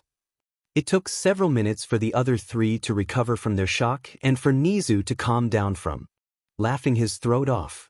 After a frantic process of ensuring Izuku wouldn't tell anyone about this, Toshinori finally sat straight up and looked into Izuku's eyes. Young Midoriya, I heard you've been having troubles deciding which path you want to move forward in the future? Izuku nodded. Toshinori asked again.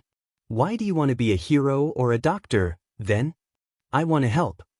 Izuku looked at him with determination. I understand that there are a lot of messed up things out there, and not everyone is willing to put themselves out there to solve it. Even if I'm the only one, even if the changes I could do is minuscule, I want to extend my hand so that someone would have a chance to grab it. Toshinori studied Izuku's eyes for a few seconds before he himself broke into a smile. He saw Sorahiko showed an amused scoff while Chio just nodded proudly. Young Midoriya, what do you know about my quirk? The media always theorized it as some types of strength enhancement. Izuku squinted his eyes. But you always deflected the question whenever it was brought up. My quirk's name is One for All. Toshinori announced. And I am its 8-holder. 8-holder. Izuku repeated. You mean there are 7 other people with a similar quirk? Not similar. Toshinori corrected. Just one. There were 7 people who held onto this quirk before me. And I want you, Midoriya Izuku, to be the 9th holder. Taking in Izuku's silence, Toshinori continued.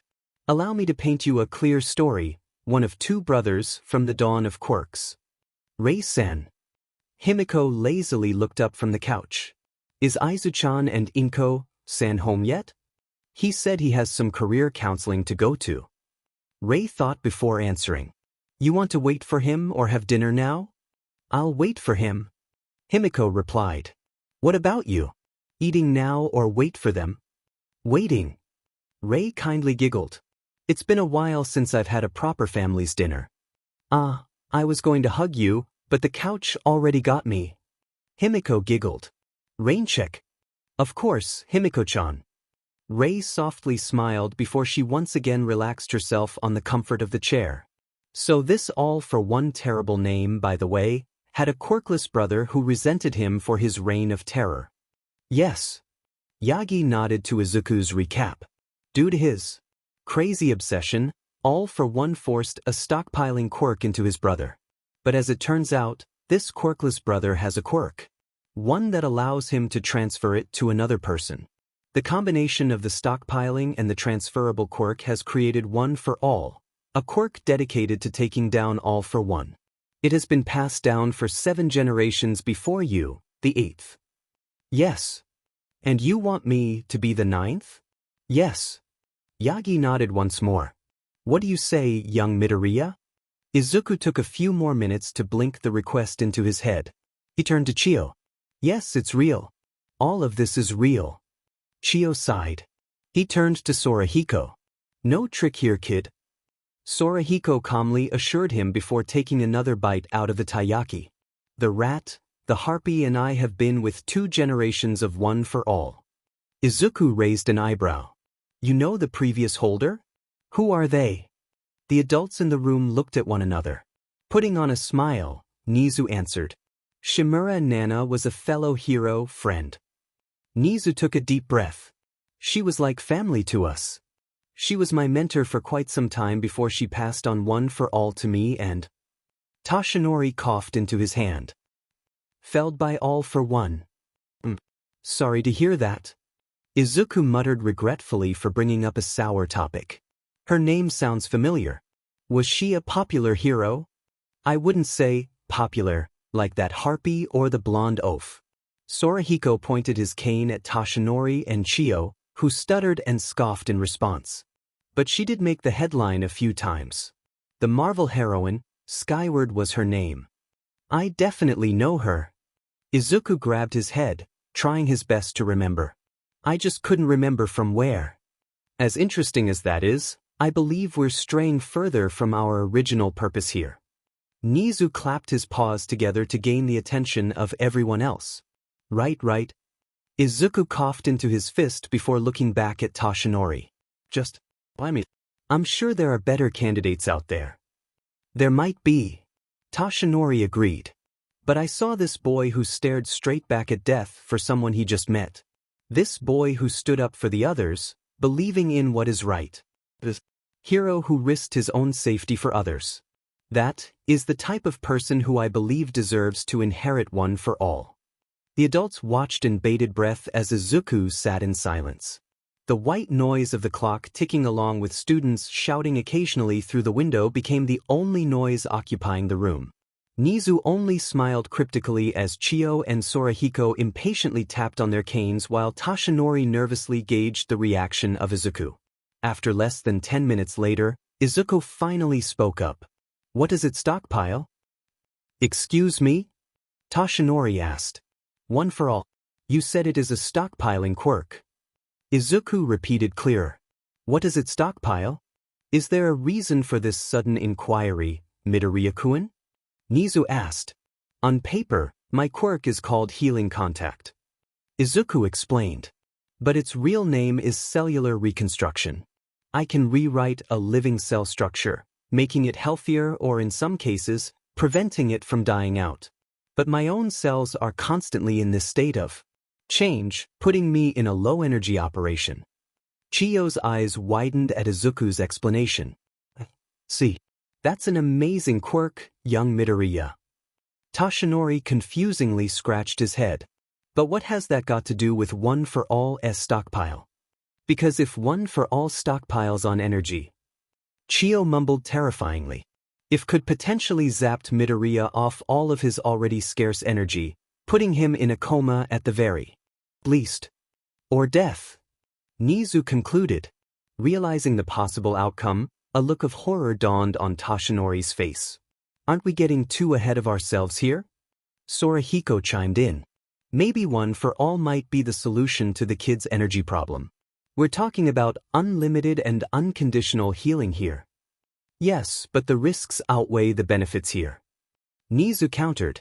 We have no sure way of knowing what One for All will do to Midoriya-kun.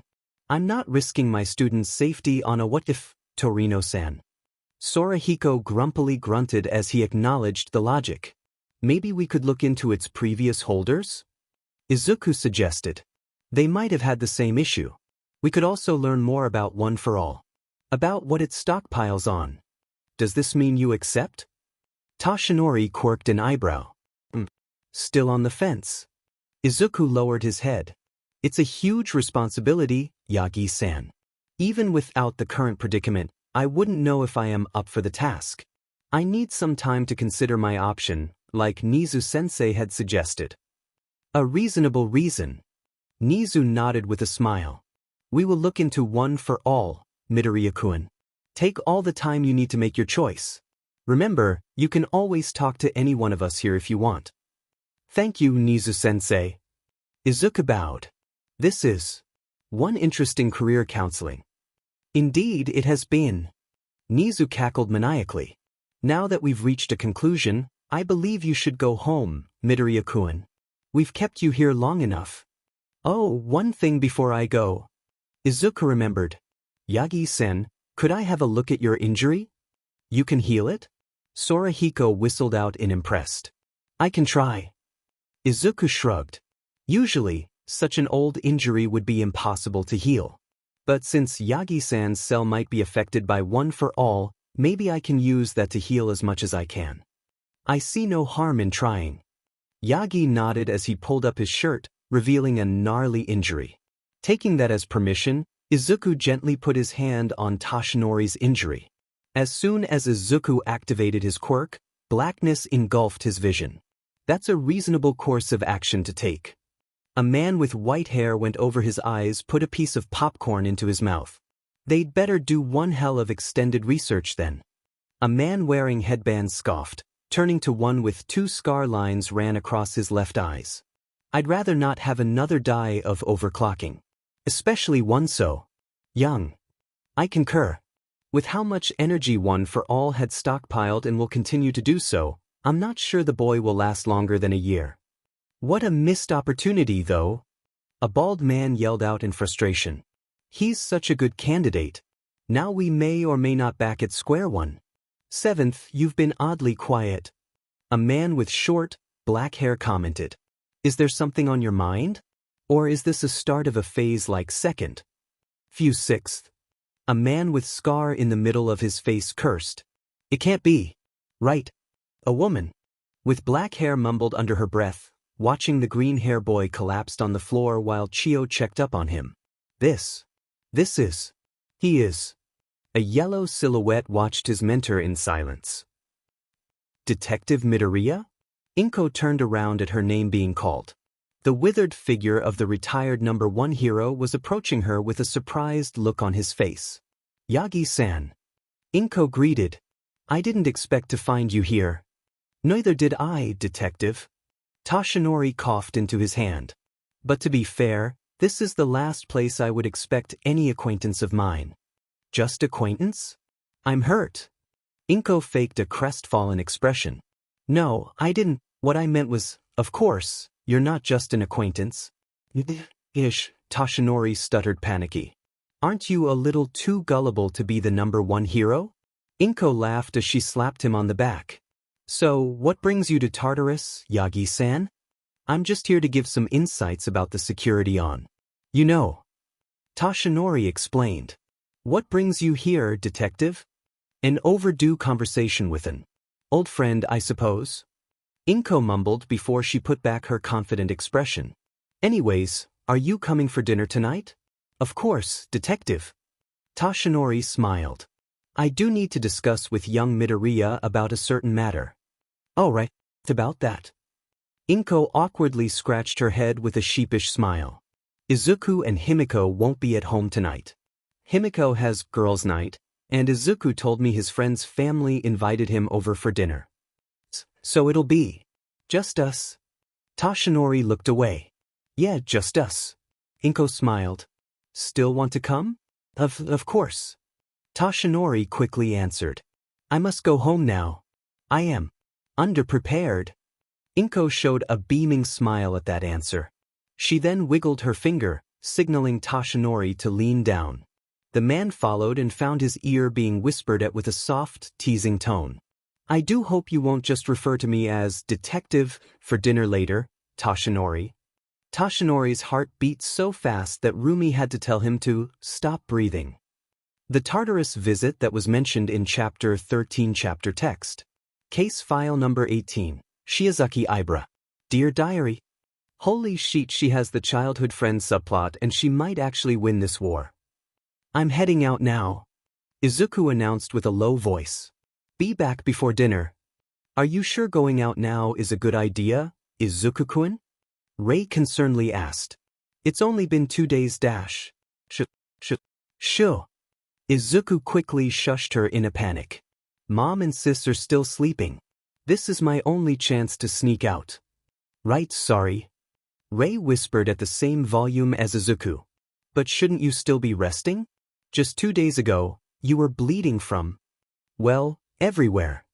I was knocked out before the bleeding, so it wasn't like I remembered anything. Izuku shrugged. What about those voices you said you heard before you were knocked out? Ray wondered. 7 different voices, wasn't it? I was a patient at a psychiatric hospital, Izuku-kun.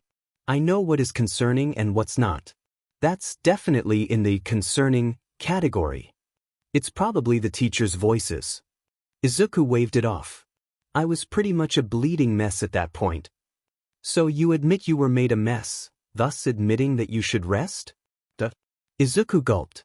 You are surprisingly scary, Ray-san. I am a mother of 4, Izuku-kun. Ray grinned. I know how to deal with kids. Now, either rest or help me with breakfast. Or lunch, for the 2 sleeping ogresses in there. Ray-san. Izuku pouted. It's the weekend. I promise I'll be back before dinner. I'll even get some groceries on the way back. Ray was locked in a staring competition with Izuku's puppy eyes for a rough 5 minutes for her. Then, with a defeated sigh, Ray conceded. I'll call you to check up. If you don't pick up, I'm bringing Inko. With a beaming smile, Izuku nodded and left the house. Ray had to wonder how Fuyumi was able to deal with her students. Speaking of, she should tell Izuku about her children coming to visit next weekend. Moving? Why all of a sudden? Izuku sat up from his bed, tiredly answering his mother. Even though it's been almost a year since Izuku became like this, the pain and guilt that Inko felt just kept getting worse and worse. It's complicated, honey. Inko steeled her heart and answered. But to put it simply, I have a bad feeling about this area. Besides, the area we're moving to is pretty quiet and calm. The neighbors seem really nice too. It'll be good for you. It's also closer to my job. So I have to say goodbye to the Bakugus? To Aunt Mitsuki and Uncle Masasru? To Kaken? To Kaine? Izuku asked with a shaky voice. For now, yes. Inko nodded, not daring to meet his eyes. But you can still see them from time to time. I promise. I'm sure little Katsuki would be thrilled to come over and visit us. Instead of responding, Izuku only nodded sadly. Holding his hands up, Inko noticed Izuku's sadness turned into one of conflict. Ever since this quirk came in, Izuku's life has completely changed. Izuku was only allowed to even go to school all thanks to his extreme stubbornness. Even then, he could only watch as his friends went out and played among themselves while he couldn't even run. He had to endure people giving him a look of annoyance or pity. Inko had to watch her son, who was so full of energy, happiness and innocenceness, being slowly taken away by his quirk. Izuku! Ibra looked up from her book and smiled upon seeing a familiar tired face. I did not expect to see you today. I had to sneak out. Izuku explained with a smile as he put on the apron. Mom was very adamant about me resting up for the rest of this weekend. Considering the event that transpired from what I heard, I must agree with her, Izuku. Ibra clasped her hands together.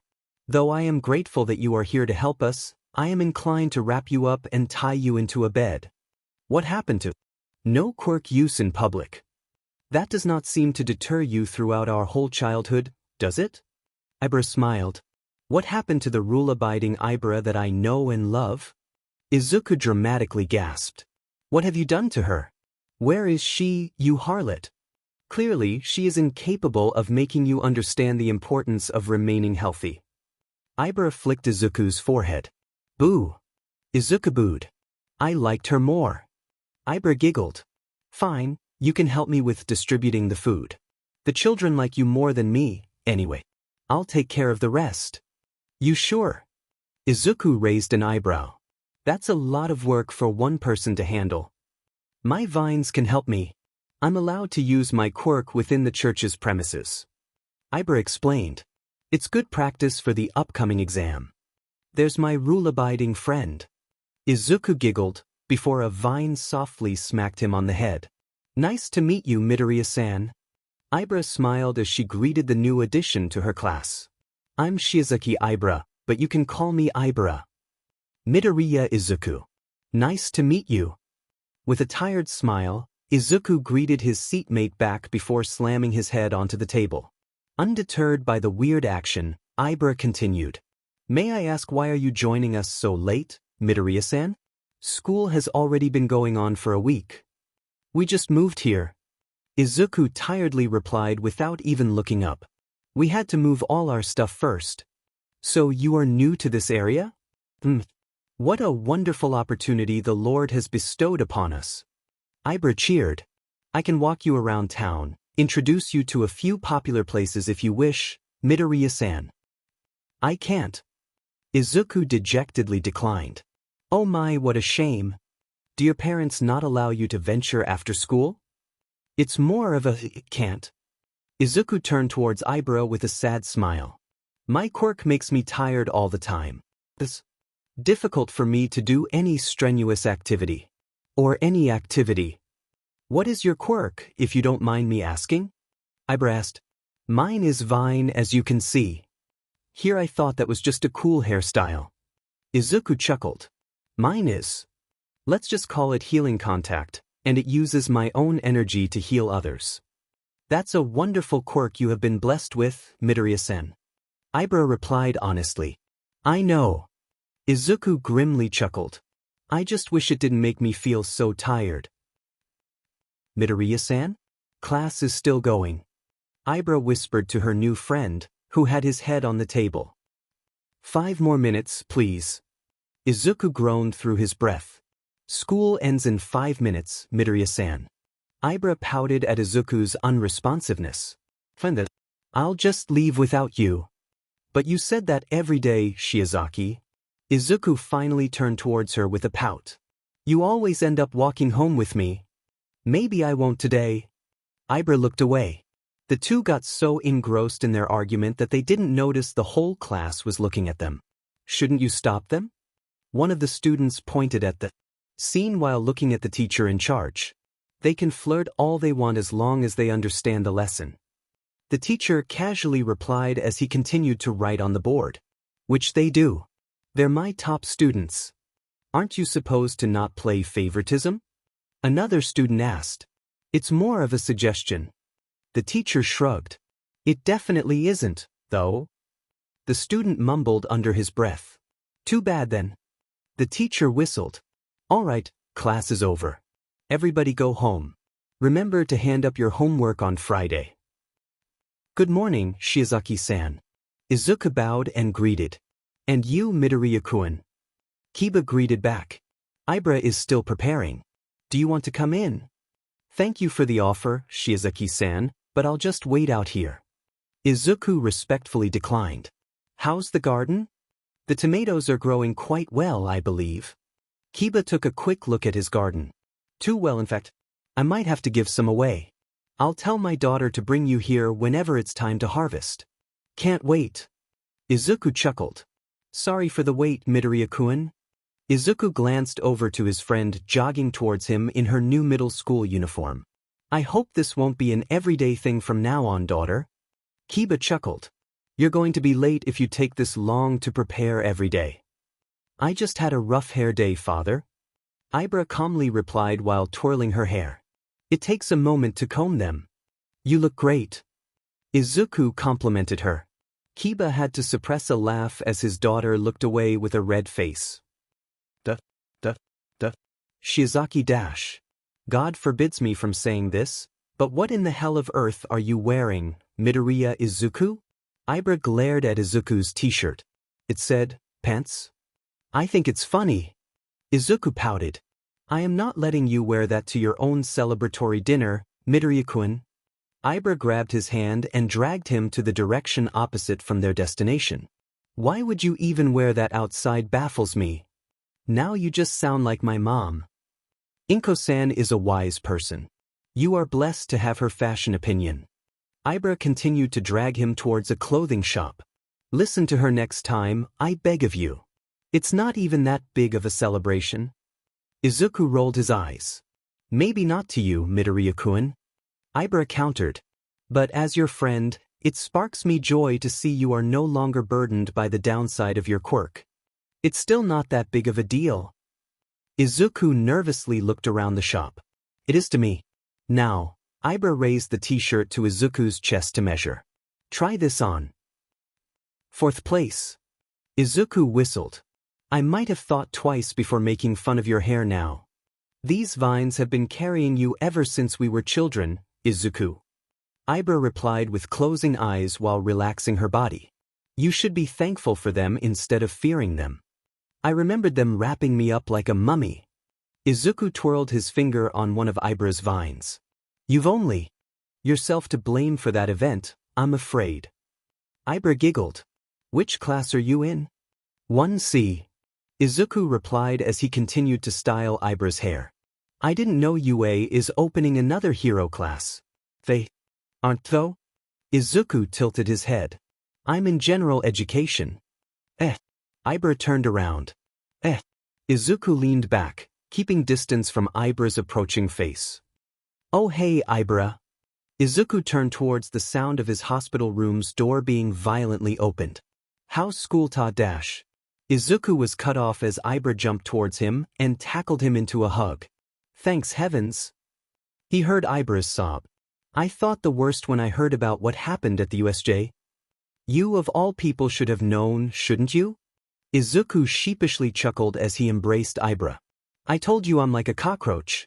Once I got into your life, you're not getting rid of me that easily. I've told you plenty of times that that is a terrible comparison. Ibra chuckled. At least compare yourself to a leech.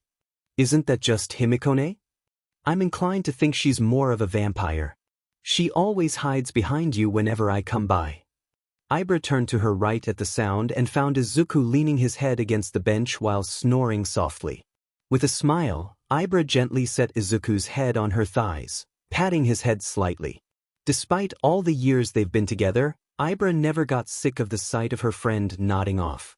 She quietly guided her vines to a playing speaker nearby and lowered its volume. After all those years, I will admit it feels strange to not have you in the same class as I do anymore, Izuku. Ibra chuckled. If I say that to you while you are awake, I'm afraid you will tease me for a long time. I can't imagine how different I would be if I had not grown up with you. Maybe I would be a lot colder and reserved. Maybe I would be very narrow-minded, susceptible to placing judgment on everyone else. Ibra whispered. But I do know one thing. I will never let go of this special position, being by your side. With her finger, Ibra poked Izuku's cheek. Unsurprisingly, you are quite a popular individual. But that doesn't mean I'm going to give this up to anyone else. May we continue to be together from here on out, just as we have been for the last decade, Izuku. She closed her eyes, drifting off to sleep with her most important person by her side. Case file number 19, Hatsume. Dear Diary, I genuinely thought she would be the one who finally breaks his defenses. I was wrong. Now, Power Loader may retire and I might follow. P.S. Remind all staff personnel to never let those two interact without supervision. No other side effects? No vomiting, coughing, sneezing, bleeding? Chio tapped the pen on her checklist. I'm fine. 100% operation. A little hungry, actually. Izuku yawned. That was probably just one for all defense mechanism. Defense mechanism or not, I'm not comfortable with the idea of looking past my student vomiting blood while bleeding from every place one could imagine. Chio scolded him before reaching into her pocket and pulled out some money. Go buy some food before going to class. Is this my allowance? Izuku gasped as he accepted the money. Am I finally recognized as your grandson? That would just make it more complicated for Setsuna, so no. Chio straightforwardly answered. But I will say you're my most tolerable student till date. That's probably the best compliment I'll ever fish out of you, so I'll take it. Izuku giggled mischievously. Also, what did you mean when you said it'll make it more complicated for Tokage-san? Because she likes you, Midoriya. Chio told him. Isn't it obvious? Izuku scoffed. I don't think she would hang out or even talk with someone she dislikes. Tokusen strikes me as someone who is very clear about who she likes and hates. No, I mean it as, you know what, I am not having this conversation again. Chio raised her hands in defeat. All you one for all users are the same. Thick-headed idiots. I'm not yet a one for all user nor am I thick-headed. Izuku pouted. But were Yagi-san and his mentor oblivious? Yagi, I understand. His status as the #1 hero comes with many advancements from women. It makes it hard for him to recognize who was being genuine and who wasn't. Chio sighed. As for Nana, that woman is hopeless. No human expression would be able to describe how dense she was. Sounds like you had a hard time. Izuku raised an eyebrow. I always do. Chio scoffed as she pushed Izuku outside of the office with her cane. But that is a story for another time. Now get going, you young gremlin.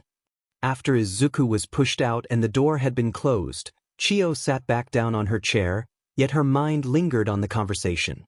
It lingered on how broken she became after the only person she ever loved died. It lingered on Nana's aloof, yet caring nature. She was prone to anger, yet always found it in her to forgive. A cheery, energetic person underneath that ice-cold glare she gave. How different, yet similar she was to Izuku. It kept lingering on how much she wished things were different, despite it being a long-gone dream. Chio let out a sigh as she tiredly rubbed her eyes with her fingers, before putting her full attention towards the computer screen. Man, not again.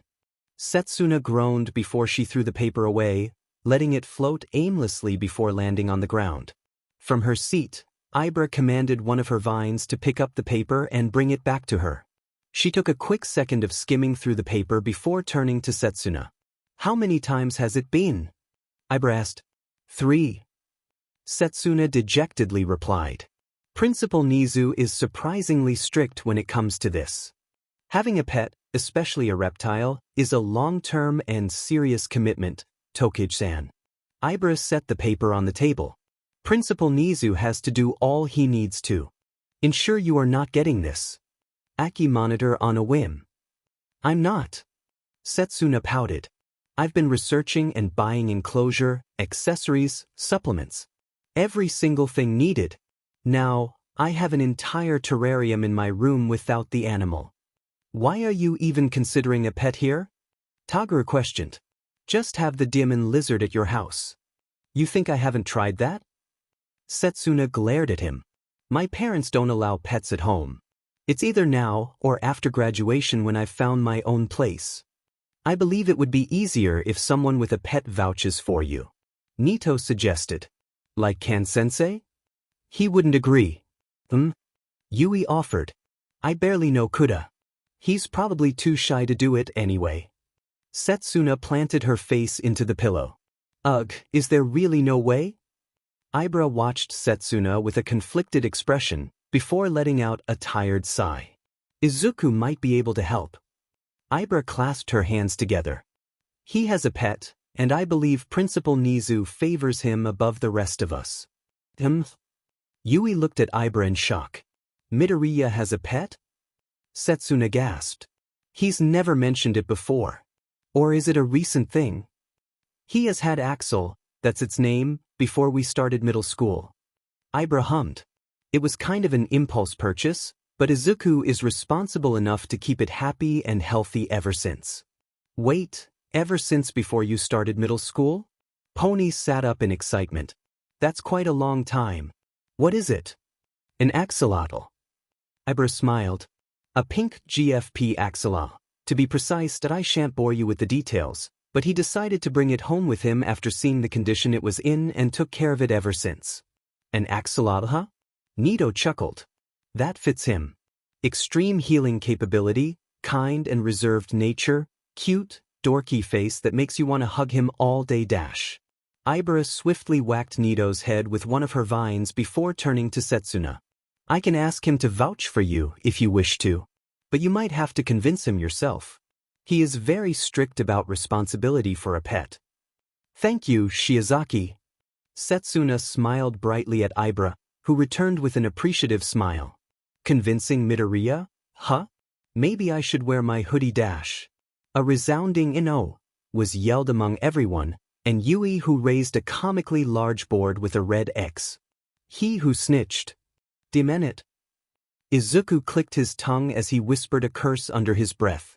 He turned behind to find a group of robots approaching him. Am I finally getting jumped? Izuku tilted his head. Also, why are you guys in such terrible shape? Remember that time you snitched on us? The seemingly leader of the group spoke up. Vividly. Izuku nodded. We might be able to forgive you for that sin. The robot offered. If you agree to help us, that is. Okay. Izuku hesitantly nodded. I do owe you guys for that. What do you need? Are you aware of an individual called Hatsume? I don't remember anyone with that name coming to the nurse's office. Oh, I remember some people from the support course who visited mentioned that name. Is that them? Most likely. The robot confirmed. And recently she has noticed our existence. Izuku swore he saw the robots shudder. She has been kidnapping some of our members for her own experiments. The teacher doesn't stop her? We consulted with Power Loader on the matter. The robot hung its head from disappointment. All he said was, better you guys than my workshop, before popping another bottle of vodka. Izuku only stifled a laugh before asking. So, what do you want me to do? Tell her to stop. If you are able to. The robot confirmed before he reached his hand behind. If not, we have this very poisonous syringe that you could. I'll talk to her. Izuku cut it off. Put it away. Or better, give it to me so I could throw it away. Is Midoriya here? Higuri bursted into the staff room, looking around frantically. I need to talk to High Dash. Quickly reacting to the loud shouting from her coworker, Nemuri grabbed a plastic water bottle and threw it at his face. Barge in quieter, Majima? Nemuri hissed quietly. He's sleeping. Higuri squinted his eyes open as he rubbed the spot that the water bottle landed on his face and found a softly snoring Izuku sleeping on a couch, with Nemuri sitting on another chair next to him with a pile of papers on her thighs. Oh, sorry. Higuri apologized. Why is he sleeping here, though?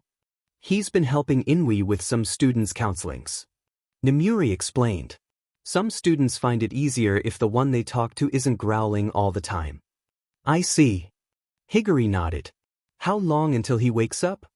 It's been 15 minutes. Nemuri looked at her phone. So I'd say 15 more. I don't think I can wait that long. Higuri sighed. Rather, I don't think she can wait that long. Are we talking about your prodigy? Nemuri raised an eyebrow. We're talking about my absolute worst nightmare ever since I accepted this job. Higuri clarified. But yes, Hatsum is cooking again. It's Friday, Majima. Nemuri groaned. Why'd you let her cook? What convention is she trying to violate this time? I don't know, all of them? Higuri cried out. Point is, I need Midoriya to stop her. Can you wake him up? Higuri stopped and gulped as Namuri shot him the deadliest, most threatening glare he's ever seen.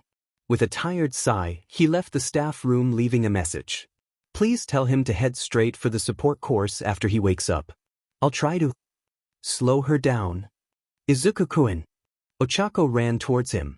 Midoriya-kun. Although appearingly calmer, Tenya walked towards Izuku with a fluttering heart and a cheerful expression. Behind them, Tsuyu and Shuto followed with a smile.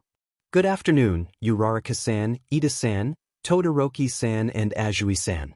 Izuku greeted them. Are you guys here for support items upgrade? Yep. Ochako nodded. The exam is coming soon and we're doing some quick final upgrades to make sure there won't be any issue. I told you to call me Midoriya. Tsuyu put a finger on her lips. It's a little unexpected seeing you here. Do you need something from the support course? It's more like someone. Izuku chuckled. Oh, I almost forgot. Todoroki-san, Ray-san told me to tell you about family dinner this Friday. Your sister and brother are coming too. I see. Shuto nodded. I'll see you Friday, Midoriya. What flower do you like? Red rose? Peony? I don't know much about flowers. Izuku hummed in thought, not paying attention to Tsuyu elbowing Shuto. I do like some daisies, but I guess I like whichever one is given to me. If you don't mind me asking, Midoriya-kun. Tenya cut in. But who exactly are you? Tenya's question was never finished as the door next to the group blasted open. Before Izuku's brain could register what was going on, he felt a heavy weight crash into him, knocking them both down to the ground. Hatsum! A gruff, annoyed voice was heard shouting. Stop blowing up the workshop.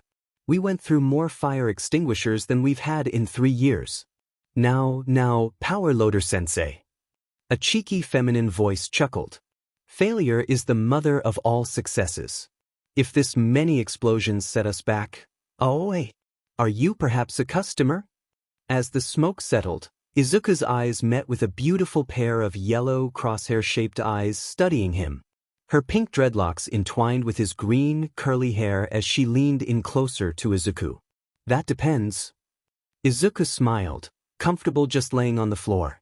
Are you Hatsum Mei? One and only. Mei's smile turned wider.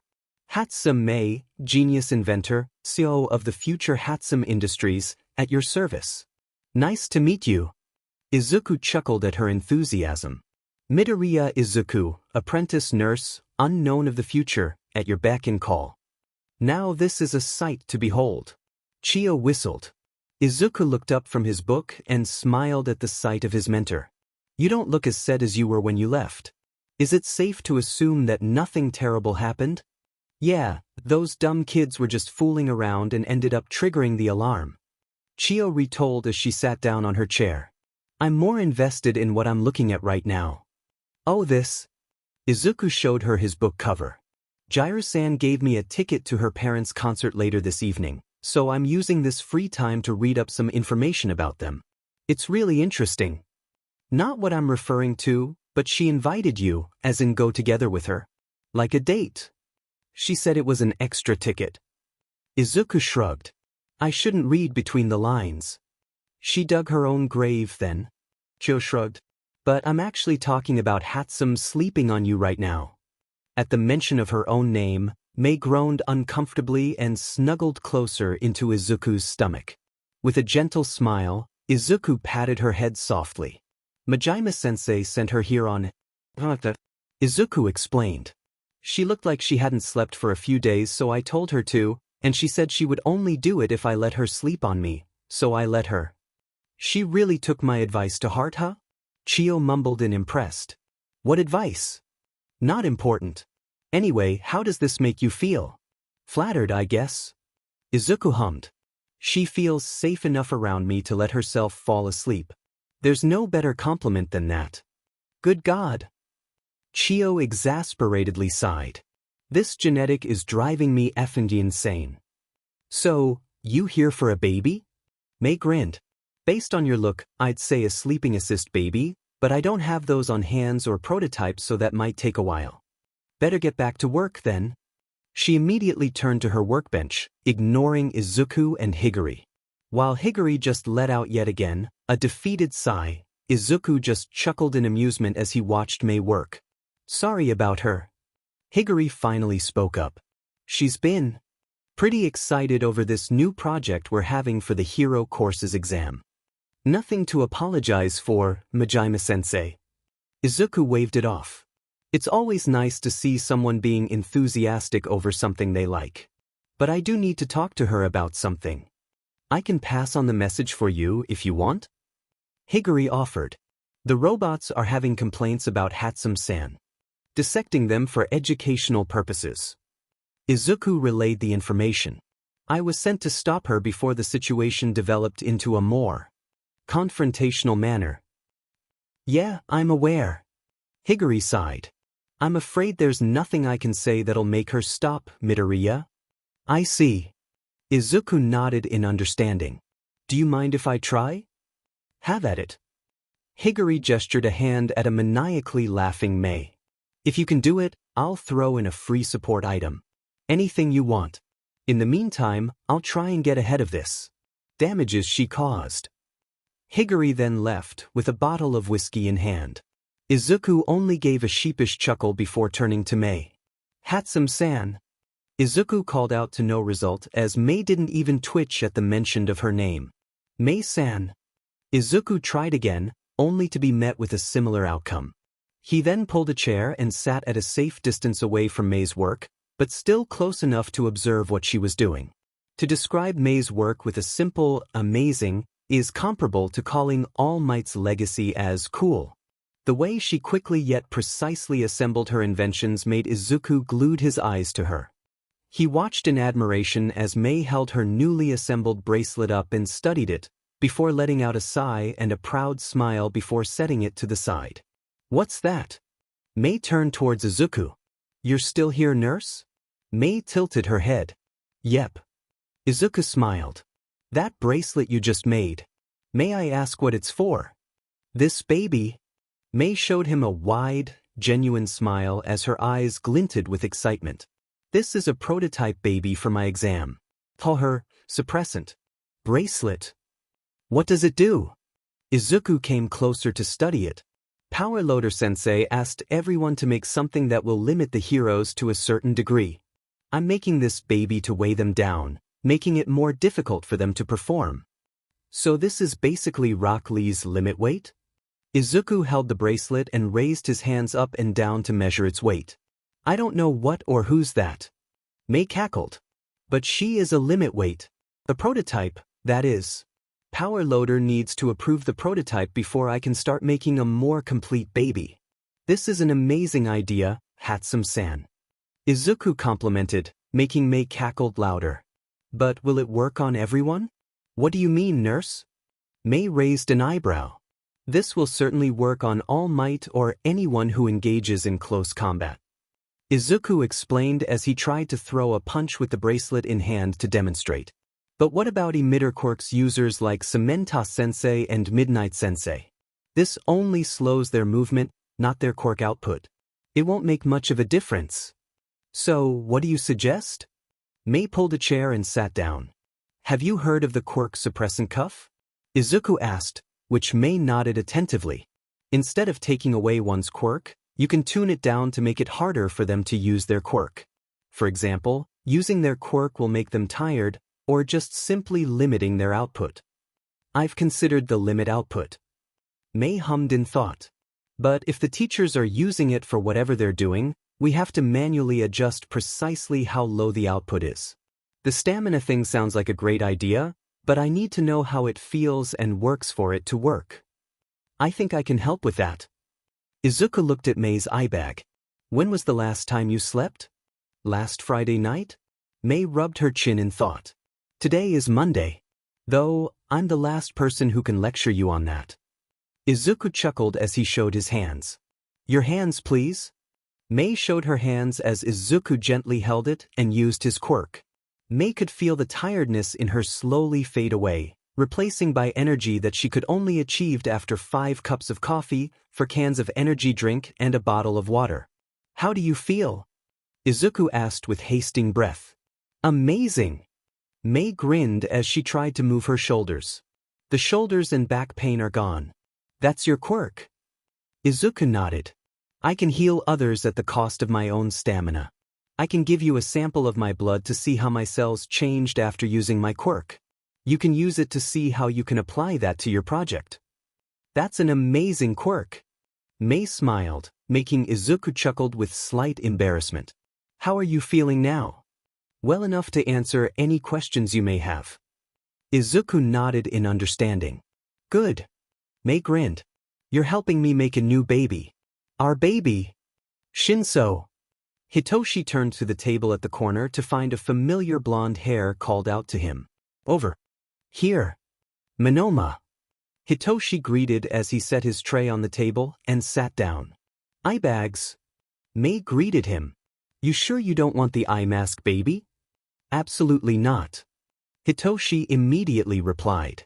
Give it to the sleepy man over there instead.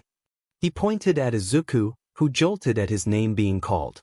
Tiredly rubbing his eyes, Izuku asked. Sorry. How long was I dash?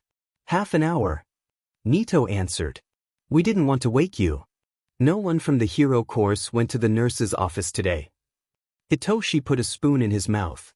Why are you more tired than usual? Eri had nightmares last night. Izuku yawned. We ended up playing games till morning last night. Mei pinched his elbow.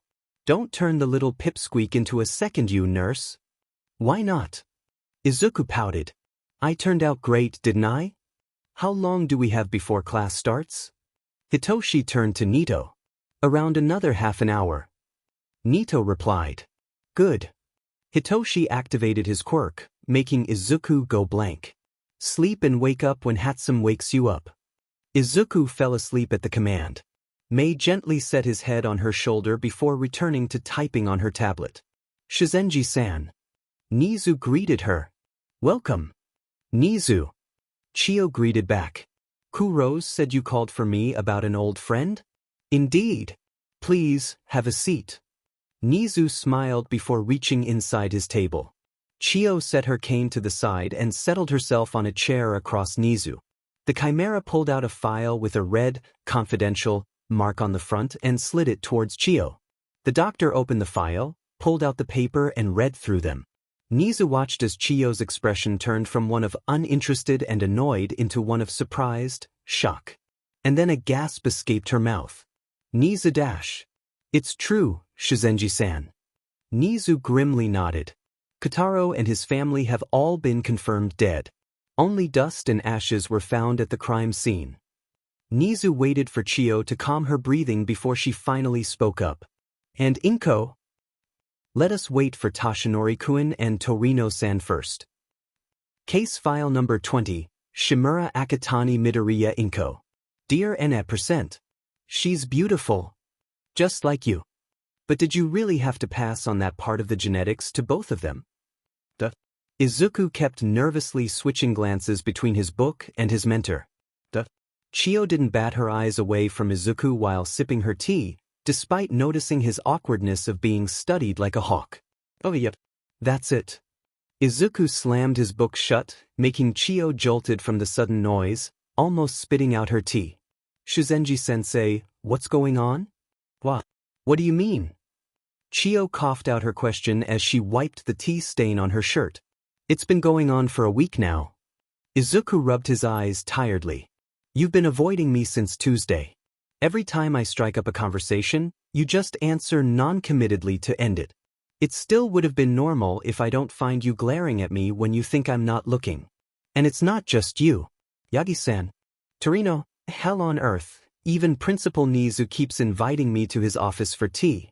What is this, some kind of weird way you guys came up to ease me into being expelled? What, heavens no. Chio shouted out to clarify. Did someone threaten to expel you? Is it Aizawa? I always know that hobo-looking man will finally cross a line. Hold up, I'm going to call Nizu dash. No, he didn't. No one did. That's why this whole thing is getting confusing. Izuku assured her. Is this something you can tell me? Might as well rip this band-aid off. Chiyo sighed. She then pulled her chair closer to Izuku. Sitting face to face with him, Chiyo looked into Izuku's eyes. The viridian was a mismatch to Nana's purple. But the way they shone. Those she could never forget. Mido Izuku. Chiyo corrected. Your mother's old last name, was it Shimura? No. It's Akatani. Izuku gave a confusing answer. Shizenji-sensei, where are you going with dash? Let me phrase it better. Chiyo didn't let Izuku continue. Before it was Akatani. I'm home dash. Happy birthday. Himiko's greeting was cut off by two loud shouts. As the light was turned on, she saw Izuku, Ibra and Inko, with scone hats and a cheeky, satisfied grin as they witnessed her shell-shocked reaction. Ooh, she's lost for words. Inko giggled. It'd say it's a resounding success. Indeed, Midoriya-san. Ibra nodded in agreement. I'll head inside first and prepare the table. Let me help. With that, Ibra and Inko went together into the kitchen, leaving Izuku and Himiko alone in the hallway. Himiko watched in silence as Izuku walked closer to close the door behind her before picking the bag that she dropped on the floor. He showed her a smile as he grabbed onto her hand. So, do you like it? That's not the point. Himiko shook herself off the surprise. You didn't say anything about this. That's the point of a surprise, Himiko-san. Izuku grinned. It's your fault for letting your birthday slip in front of Mom. She's a detective. Himiko argued. She took my statement when I dragged you home. That's an unfortunate coincidence, I suppose. Izuku shrugged. But if you're not comfortable with this, I'll tell Mom to SDO dash. Izuku didn't get a chance to finish as Himiko tackled him onto the ground and hugged him tight. I guess this means you like it? Izuku patted her head. Himiko nodded. Then we're going to light a firework next year to celebrate. Izuku declared. That's against the law. What are you, the second detective of this house? Was it Shimura? Izuku blinked a few times as if that would somehow explain the question. Shimura, as in dash. Shimura as in Shimura Inko, daughter of Shimura Nana, All Might's mentor. Chiyo confirmed. The seventh holder of One for All. Chiyo took a deep breath. The grandmother that you never met. Inko-san. Himiko called. Inko turned around from the sink, setting the plates back into it before turning off the tap. What's up? Himiko-chan. Inko smiled. I don't know what to say. Himiko avoided Inko's gentle eyes, instead looking at the table. All this second chance you gave me. Despite me being a monster dash.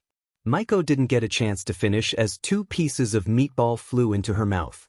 She looked up at Inko in surprise. Izuku hasn't brainwashed you enough, I see. Inko joked with a soft, gentle smile. Your quirk doesn't define who you are, Himiko. What you do does.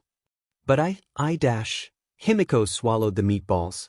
I attacked Izuku, your only son. And yet you still took me in and cared so much for me. Izuku too. Oh, believe me when I said I was about to pull your eyes out of their sockets when I saw you holding my bleeding son in front of my doorstep. Inko giggled, making Himiko shivered in a type of fear she didn't know was possible. But Izuku was snoring so. Snoring? Himiko stuttered. Right, you've never been with him long enough. Inko chuckled. Izuku sleeps a lot. Like, a lot. But he will wake up at the absolute smallest sound that is made around him.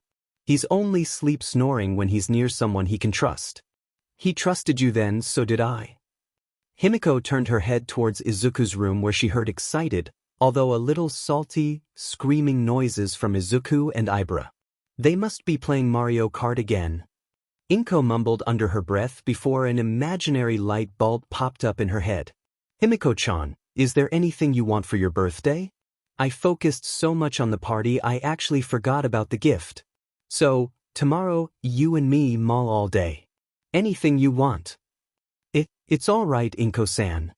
Himiko waved at her in a panic. You've already done so much.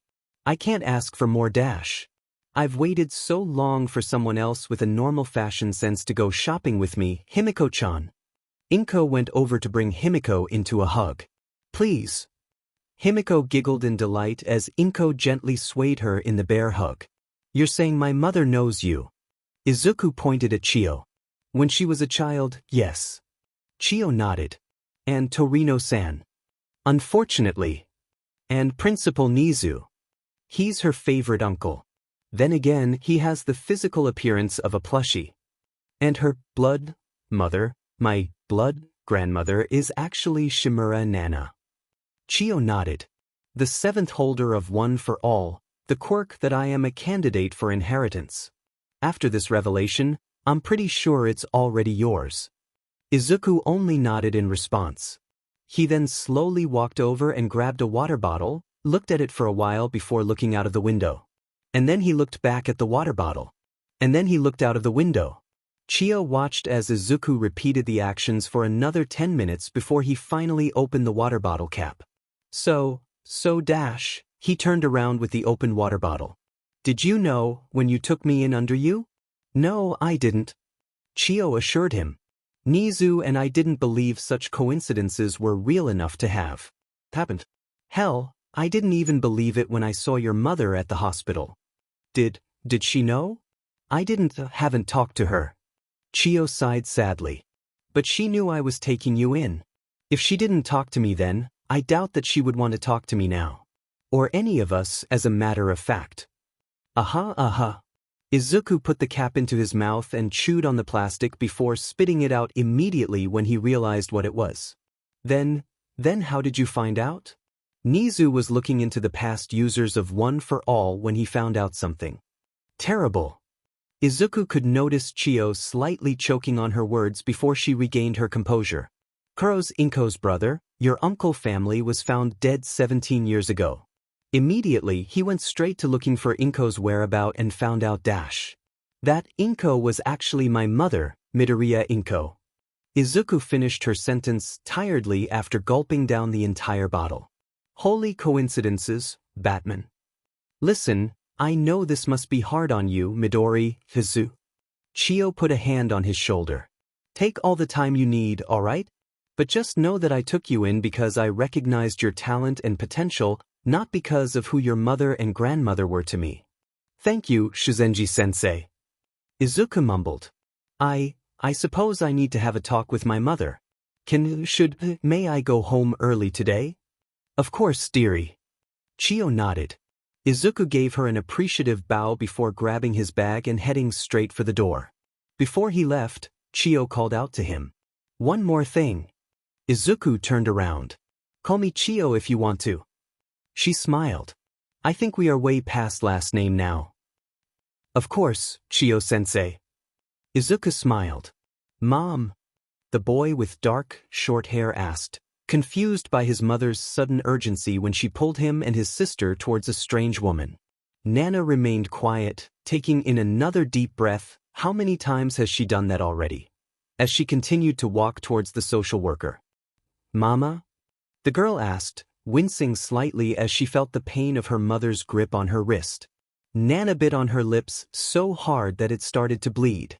She focused on the pain instead, ignoring the screaming behind her head telling her to turn around with her children, returning to the happy, almost fairy tale-like life that she loved. The life that slipped through her fingers when she found her husband laid lifeless in an abandoned warehouse. Shimura-san. A lady in black suit next to a black limousine called out to her, snapping her out of her hesitance. It's now or never. Nana let her lifeless nod answer instead of words. Letting go of her children's hands, Nana turned around and kneeled in front of them. Their tearful, shaking, scared, confused eyes broke her more than anything or anyone ever could. She shakily reached into her pockets and pulled out 2 letters, giving each to her children.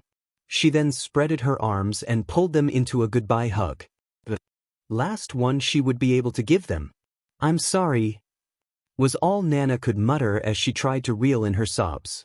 She kept her arms around them for another few minutes before letting go, fearing that any seconds longer would just make it harder.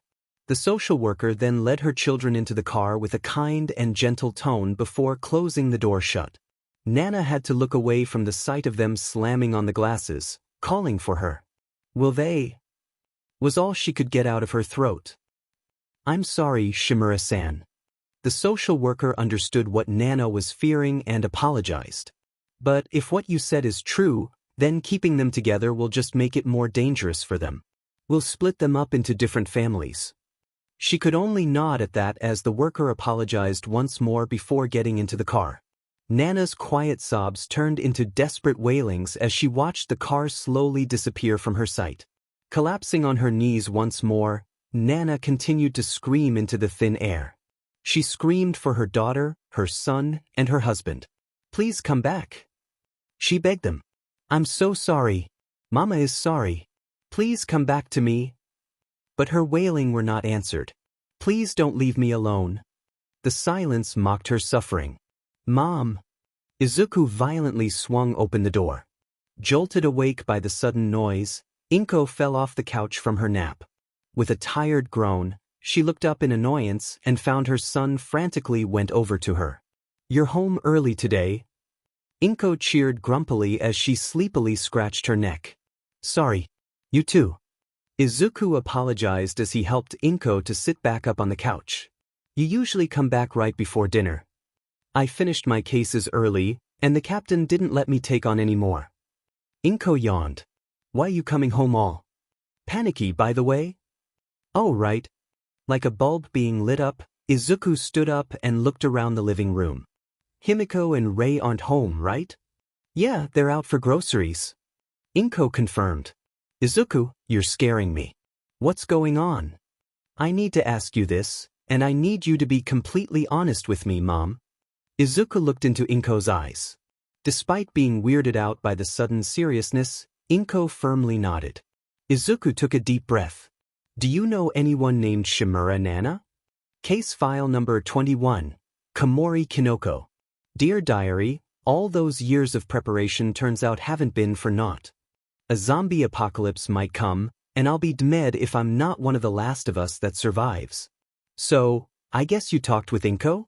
Chio asked, looking at Izuku, who looked more exhausted than she's ever seen, and that's something. "Yeah." Izuku nodded tiredly before gulping down another can of energy drink. "Can't believe I'm saying this, but this is too much drama. I'm so sorry you had to go through that, Mom." Izuku cried, tears turning into streams as he hugged Inko tightly. "I'm so sorry I kept this a secret from you for so long, Izuku." Inko cried, flooding the entire apartment. "I'm sorry I lied to you." Sitting on top of the table, Himiko casually sipped from the pack of tomato juice she bought from the store. Next to her, Ray kept glancing back and forth at the mother and son and Himiko, seemingly worried about the situation. "Shouldn't we stop them?" Ray created an ice barrier to block the water away from her and Himiko. "It might affect the neighbors downstairs. If you want to get flooded out, be my guest." Himiko casually replied as she continued to tap on her phone. "But the flood damage will be covered under insurance." Himiko cut her off. "This isn't my first rodeo, Ray-san. And it won't be your last." As much as I want to sympathize with you, Chio put another can of energy drink on Izuku's table. "I sincerely hope this wouldn't affect your work performance, especially since we have a lot to do this week." "Oh right. The hero course's practical exam." Izuku remembered. "Just out of curiosity, it's not robots, is it?" Very astute observation. Chio nodded proudly. "Keep quiet about it though. It's supposed to be a surprise for them." "Messed up surprise you guys got going on." Izuku chuckled. "What am I expected to do? Assist me with the injuries they definitely will have after their fights." Chio explained. "Observe, analyze, and then go through with them what they could improve on or what they could have done better. Moral support too while you're at it. Some are definitely going to need it." Aye, Captain." Izuku enthusiastically saluted. "I'm going back to class now. Also, I might come a little later this afternoon, Chio-sensei." "It's fine. We have a staff meeting as well." Chio waved his concern off. "But how come?" I figure if I help clean up that corner of the forest that nobody ever goes to, the robots will be appeased for a while before they plot my assassination. Izuku explained. Turns out befriending Hatsum-san is not what they ask of me, so. Again, how come? I think the leader of the pack said something along the lines of by being my friend, harming Hatsum-san means making me sad, which it does, which means Nizu-sensei will step in. But isn't plotting your demise also placed in the same category? At least they're able to enact vengeance on me before going down is what I heard. Izuku shrugged. I mean that robot is why All for One hasn't stormed this building yet. Chio sighed. You be safe out there. What the hell happened here? Was all that could come out of Kan's mouth as he looked around this almost destroyed, mushroom-covered living room. Pieces of glass, tables and chairs were scattered all over the floor along with some of his unconscious students. He could also see some more of them being put into the wall with their heads, their bodies sticking out. Ken-sensei, one of his most level-headed students, Shizuki Ibara, approached him calmly. Were we being too noisy? I was passing through, so I decided to check in on you. Guys. Ken answered, still in awe of the chaos that was transpiring. Do you know what happened here, Shiozaki? Izuku came over to visit us. That explains so much yet nothing at the same time. Ken nodded. If you need to know, I shall explain the situa-. Ibara stopped in the middle of her sentence as she felt her shirt sleeves were being pulled. Ken watched Ibara unhesitantly send her vines into the kitchen and did something. Seconds later, the vines retracted and she continued as if nothing happened. Izuku came over to visit us for a promised movie night. After a full dinner, all 20 of us and him settled ourselves around the television before putting on a movie. But apparently, Kendo and Izuku were exhausted beforehand, so they fell asleep halfway through. Ken followed Ibara's glance towards the beanbag chair in front of the muted TV, where Itsuka and Izuku were cuddling into each other while snoring softly. Their foreheads touched as they leaned in closer, grumbling from the not-so-much commotion. And? Ken nodded in realization, but he gave in to his curiosity and asked. While the sight was endearing, it was also compromising and opportunistic for the other heathens around. Ibara tried to come up with the proper words. Yanagi and Tokage tried to join the snuggle, but Tagaru and Kodai swiftly put a stop to their scheme. However, that caused a chain reaction as more attempted to do it while the others did all they could to stop them. And it led to this? Only half of it, I'm afraid. Ibara tiredly sighed. After the commotion settled down somewhat, Monoma thought it would be entertaining to open Pandora box. Which is? He asked, since we couldn't wake them up nor leave them in the living room, whose room shall bear the responsibility of harboring them for the night. Oh. Ken said. I'm sure you can imagine what happened after. Ibara nodded. If that's all, would you kindly help me separate and carry them to my room? Before Ken could respond, screaming of objections were heard from the kitchen. Ibara immediately made her way towards the kitchen and closed the door. He swore he heard Ibara clicking her tongue very aggressively as she moved towards the kitchen with her vines rose up, readying for battle. Ken had to wonder if the exact same thing happened at 1's dorm 2 weeks ago. Kinoko timidly looked around the empty, tree-filled forest one more time before she took in one final deep breath. She raised her hand in front of her and imagined filling a cup of water with spores, falling from the inside of her palm. Within a blink of an eye, mushrooms took over the place, the sole bench's back that was facing her, the trees, stems, leaves, the ground, even on other mushrooms. Kinoko gripped her skirt with her other arm to prevent herself from shaking and instead focused on the sensation of controlling her mushrooms in a specific area. I can do this. I can do this. I can control it. Kinoko muttered encouragement to herself. The mushroom's spreading speed slowed down slightly. Her cross-shaped pupils glinted in excitement at the progress. Kinoko held her breath to focus more on controlling her mushroom outbreak. She hated that name, by the way. Why couldn't it be something like Puffball's attack? As Kinoko got distracted slightly, the spreading speed increased. Kinoko shook her head in a panic before regaining the control back, slowing it down. Before Kinoko could let out a sigh of relief, her whole body stopped at one single sound. Achoo! From the bench, someone sneezed. A set of green, messy green hair slowly rose up from the couch, scratching his mushroom-covered head while yawning tiredly. Kinoko's heart almost dropped as she saw the guy's eyes widened at the sight of mushrooms on his body. She just used her quirk on an innocent person. Another student. Without permission. The realization hit her hard as she stood there, shaking like a leaf. Every time he moved his hands around to check for mushrooms that grew on his body, Kinoko's breathing turned more raspy and panicked. When he turned around and saw her, her eyes that were hidden behind her bang were filled with tears threatening to flow at any moment. Probably when he screamed and yelled at her for "Good afternoon." A soft, kind, gentle voice spoke up, completely different from what she was expecting.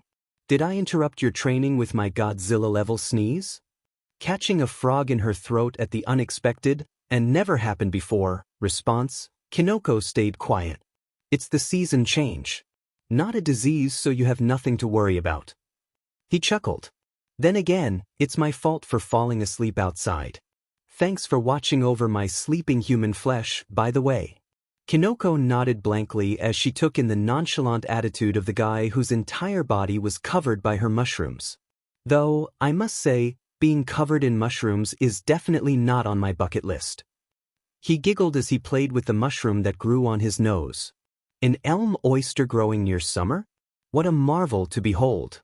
They're called Hypsizygus ulmarius. Kinoko immediately corrected him before she realized it and attempted to cover up her mouth. "They are." He smiled. "I need to find more books on mushrooms, then. They sound cool." "They are cool," Kinoko yelled out before making a dash towards Izuku. "And cute too. Japan herself has around 5,000 varieties of mushrooms, yet only 100 of them are somewhat edible. Did you know that there are around 400 known species of mushrooms that live underwater? 400. Also, did you know dash?" As Kinoko went on a rant about mushrooms, Izuku sat there while listening with a smile and a quiet sigh of relief. When he turned and saw Kinoko shaking like a leaf, he himself almost shut down until he remembered hound dogs training. Always approach with the calmest, softest tone while remaining safe distance, giving the other party some personal space to feel safe. Thank God for the training he took after he met Koda and Setsuna. Izuku took another look at Kinoko. She wasn't shaking anymore. Her breathing was normal, maybe a little fast due to the lecture she was giving. From his position on the bench, Izuku could see Kinoko's eyes under her bang. "Your eyes," Izuku mumbled, not noticing Kinoko flinching. "Does that? Cross-shaped? Why? Yeah, I know." Kinoko chuckled sheepishly, her voice shaking as she tried to play off her insecurity. I think they're not cute too. Hiding them under the bang makes me feel better." "Really?" Izuku tilted his head while raising an eyebrow.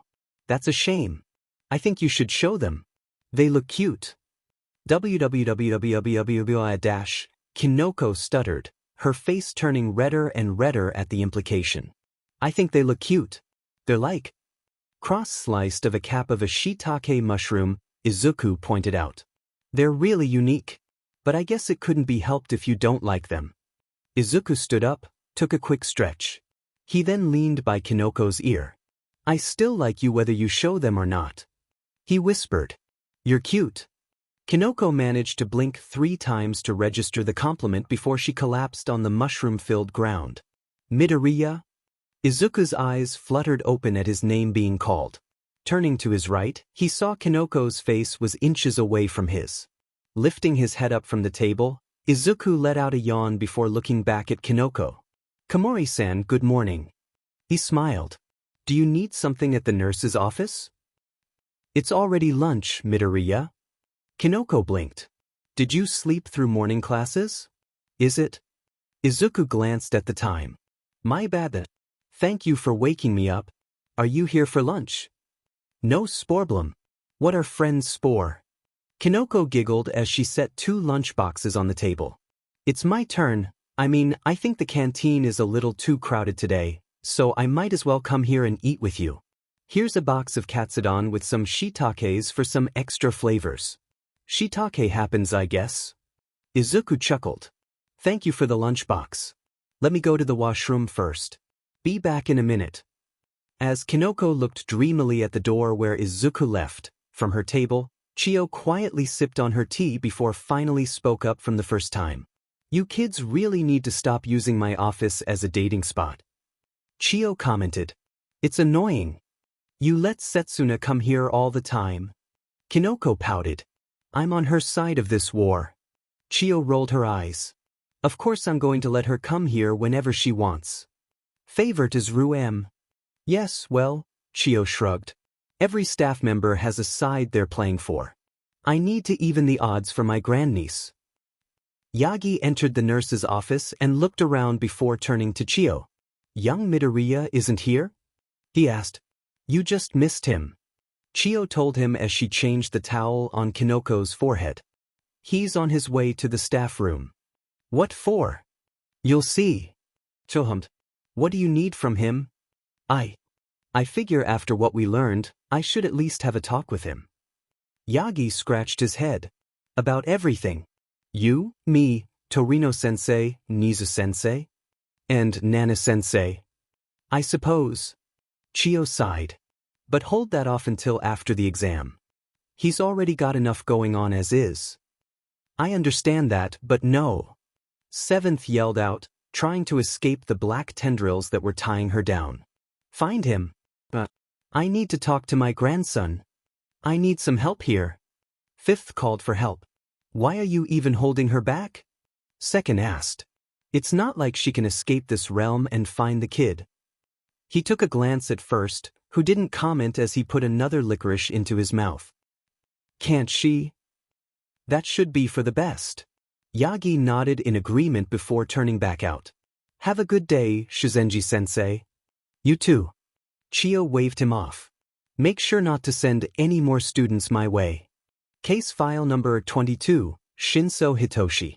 Dear Diary, I can't, even with all my years in the medical field, figure out why my assistant's condition isn't considered insomnia. Yes, I know he wakes up and sleeps anytime he wants. But how do you explain him sleeping at every encounter with others before he seduces them? Unknowingly seducing them. Sloppy. Shoyuta commented, looking at a hanging upside-down Hitoshi. Hitoshi only groaned in response as he struggled to escape from the binding. Shoyuta only stood there and watched for a while before he finally released his grip on his binding scarf, dropping Hitoshi onto the floor. The practical exam starts in 3 days. Shoyuta emotionlessly commented. At this rate, your chances of failing are higher than everyone else. Hitoshi scowled as he pulled himself up, getting into his fighting stance. We're done for today. Shoyuta looked away and headed towards the gym's exit. I can still fight. Hitoshi called out. I know. Shoyuta didn't slow down. And if you keep going like that, we'll just be wasting both of our time. Before turning the corner at the door, Shoyuta looked back at Hitoshi once more. Come up with something different, Shinso. Something better than just insults to get me to reply to you. Hitoshi flinched. Your seat in the hero course depends on it. Midoriya. Hitoshi called. Izuku, with his head on the table, turned to Hitoshi with a relaxed smile. Why haven't you transferred to the hero course? No one's stopping you now, right? Hitoshi watched carefully as Izuku hummed in thought for a few seconds before the nurse just shrugged. It just doesn't feel right just yet. Izuku nonchalantly answered, rolling his head side to side on the table. Besides, I prefer this current job, anyway. I'll leave the difficult and important stuff to you guys for now. Your job is important too. Hitoshi mumbled, not being able to look at the cuteness next to him. I know that. Izuku chuckled.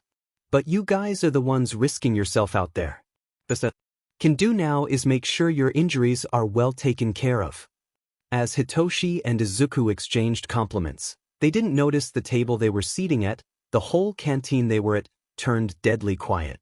Next to them, Chikuchi's mouth hung open with a bewildered expression while the table behind them, containing Pony, Nito, Setsuna and Tagaru, dropped their silverwares at the newfound information.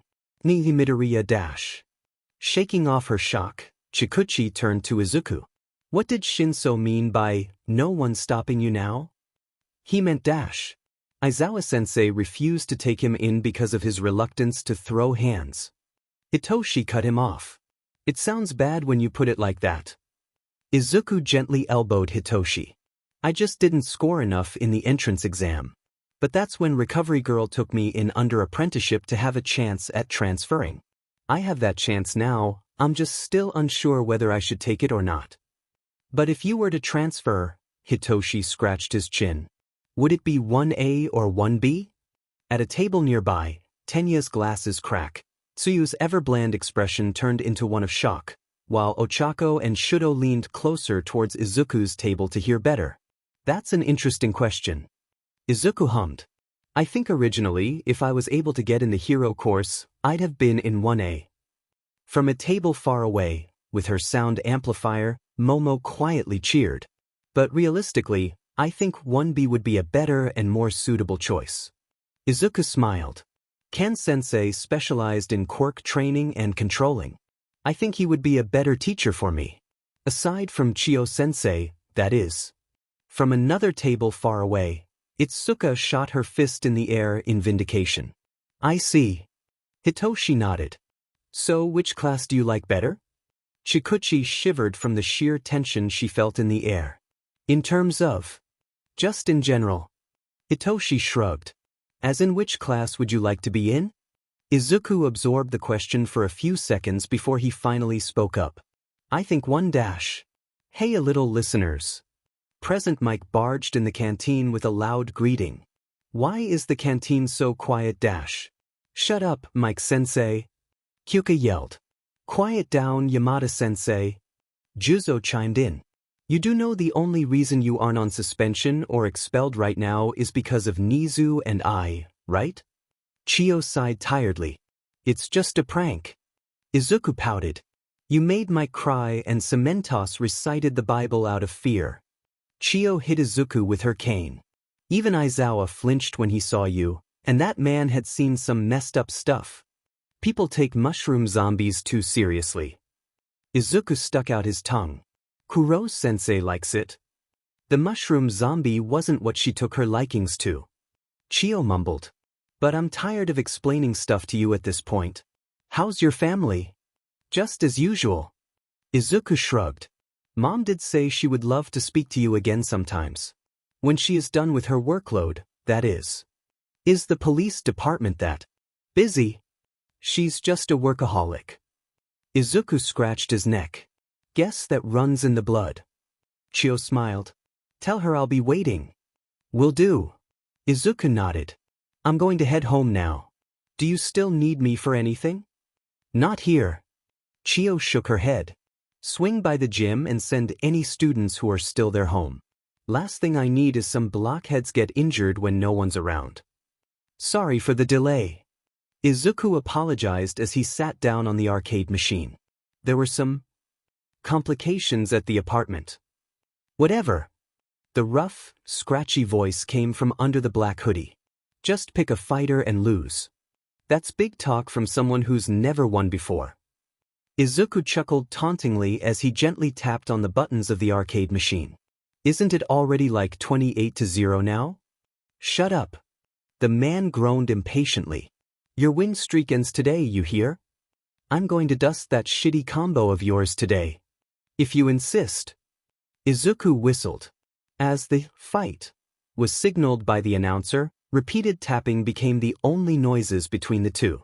While Izuku was playing the machine elegantly, with every move he made was with precision and careful, his opponent roughly and harshly slammed on the button repeatedly, as if he was gaining extra damages if the button was pressed harder. After 3 minutes or so, the winner was decided.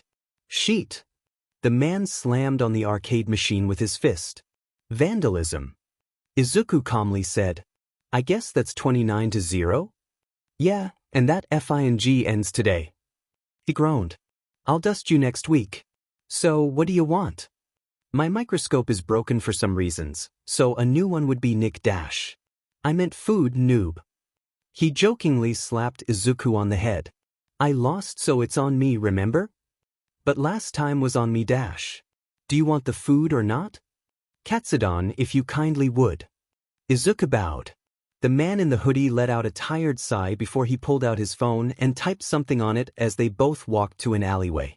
Within seconds, a black portal opened up. There's a really good place but it's in Osaka. He pointed at the portal.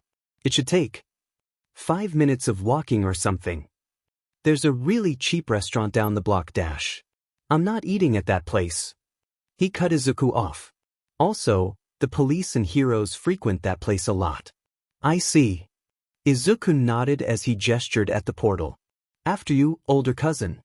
Tamura scoffed before he walked through, not forgetting to leave Izuku another slap on the head. With another painful yell, Hitoshi threw a punch at the sandbag. The impact from his hook sent the bag swinging a little before Hitoshi held and hung onto it, trying to regain his breathing. I do hope you have a teacher's permission to use this gym? Hitoshi turned towards the door to find a familiar face and set of green hair stood there and waved at him with a soft, gentle smile. I do. Aizawa-sensei's. Hitoshi shortly replied. Where is he then? Izuku peeked his head in and looked around. This gym is only allowed to be used under the supervision of a staff member. He left 5 minutes ago. Hitoshi answered, throwing another punch. Figure I should stay and practice for a little longer. How long have you guys been practicing before he left? An hour, maybe 2. Hitoshi said between his breaths. Couldn't tell. Suddenly, his punch was stopped as the punching bag was held firmly on the spot. Hitoshi glared over at Izuku, who did not drop his smile. Then I guess you should continue this tomorrow. Izuku told him. You shouldn't be overworking yourself. Especially when the exam is coming up. That's why I'm still training. Hitoshi groaned. I'm fine. Move. I believe you. Izuku did not budge. That's why to continue being fine, you should stop, change, go home and rest. Maybe have a big meal and 8 hours of sleep. Maybe you should care more about yourself before poking your nose into others' business. Hitoshi said pointedly. Your eye bags look worse than mine. This, unfortunately, is a condition I'm living with. Izuku only chuckled soft-heartedly. Or at least too busy to fix. Yours, on the other hand, seem like a self-inflicted condition. Please go home and rest up, Shinso-san. Hitoshi remained his glare on Izuku for a few minutes before he finally relented and let out a defeated sigh. Izuku let out a brighter smile at the sight of Hitoshi unwrapping his gloves. Izuku took a quick look around the gym for any anomalies before making it back to Hitoshi. A one-on-one session with Aizawa-sensei, huh? Izuku sat down on a gym bench and asked. That's new. From what I heard from Chiyo-sensei, he never gives students private lessons. Maybe I'm his first pity case. Hitoshi grumpy scoffed. Not every day you see someone with a villain quirk, playing hero. A terrible hero at that. Villain quirk? Izuku tilted his head confusingly. What do you mean? You know what my quirk is. Hitoshi looked away. Figure it out. Your quirk is called brainwashing. You can take away the control of a person's body if they reply to you verbally. Izuku read out Hitoshi's quirk. Pretty useful in hostage or negotiation situations, in my opinion. Hell, it's especially effective against people who love to monologue. Brainwashing, Hitoshi emphasized. Even the name sounds villainous.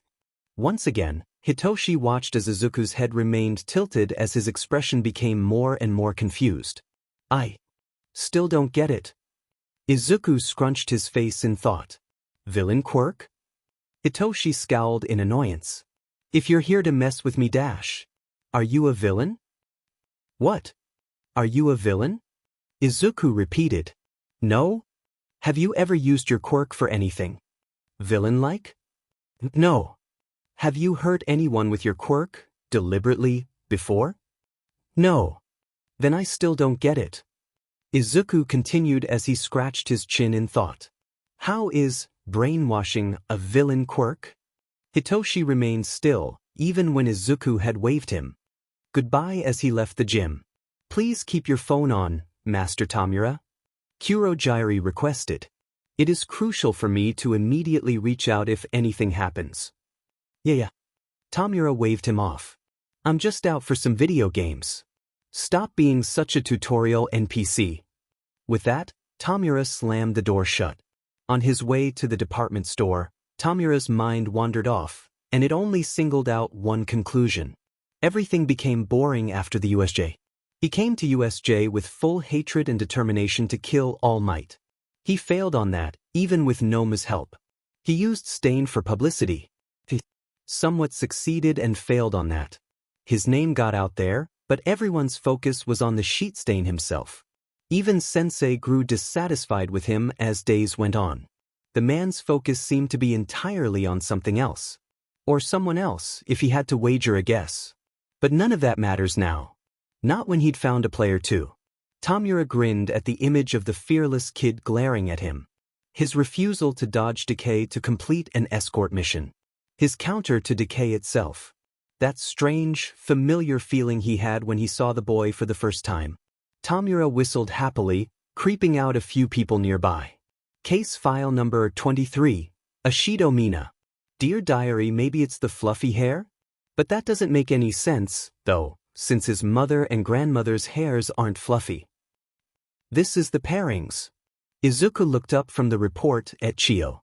If it isn't, tomorrow is going to be awkward. Chio answered nonchalantly as she continued to type on her computer. I mean, this is the correct pairings? Izuku asked once more. If it isn't, then the entirety of last week spent researching, reviewing and notarizing the papers was a huge waste of my time. Chio answered once more. Something wrong with it? Well, not wrong, but... Izuku studied the paper again. Unfair and cruel are the words I would use. For 1A, especially. This is a designed to fail them kind of exam. Even by this year's standard. It is because of this year's standard that it is so difficult. Chio explained. With the constant rise of villains' attacks, the existence of the League of Villain and more importantly, the confirmed presence of you-know-who, Nizu and I agreed that we should prepare the students for more of what might come. In one case, they survived the League's attack on their first encounter. 2 students there faced down the hero killer and came out alive, so we put them on a higher standard. I guess I see your point. Izuku scratched his head. I'm guessing you guys are already expecting some failures on their parts? We would like to be pleasantly surprised once in a while. Chio chuckled. Just out of curiosity, who did you put on the high chances of failing spot? Based on what I've read? Izuku hummed in thought for a while. Kirishima Ijuru-san and Sato Rikido-san will be overwhelmed by Samenta-sensei if they don't come up with a plan other than smashing their way through. Hanta Siro-san and Mineta Minoru-san are a little hard to say. It really depends on Hanta-san's decision-making ability and Mineta-san's ability to fight against his urge. Please at least tell me he is on thin ice with how he acts towards some of the girls. This exam is to see if he truly wants to be a hero, or if he truly is here just for fame and lust. Chio groaned in distaste. That's all of your assessment? Just 2 more which I believe are just outright diabolical. Izuku continued. Bokogu Katsuki-san and Todoroki Shudo-san against All Might Sensei? I understand this is a learning opportunity for me as well, but even I don't believe I can do anything about full body paralysis or the vegetative state of a human being. He knows better than that. Chio shrugged. And for the last one? Even if I agree with the reason here, it's just too much. Izuku sat down on his chair with a complicated expression. Yes, Kaminari Denki-san and Ashido Mina-san need to learn to strategize and improvise, but putting them against Principal Nizu? That's just plain cruel. I agree. So does Nizu. That's why we said we would like to be pleasantly surprised. I don't want to sound too negative, but that just sounds like you guys are looking for a miracle. We would be pleasantly surprised if a miracle appears. Chio sipped her tea. What's wrong with her? Toguro leaned over and whispered to Nito. Beats me. Nito shrugged before turning over to Pony, who just shook her head as confusing as her friends.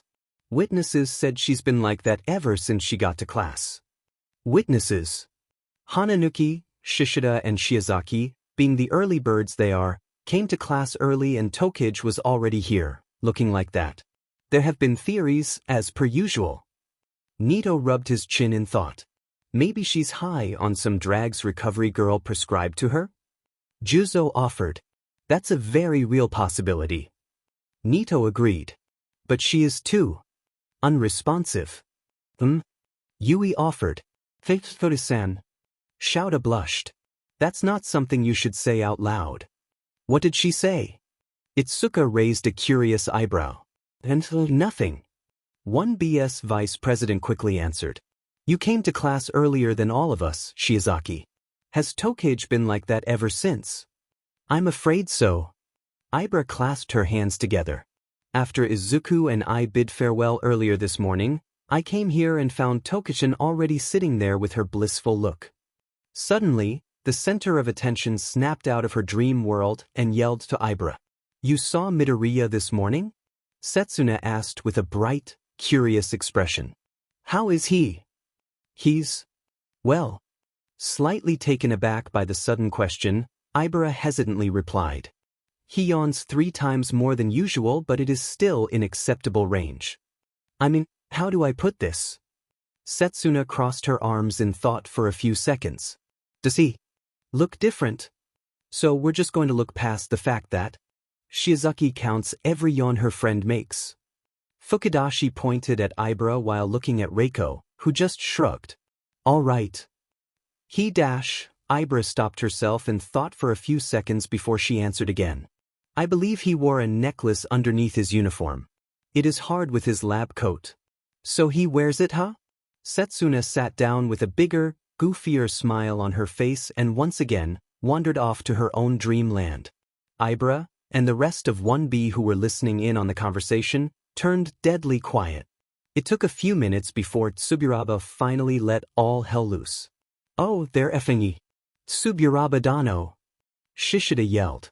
Please do not use such languages. I mean.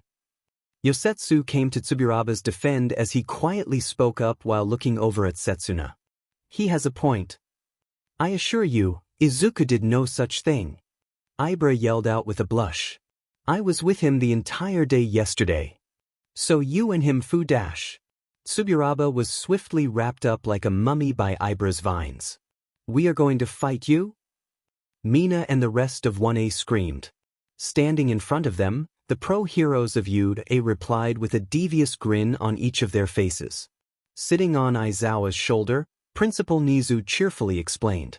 Due to the increase in villains' attacks recently, we've decided that we would want you to focus on fighting against others. More specifically, people who overwhelm you with both skills and experiences, so that you could get used to real combat. Nizu cackled. And we aim to implement that today and now. He then jumped off of Aizawa and put on a serious look. We aim to fight you to the utmost of our abilities, doing all we can to defeat you. Just like the villains out there. Nizu looked over 1A. While some wore nervous, fearful expressions, others put on a brave, understanding and confident facade. But we will have some limitations put on ourselves. To be fair. Power Loader then handed each teacher a dark metal bracelet. This is a limit device that we will put on ourselves. Nizu raised the bracelet up high before putting it on his wrist. Hatsum-san and Midoriya-san has come together dash. They what? Momo yelled. To come up with this device. Nizu elaborated. The explanation seemed satisfactory enough for Momo to calm down. While this is a limited weight, it also puts us in a state of exhaustion, making it harder for us to perform. All of us will be wearing this, even teachers with emitter quirks like Present Mike and number 13 here. We also encourage you to work in a team. Aizawa picked up from where Nizu stopped. But unlike the indoor battle training, this time, we will pick the team for you based on our observation of your abilities, scores, fighting styles, and compatibility. 1A looked around one another, curious about who would be their teammate. To start off with the pairings. Aizawa landed his tired gaze on his students. He then broke into a devilish grin. Meanwhile, in the medical tent, through the viewing monitors, Chio sat there with a defeated smile while Izuku was attentively writing in his notebook. I give up. Chio smiled defeatedly. Those notebooks must be coming from a pocket dimension or something. What do you mean? Izuku asked without looking up from his writing. Don't worry about it. Chio blew past the topic. Ready for your busiest day yet? Shouldn't we hope for less injuries on the students? Izuku tilted his head. I've known these idiots ever since they took up a job here. Chio put a gummy bear in her mouth. This is going to be your busiest day. Izuku only replied with a soft chuckle before he closed his notebook and focused on the monitors, paying close attention before signaling the matches starting. Was there like a gas leak or something? Aizawa mumbled, looking at the scene in front of him. It fell more in line with food poisoning than anything. Chio tiredly mumbled as she put towels on her grandniece and her classmate's forehead. I assume your side is done? I have some help from the robots. Aizawa nodded. They're asking if this is finally their chance to go after Midoriya without repercussions. Could you tell them he's not involved? Are you asking me to lie? So it is his fault. Aizawa sighed defeatedly. Just for the sake of my sanity, do you mind explaining the whole situation? It's Valentine, Aizawa. Chio rolled her eyes. What did you expect? For Nizu to finally put the ban on this godforsaken day. I'm guessing they fought each other to see who gets to give Midoriya their chocolate. Worse. Chio showed a deadly serious expression. He's the one who's giving everyone his chocolate. How is that worse? These hormonal goblins spend every neuron of their brains to figure out if the chocolate is just friendship or a love confession. Chio pointed at a dazed-looking Shudo, who looked up to the ceiling while lying on the bed with a small packet of chocolate still in his hand. Before Aizawa was able to say anything, Majima's voice echoed from the corner of the hallway. Shizenji! He screamed in panic. Put your student on a leash or something. He's giving my class chocolates. Towels are in the box labeled 1H over there. Chio simply pointed at a box in the corner. Only take the fainted cases to me. Should I dash? Izuku pointed at the monitor. Don't bother. Chio calmly sipped her tea. That's how Nizu has fun. Yeah, well, that's also how Joker has fun before Batman swooped in. Izuku sassed.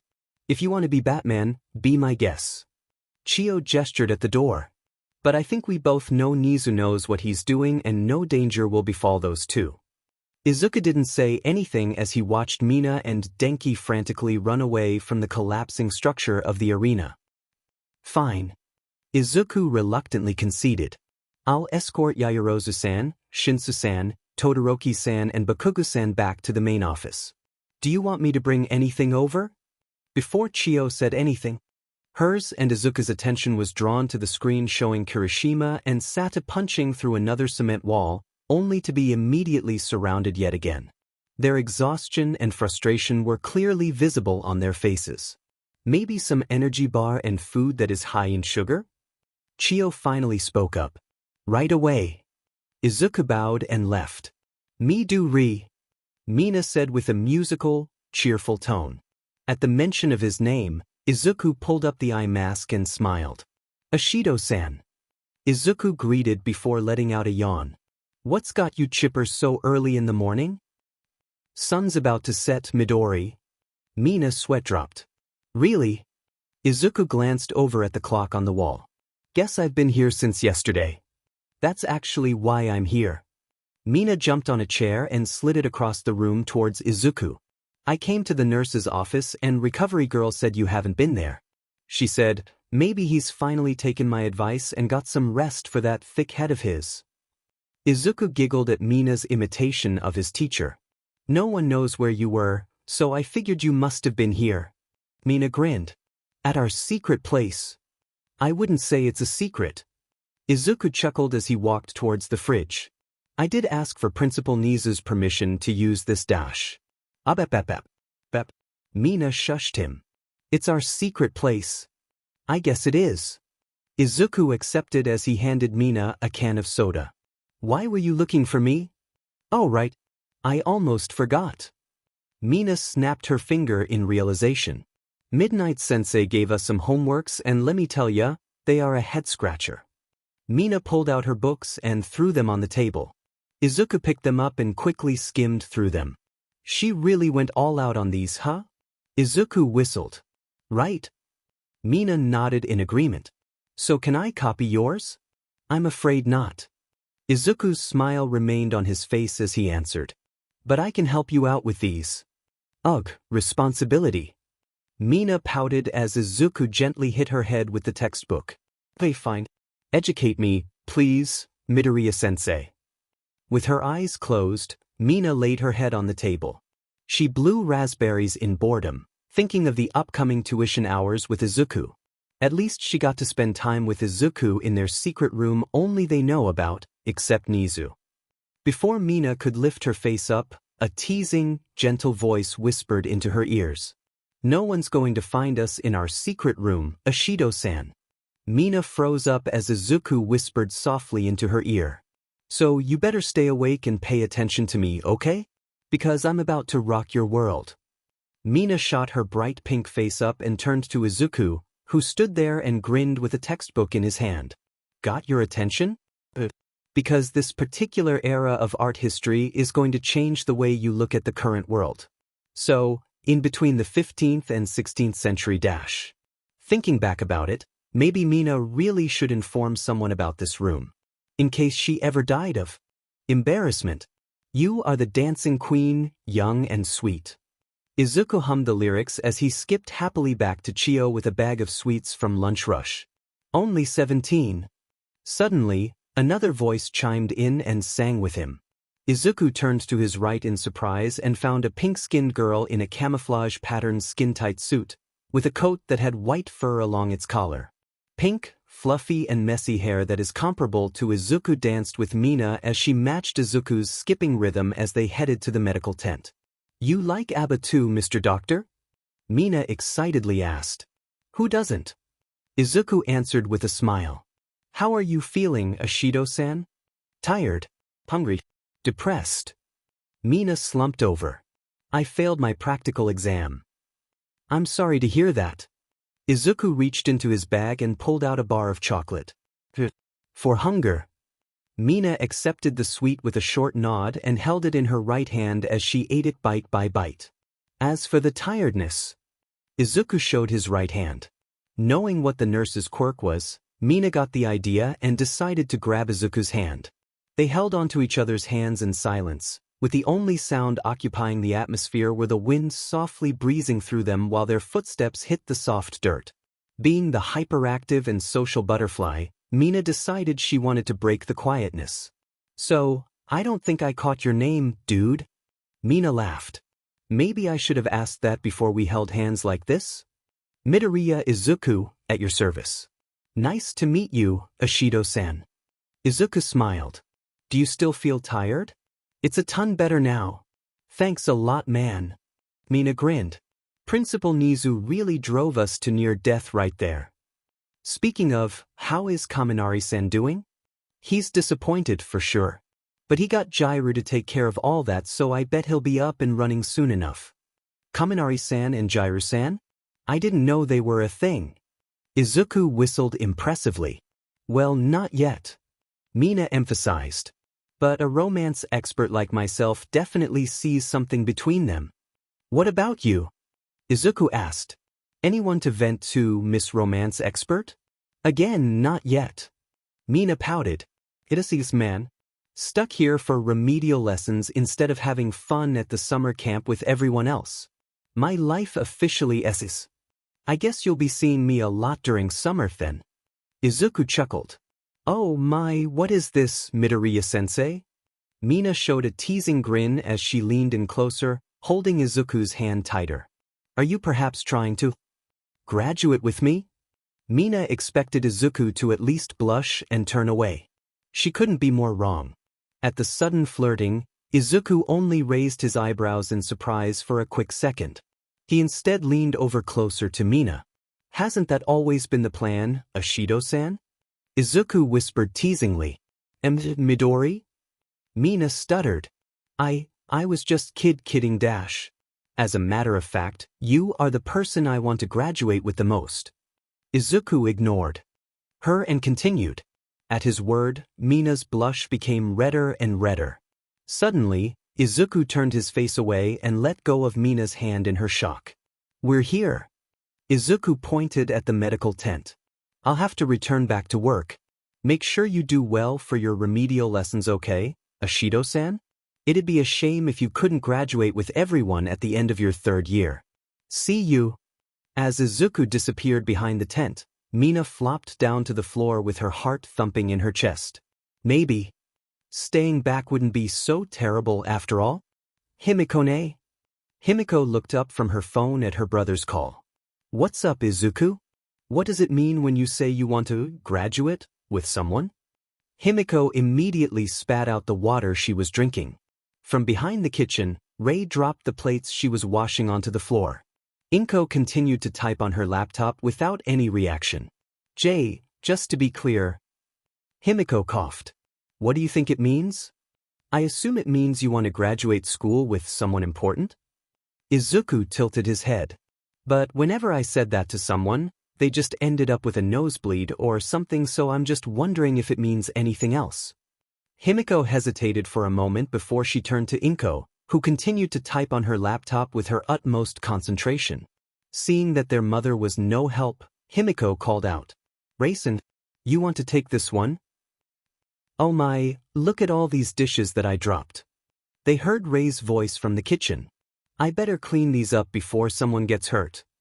Himiko realized that she couldn't trust anyone anymore. She let out a defeated sigh and was about to explain to Izuku what it really means, but her brother's bright, tired, innocent eyes stumped her. Words choked in Himiko's throat before she yelled, I can't do this.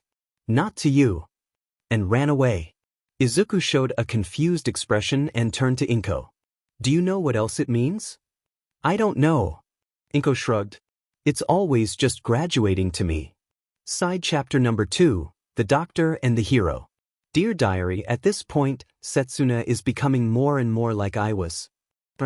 Sheet, that dumb assistant of mine had better married her now. Otherwise she might stay single. Dang you, Nana. Of all the things you could pass on to your blood. Congratulations on passing your practical exam, Tokage-san. Izuku congratulated her as he passed her a can of cold energy drink. You did amazing against Nizu-sensei. Thanks, Midoriya. Setsuna tiredly mumbled as she accepted the drink. You did amazing, Setsuna. I'm proud of you.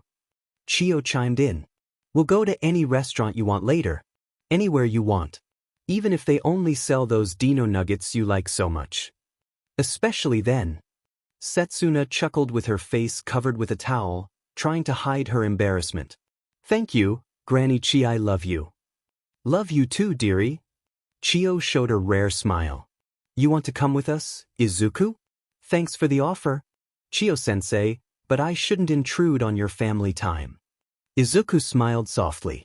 Besides, I've got all these reports you guys are making me write. You used your quirk the whole day, didn't you? Chio reprimanded. Those reports are due next week. Rest up for today at least. Do those on the weekend.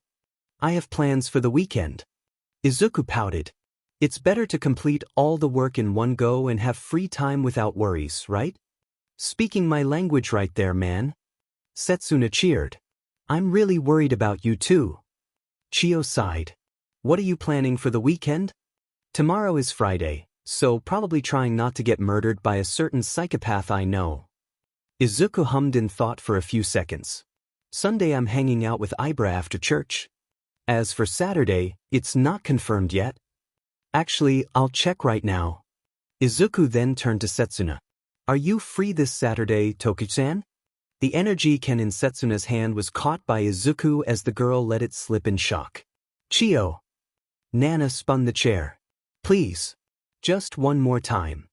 Despite being spun around in her chair, Chio, with a book in her hand, replied firmly. No. It's the last time. Nana begged. I promise. You said that before our 22nd visit. Chio countered. In a week. I just want to see if I really want that dress. Nana pouted. Come on, just one last time? Why don't you just go alone? Chio scrunched her eyebrows in annoyance. I can't make these types of decisions on my own. I need someone else's input. Nana hugged Chio from behind. I also want to spend more time with my best friend. Please. Chio was thankful that Nana was too busy coming up with excuses that she didn't see her blushing up a storm. Quickly regaining her focus, Chio quacked Nana's head with her book, making the hero release her. Tomorrow. 10 a.m. In front of my apartment. Chio sighed. You're driving. Yippee. Nana cheered. I know you love me enough. Yeah. Chio scoffed. Keep flattering yourself. Okay, breathe, Setsuna. Breathe. Setsuna muttered to herself with her hand on her chest. You can do this. You've been preparing for this all day yesterday. Just be calm, confident and cool.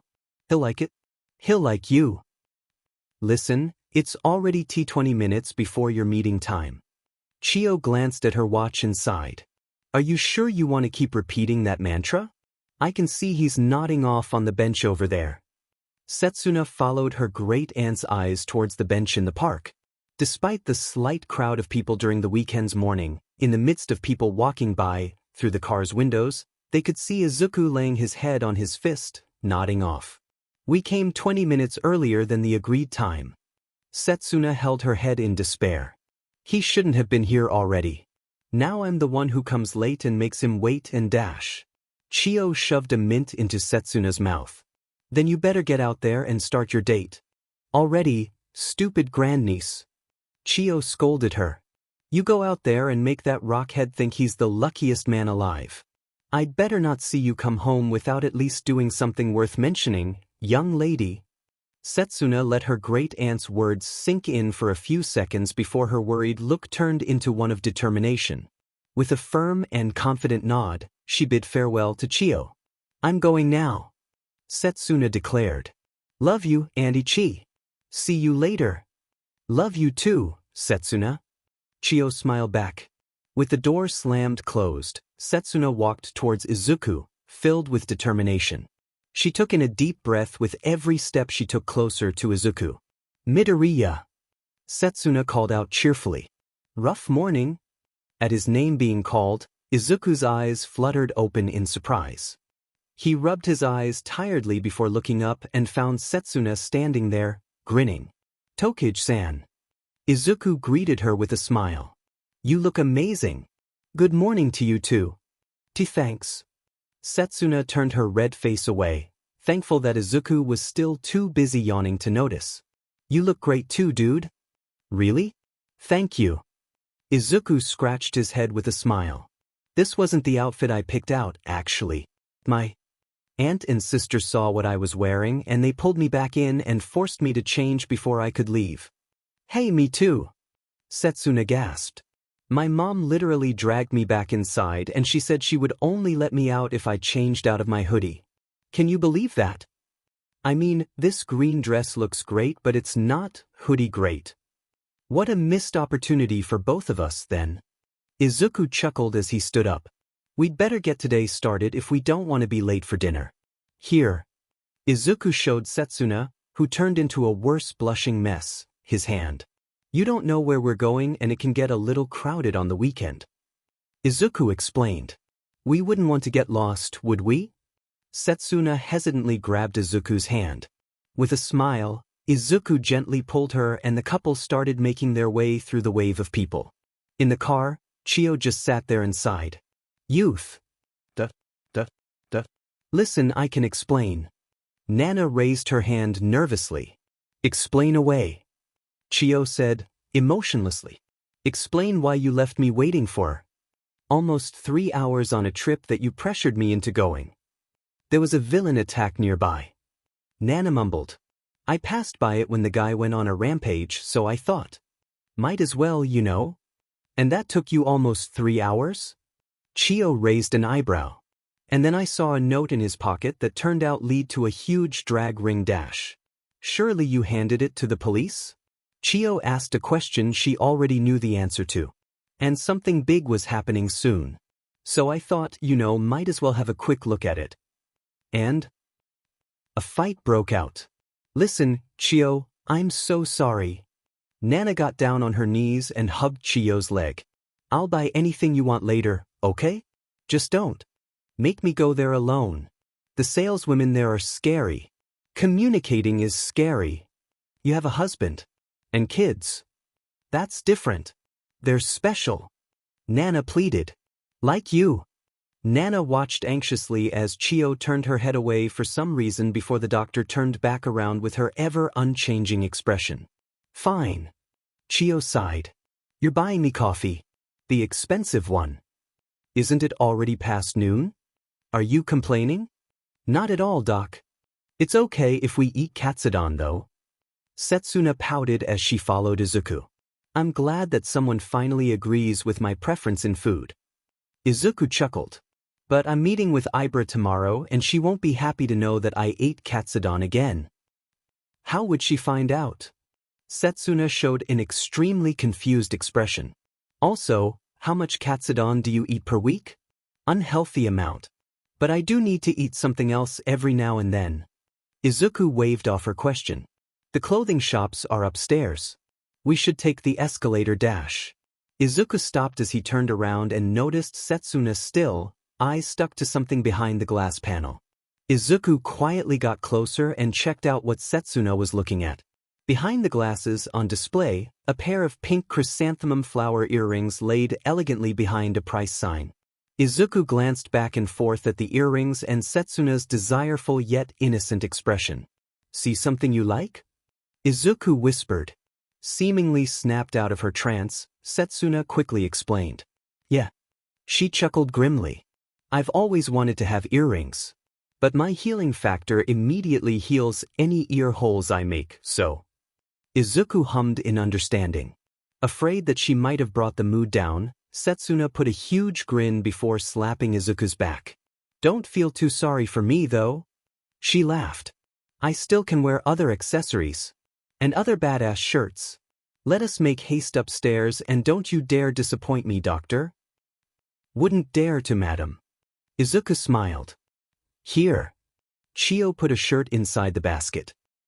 This is the 5th plain pink t-shirt you've picked out. Nana groaned. I can help you, Chiyo. With what? Chiyo tilted her head as she stuffed her hands inside her coat's pockets. A better fashion sense? Why would anyone care about whatever I wear under this coat? Chiyo rolled her eyes. It's cheap, efficient, and logical. But the fashion dash. Whatever. Chiyo flicked Nana's forehead. To the cashier you go. After Nana begrudgingly checked out their stuff, the pair found themselves casually strolling around the mall. They walked side by side as Nana went on and on about topics and topics while Chiyo silently listened and tiredly chimed in whenever she felt necessary. As the pair was heading to a coffee stall, Chiyo found herself stopping in front of a jewelry store. Nana! Chiyo called. Hearing her name, Nana turned around and leaned over to see what Chiyo was looking at. Behind the glass panel on display was a necklace. With violet flower-shaped gem at the end of it. I didn't know you like accessories like this. I don't. Usually. Chiyo curtly replied. I just thought they would look good on you. My, paying attention now, aren't we? Nana giggled teasingly. You have a point though. They look quite nice. Thinking of buying? I might lose them, flying around and all. Nana shrugged. Ring or necklace is better, but I lose them all the time. Still have your wedding ring, right? Well, duh. Nana grinned. Remember what happened last time someone tried to steal it? I remember you putting me through an extended session of healing a criminal and writing reports about the countless injuries that happened to him. It wasn't that bad. Nana looked away. Was it? Torino and I had to talk you down from dropping him off the building. Chiyo glared at her.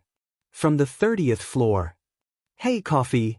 Chiyo showed a flabbergasted expression as she watched her friend shamelessly run away. Hey!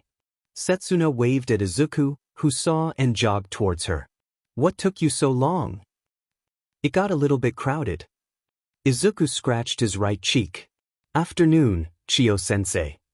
Afternoon, dearie. Chiyo nodded. Ready to go?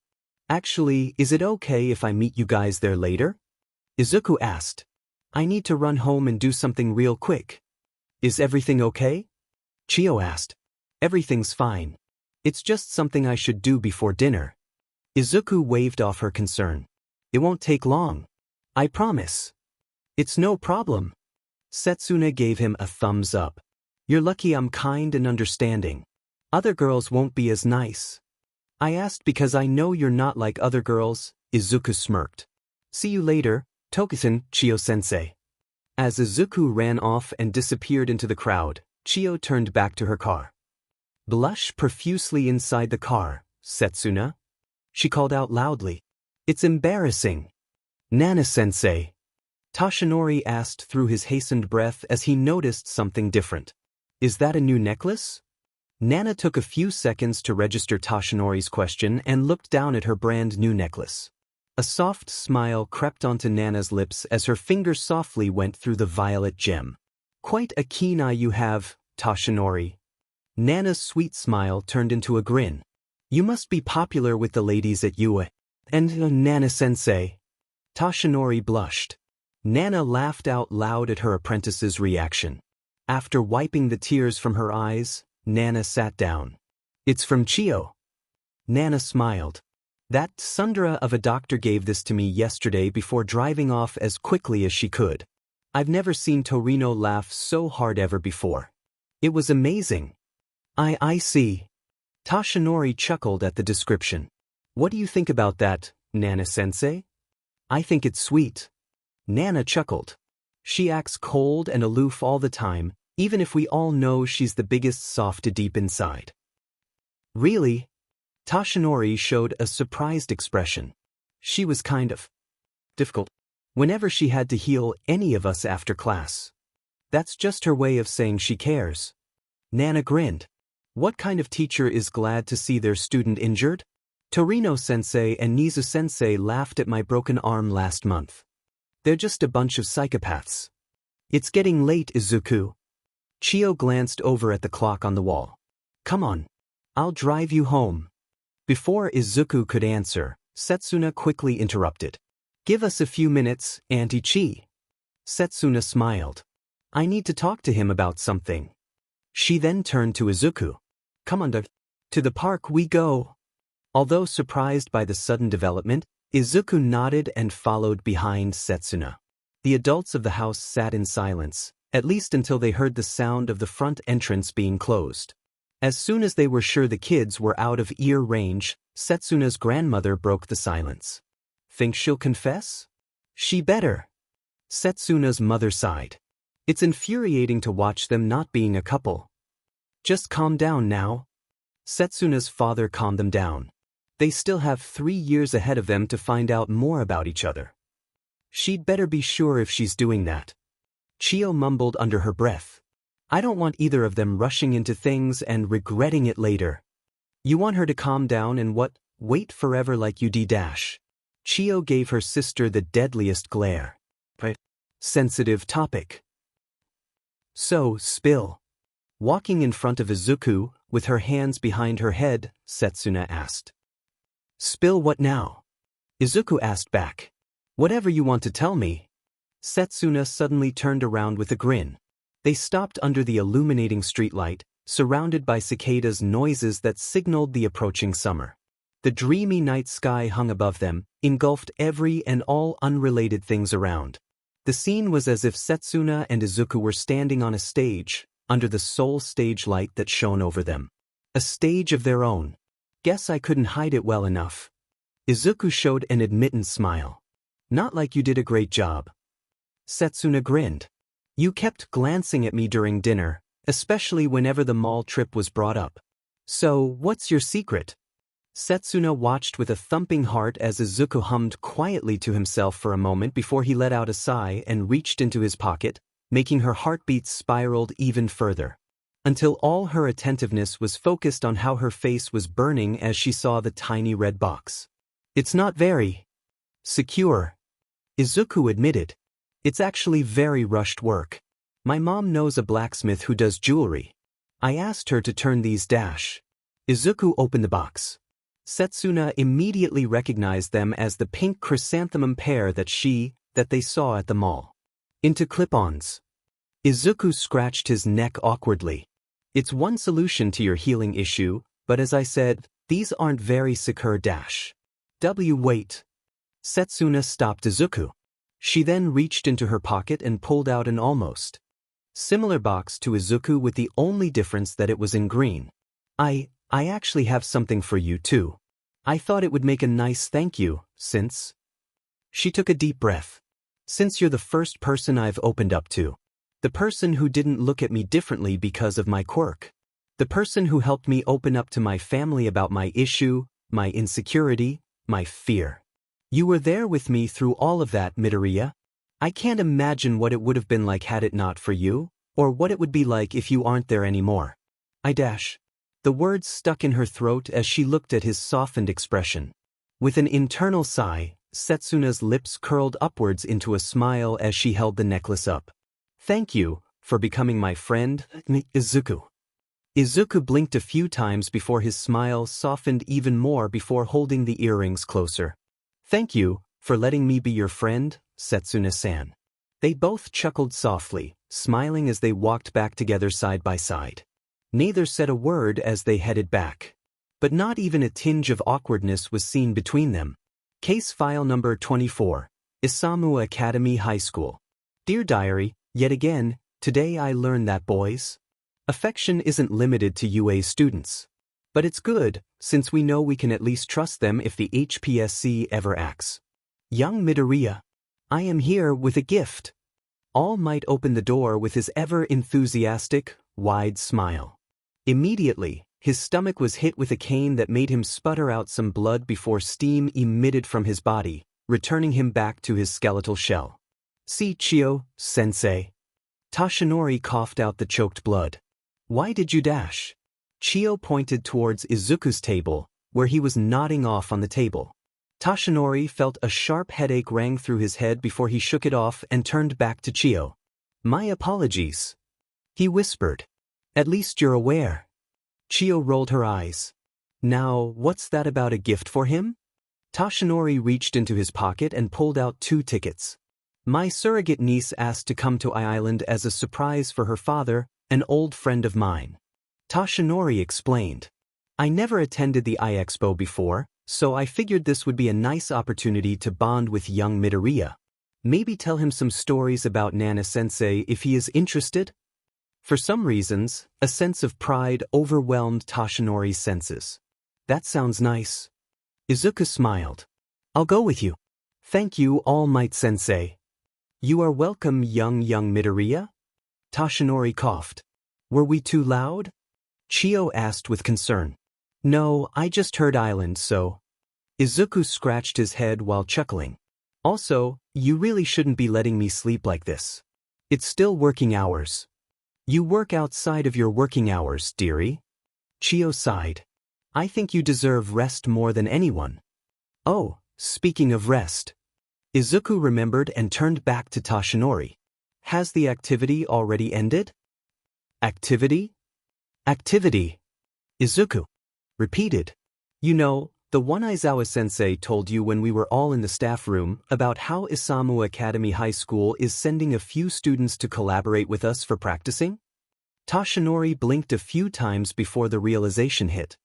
His face turned pale before he quickly buffed into his muscle form and dashed out of the room with incomprehensible speed. I swear, he's just actively trying to get himself fired at this point. Chio commented. Oh hey, joke-sensei. Himiko looked up from her phone and waved at her teacher, who was jogging towards her alongside her classmates. What took you so long? You're the one who's working too fast. Shindo snapped. That's a B-class villain you're sitting on. How did you even get him? Himiko glanced down at the body she was sitting on. The B-class villain she was sitting showed a mix of disgruntled and pleasure expression. His breathing got heavier and heavier as Himiko only shrugged and ignored him. All that aside, nicely done, Himiko. Emi complimented. This is the 6th one this month, correct? I don't know. I didn't count. Himiko whistled as she stood up, letting her classmates restrain the villain. I'm going to be late for dinner with Izuku, though. Can I leave? Before Emi could answer, the villain suddenly started to chuckle, gaining the attention of everyone. You caught me again, Himiko-chan. The villain maniacally laughed with a red face.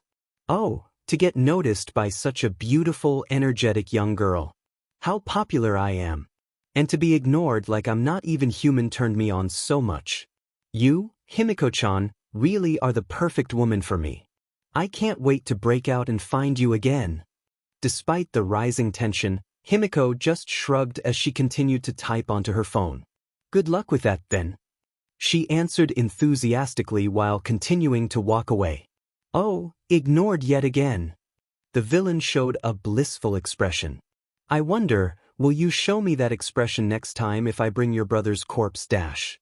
In a blink of an eye, every word the villain was about to utter stuck inside his throat as he felt the sharp end of the knife glazing his neck. Himiko's nonchalant expression that he taunted was now replaced with indescribable anger and hatred as she stared straight into his eyes.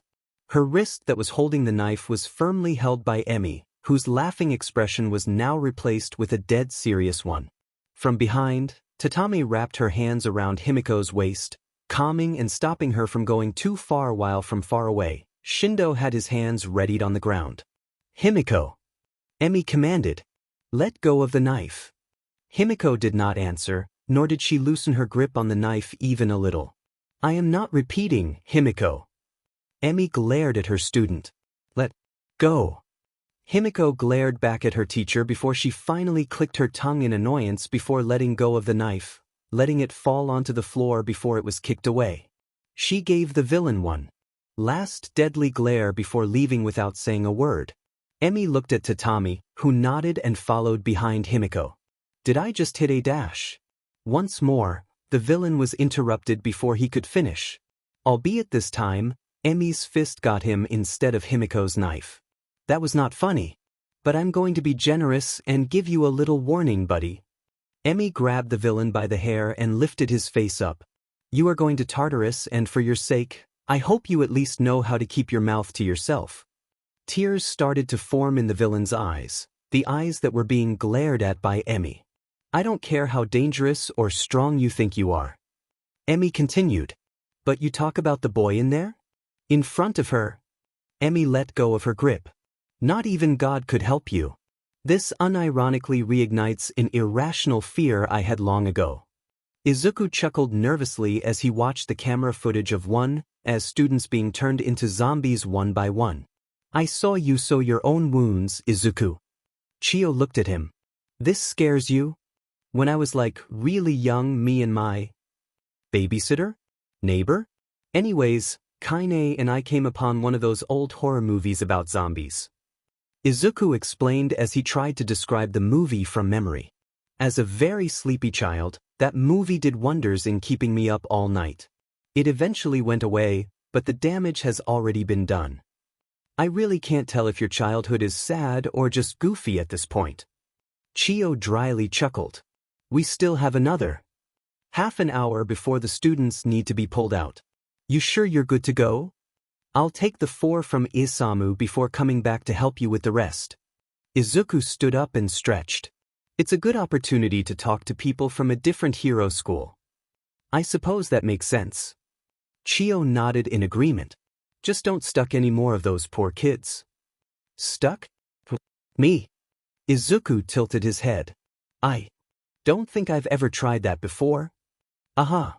Chio showed a blank expression. What's with the new necklace? Oh, this. Izuku held the necklace up. Setsuna-san gave it to me last Saturday. I've never worn necklaces before, so I don't know if they look nice on me, but I like them. Listen, I probably shouldn't be the one bringing this up. Chio coughed awkwardly into her fist. But do you know what that necklace is? The flower, I mean. Gardening with Ibra gives me some knowledge on flowers. Izuku hummed. This is freesia, right? It's green, but it looks like freesia to me. That's correct. Chio nodded. And do you know its meaning? Flowers have meaning. I think that childhood friend of yours needs to do a better job if she wants to get her feelings through. Chio rolled her eyes. Yes, Flowers have meanings. You learn new things every day. Izuku shrugged. What does this mean then? Look that up yourself. Chio turned away from her rock-headed assistant. The blonde oaf is about to jump in. I want to see this. Hey brat. Rumi called out loudly, gaining the attention of the person on the couch. Getting lazy?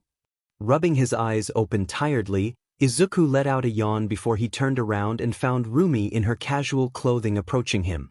Paperworks. Izuku replied. How were patrols today, Usajiyama-se dash? Rumi crossed her arms and curled her right eyebrows up, silently daring Izuku to finish. Usajiyama Niki. Izuku corrected. How was patrol today, Usajiyama Niki? You still don't think that's a mouthful? Rumi sat down next to Izuku. Sounds normal to me. Izuku shrugged. I'll take what I can get. Rumi shrugged. Patrol was... Ite. Izuku whistled interestingly. That's a first. Isn't it always boring as sheet? Or, this hospital trip is going to mess the brat up so badly he'll be with God by midnight? Yeah, well it was a fun fight that was made easy. Rumi slapped Izuku's head from behind in frustration. That's why I told you I don't take sidekicks. There's no fun. You had a lot of fun beating us up last Friday. Izuku groaned as he rubbed his head. I told you Kendo-san is an amazing fighter. To be an amazing fighter, that ginger brat needs a lot more self-confidence. Rumi clicked her tongue annoyingly. Maybe that's why I recommended her to my cool, awesome, strong, amazing big sister Usajiyama Rumi? Brat. With a smug grin on her lips, Rumi pulled on Izuku's right cheek, making the nurse beg for mercy. I probably shouldn't ask. Izuku chuckled as he noted down Tsuyu and Habuko's temperature. But what was it like, turning into a zombie? Honestly, Tsuyu put a finger on her lips. It was like your mind fell asleep, but your body is still up and about. That is exactly how I felt. Habuko agreed. Guess that's just my condition but reversed. Izuku amusedly commented. So, you guys have been friends since middle school? What is it to you? Habuko asked back in an intimidated tone. Habuko-chan, you're doing it again. Tsuyu stopped her friend before turning to Izuku. Sorry, Midoriya-chan. Habuko-chan tends to intimidate people when she's embarrassed. Izuku shook his head. It's fine. I should be the one who apologized for being too nosy. Sorry for making you feel uncomfortable, Mangu-sen. Sisori. For snapping at you. Habuko looked down in guilt. I'm scared of people interacting with me, calling me scary or dangerous. I know they don't mean it, but it's still true dash. It's not. Izuku cut her off. You're not scary or dangerous, Mangu-sen. I just met you today, and I already know what you are neither of those things. You are kind and caring towards your friend, so much that they defended you when you were insulted. Ajusen dash. Call me Tsu. Biologically speaking, she should be afraid of you. Yet you guys are good friends. So no, I don't think you are scary or dangerous. Habuko looked as Izuku stood up and headed towards the door. I think you're cute. Izuku winked at her before he left the room. Guess I don't have to add in anything. Tsuyu shrugged. He's a little forward and unconsciously flirty, but he's a good person. Don't feel too dash. He didn't turn away. A little stumped by Habuko, Tsu tilted her head and asked again. He didn't do what? My eyes. Habu clarified. He knows what my quirk is. And even with how I look, he didn't break eyes contact. Not once. Habuko looked dreamily towards the door as she placed a hand on her chest. He didn't look away from me. Tsuyu croaked nervously as she looked at Habuko's maiden expression. Group therapy session? With his head upside down, Izuku repeated. Yep. Setsuna, with her head upside down floating, grinned. A somewhat secret, low-key one. I can ask some from my classmates to attend. You can bring anyone you think would like to come. We can start with a small group, then slowly invite more and more, once everyone is comfortable. That's not a bad idea. Izuku slowly rubbed his chin. Not only is it good for your mental health, public speaking about sensitive matters can be overwhelming. If anyone ever find themselves in that position in the future, they at least have some knowledge on how to deal with it. I wouldn't dig that deep, but if it gets you on board, then all right. Setsuna nodded. You are in, right? I don't know. Izuku titled his head. I can help you with a private room, but I don't think I have anything to share. I would make everyone uncomfortable if I was just there. I mean, you really don't have to say anything if you aren't uncomfortable. No one would show up if you're forced to talk. Setsuna explained. But I thought you said you had a lot of problems growing up? I wouldn't say there were problems. More like the lack of it. Izuku explained. Before I got used to my quirk's drawback, there's not much I can do. Going to and back from school already took a toll on my health. 24 hours a day and I slept for life was kinda boring back then, now that I think of it. Talk about that. Setsuna pointed out, before she wore a curious look. How did you get through it though? I got a lot of support from people around me. A soft smile crawled its way onto Izuku's lips as he recalled. My mom, my dad, Kai, Ibra, Himiko, a psycho rabbit and a stranger I met in the park. They put up with me, stood next to me through all that. I'm thankful for all of them. A sense of warmth washed over Izuku. Encouraging words rang through his mind. Bro, your whole life actually sounds like an anime protagonist. Setsuna teased, but her teasing grin was replaced with a soft one. But you can still be there. As a conductor. Like a therapist? I guess I could try. Izuku mumbled. Why are you so insistent on me going though? Because. Setsuna looked away. You help me. Save me. I want everyone else to at least have the chance. To overcome what they're going through. But I'll have to be there then. Izuku smiled gently before he looked around. Speaking of saving, are those robots gone? All this hanging upside down is making me dizzy. Let me go check. Setsuna floated away. Tan-san didn't suffer any major injuries. Only a few bruises and scratches, so I already healed him. He's talking with a few from 1A. Izuku explained as he wrapped Kashiko's head with bandages. The noise from Bakuga-san's explosion disbalanced you a little. It should be fine after a few hours, but I used my quirk on you just in case. Please notify someone immediately if you think something's wrong. I understand. Kashiko nodded, a little slowly and painfully. I must apologize for inconveniencing you. It's my job, Sekigai-san. Izuku waved her apology off as he put his tools back inside the cabinet. Actually, since we're on that, may I ask you some questions about your quirk? Is there something wrong? Kashiko asked. Your quirk creates a holographic map that marks everyone around so that you can monitor their locations, correct? Izuku explained. But by doing that, your brain must be overloaded with information, especially in the field, where the dots are always moving. I picked up things like eye strain, slight headache after use, exhaustion, and stress. That is correct. Kashiko hesitantly nodded. Those are the minor side effects dash. Not minor. Izuku stopped her. Quirk side effects should not be underestimated in any way, Sekigai-san.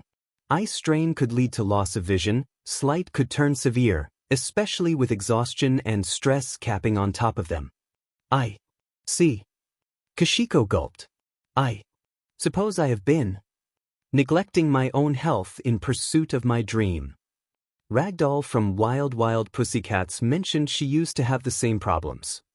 Izuku smiled as he put 2 small boxes into Kashiko's hand. Here you go. This is green tea and chamomile tea. They'll help a little. Izuku explained. I also recommend a balanced diet, occasional yoga and meditation. Just for you to relax and not put too much strain on your own mental health. Thank you, Midoriya-san. Kashiko stood up and bowed. No need for that. It's my job. Izuku once again waved her off. But make sure you stop overworking yourself, all right? He then leaned in and whispered. Otherwise, I might have to drag you away for some fun. Just the both of us. Work. Kashiko then proceeded to scream into a pillow after Izuku had left the room. Slowly. Izuku instructed as he guided Tensei. Slowly. You know dash, Tensei joked with a strained voice as he held onto the support bars. I'm kinda used to people saying it the other way around. Unless you want to hear people say that again, Izuku replied emotionlessly as he continued to guide Tensei's steps. Do. Slowly. Physical therapy isn't about doing it hurriedly and painfully. It's about doing it correctly and painfully. Grinding his teeth together to stop the painful groan from coming out, Tensei lifted his knee up. He then lowered it slowly, with every strain of movement making his leg hurt more and more. From the corner, the Ida family watched with bated breath as their eldest son tried his hardest to walk straight forward. Every step Tensei made caused their hearts to thump louder and louder. Every painful groan he made felt like a knife had pierced their hearts. Eventually, when Tensei had finally reached the end of the practice bar, he fell down onto his knees. As the Ida family rushed towards their son, Izuku quietly watched with a soft smile as he wrote down some notes. I think it is safe to say with confidence that you are progressing exponentially well, Ida-san. Izuku declared. With practice, you'll move on from the wheelchair to a cane and soon enough, nothing else is needed. The head of the Ida's family, the father, stood up and bowed towards Izuku. Thank you, Midoriya-kun, he said with a shaking voice. We don't know how we would be able to repay you for this. I didn't do anything, Ida-san. It's all your son's effort. Izuku chuckled awkwardly. Though, I might need to ask you to monitor Tensei-san so that he doesn't overwork himself. We shall make sure that does not happen. Tenya declared. I'm glad. Izuku nodded. If you'll excuse me, I need to bring this progress report to Chiyo-sensei. Just press the red button over there if you need anything else. After bowing goodbye to Ida's family, Izuku left the room. As soon as he left, Tensei turned towards his brother. So, when are you marrying him? Brother! Tenya scolded with a red face. That is not, father, please tell him. That's not right, Tensei. His father responded. I would like them to at least date for a while before they move on to marriage. What dash? But I want him to be my son-in-law. Before Tenya could retort, his mother cut in. You better not screw this up, Tenya. Mom dash. Someone like him must be popular at school. Tensei mumbled to himself. I'll ask Namuri for more info, but make sure you do not fall behind, Tenya. Tenya decided to shut up as his parents and brother chatted among themselves about a wedding venue. Whatever, noisy brat. Romero turned away with an annoyed face as he muttered under his breath. What the F did you just say? Katsuki yelled. Look me in the eyes and say that again, zombie bisi. As the two devolved into further argument amongst each other, Izuku, who just came in the room, turned to Chiyo and whispered. How close are you to knocking them out? Quiet. Chiyo whispered back. I'm adding the anesthesia. Deciding that it is best that he deal with the situation instead, Izuku approached them. As soon as he saw Izuku was getting closer, Katsuki turned quiet before he turned to face the wall. Fujimi-san, right? Izuku looked at Romero. Are you feeling better yet? I'm fine. Romero mumbled. Those explosions weren't nothing. F you say? I don't see any more signs of concussion, so there's nothing to worry about.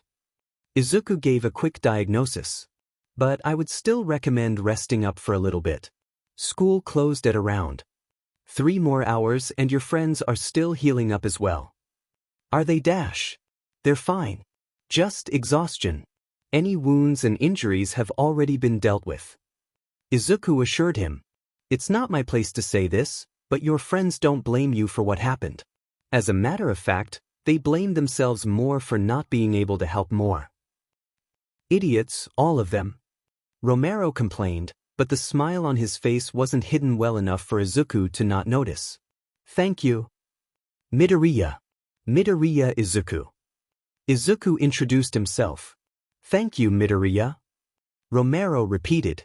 I guess UA isn't filled with stuck-up, arrogant assholes.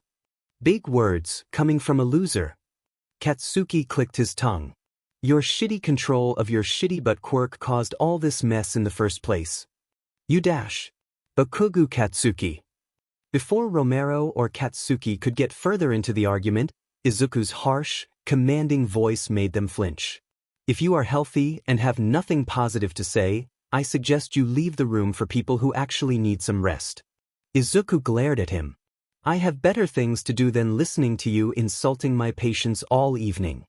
Shock, anger, pain flashed across Katsuki's face before he stood up, pushed past Izuku and left the room. Izuku's glare followed Katsuki's back for a while before he finally let out a tired sigh. Still hasn't changed much after all that time, huh? Izuku mumbled solemnly. Naomasa sipped the coffee from his cup as he gave the report another quick glance over. Suddenly, the door to the room swung open and a face that was all too familiar to him stormed in. Detective Midoriya. Naomasa greeted without even looking up. Cut the pleasantry, Tsukachi. Inko asked with a harsh tone. Where's Izuku? Interrogation room D. Naomasa answered. Sansa is in there with him. I believe there. Fangirling over Miruko? He's not under any trouble? His face is too familiar in this precinct to even question him about anything. Naomasa rolled his eyes. What I'm more surprised about is how I'm always the one responding to whatever happens to him instead of you. 'Cause God knows what I'll do to him if I am there. Inko chuckled unamusingly. So, what happened this time? Naomasa handed the report to Inko before he started to explain. There were reports of a group of young men harassing a young lady over her mutant features. Naomasa glances over to the security tape, showing 4 young men in a cell. According to the report of the patrolling officer, Izuku was nearby and saw what happened. He then grabbed an empty bottle, filled it with water from a sewer nearby and threw it at the 4 before he used some not very Christian words. Naturally, those 4 chased after Izuku, causing a big scene. Big enough dash that Miruko responded and brought all of them. Inko completed the explanation with a sigh. That boy really couldn't get himself out of any sort of trouble. It's like he's actively looking for them. In his defense, he said he was out for groceries. Tsukachi, we take turns going out and buying groceries. Nothing like this has ever happened to me, Ray or Himiko. Whatever the reason is, he did a good thing.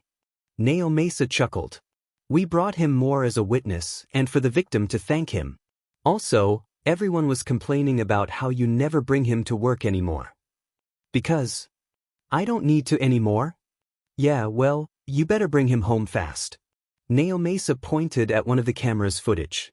I think the captain is about to give him a gun. Got all 3 invitations ready? Chio asked. Yep. Yours, Nizu-sensei and Yagi-sensei. Izuku pulled out 3 tickets. Remind me, why do I need 3 again? Nizu is for an invitation to the party along with a free suit, All Might for maximum privilege, and mine for you to invite whomever you want. Why don't you just give this to Setsuna-san? She's going on a different vacation. With her parents. Chio explained. Take your childhood friend with you. Ibra has a service she needs to attend, and Himiko doesn't do well with a big crowd. Izuku scratched his head. Who would be interested in going to the Eye Expo dash? Suddenly, one of the drapes of the patient's beds was pulled open, revealing a heavily eye-bagged May with a bright smile and a weird gadget in her hand. Did you say Eye Expo, the greatest tech convention ever existed, even features many legendary support items from heroes in the past? The dream palace of all engineers and technicians. The forbidden land that only permits the best of the best. Good morning, Hatsum-san. Izuku calmly greeted her. Did Majima-sensei send you here to get some sleep again? Yep. And instead of sleeping, you sneaked some gadgets in and worked on them again, right? Izuku guessed as he grabbed a chair and sat down by May's bed. Right on, nurse. I see. Izuku nodded, before he took the gadget out of May's hand, making her pout. I'll hold on to this until you wake up, okay? Killjoy. That's part of the job, sadly. By the way, I happen to have an invitation to the Eye Expo. Izuku chuckled as he held May's hand. Since I have little to no idea what's going on there, and you seem to know a lot about it, would you come with me to Eye Island and show me around? For real? Mei brightened up again. For real. I'll go over the details with you later, though. Before Mei could say no, a sense of warmth and comfort washed through her as her eyes became heavy and heavier, until she eventually felt a soft cushion on her back before she blacked out. Night, Hatsum-sen. Izuku whispered before he released his hold on Mei's hand and put a blanket over her. Chio, who's been watching the whole interaction from the beginning, finally spoke up. It's eerie how easily and efficiently you were able to deal with her. Chio commended. You talk like I was an assassin. Might as well be. Midoriya-san. At his name being called, Izuku turned around and found Momo, in her sportswear, jogging towards him. Yaoyorozu-san. Izuku waved. Are you here for your morning jog? Very astute observation. Momo giggled. I didn't expect to find you here, though. Did you get enough sleep last night? She leaned in closer, inspecting Izuku's eye bags. More than usual, fortunately. Izuku leaned in closer, letting Momo inspect his eyes closer. I'm overflowing with energy now. That's great. Momo stepped back with a red face, startled by Izuku's action. Since you're here, how about we go on a run together? Absolutely. Izuku cheered. We would be glad to have you with us. A swift silence washed over the scene as Momo let the words sink in. She tilted her head in a menacing way before asking. We? Before Izuku could answer that, an all-too-familiar voice to Momo called out to him. Sorry for the wait, Midoriya. Itsuka jogged over with a smile. I couldn't find my shoes anywhere. The smile on Itsuka's face was immediately replaced at the sight of Momo.